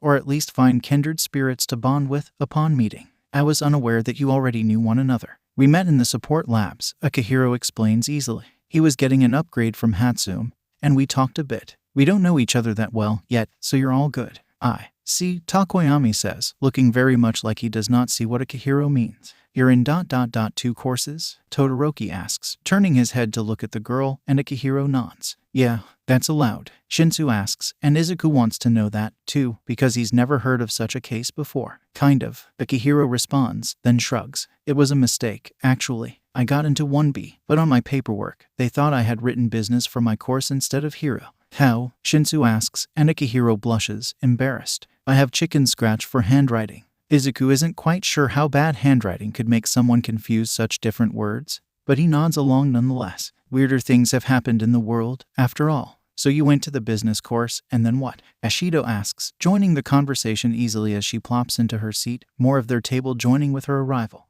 Well, I quickly realized that there was a mistake, so I spoke to Nezu. He said that my spot in 1B was still open, as I had, technically, given them the correct paperwork, so they couldn't take away my spot once they'd already offered it, especially not when I accepted before the deadline. So did they kick someone out of 1B to give you your seat back? Shinsu asks, I know I only got in because that Minta kid got expelled. The pervert, Akihiro recalls easily, albeit rather unfondly, then shakes her head. No, they left it open for a sports festival student. If I hadn't made them aware of the mistake, then you would have still gotten into 1B no matter what. Not that you stayed with us, Shinsu. What can I say? Shinsu says, a gleeful grin covering his face. I'm a bit of an Eraserhead fan. Kan-sensei threw a party when Aoyama took your spot, Akihiro says bluntly, and Shinsu snorts. He made a dartboard, but the target was Aizawa-sensei. Shinsu closes his eyes, then opens them back up. You know what? No, I'm not surprised. I am surprised that I didn't know you were in 2 courses at once, though. I'd go to business lectures either before or after school, depending on the day of the week, Akihiro explains. It's an odd method, but it works. You're not overwhelmed? Izuku asks hesitantly. But Akihiro just shakes her head, happy enough to respond. Not really. I enjoy heroics, and I enjoy learning about the business side. This way, should I need to retire from fieldwork early, I'll be able to hop right into the other side of the business. Glancing at her phone, Akihiro frowns, the first time her smile has left her face since she arrived. Ah, shoot. I've got to go meet up with Meki and Jutsu. Or else they're going to be messing around in the labs all hour. We'll talk more later, yeah. Izuku nods slowly, and Akihiro rises. It was nice meeting you. I'm glad I finally got to talk to you more. And then she's gone, heading off to continue her day. Her day that seems to be just as packed as Izuku's, yet in a whole different way. How can she be so energetic? Shinsu murmurs, watching Akihiro bounce away. I mean, damn, she's in 2 courses here. What the fuck? What the fuck? Indeed, Izuku can agree, but a part of him can't help but be in awe of how much Akihiro is able to accomplish. And it makes him wonder ... Is that something he can do? Can he just have multiple interests to the point of having dual careers? All of the teachers do that, Izuku thinks to himself, and he hums. It's food for thought, he supposes, although it does make him ask himself ... What would Izuku want to do had he had the chance to pick 2 paths in life? Once again, Izuku doesn't have an answer. But on this matter, at this point, Izuku doesn't think it's worth losing sleep over. No, he thinks he's doing fine just as he is. Besides, there are more important things to focus on, like finals. How fun. Okay, sadly the chapter is over. And if you enjoyed the video, just leave a like and subscribe with post notification, so when the next chapter is ready, you will be notified. Okay, see you in the next video. Bye.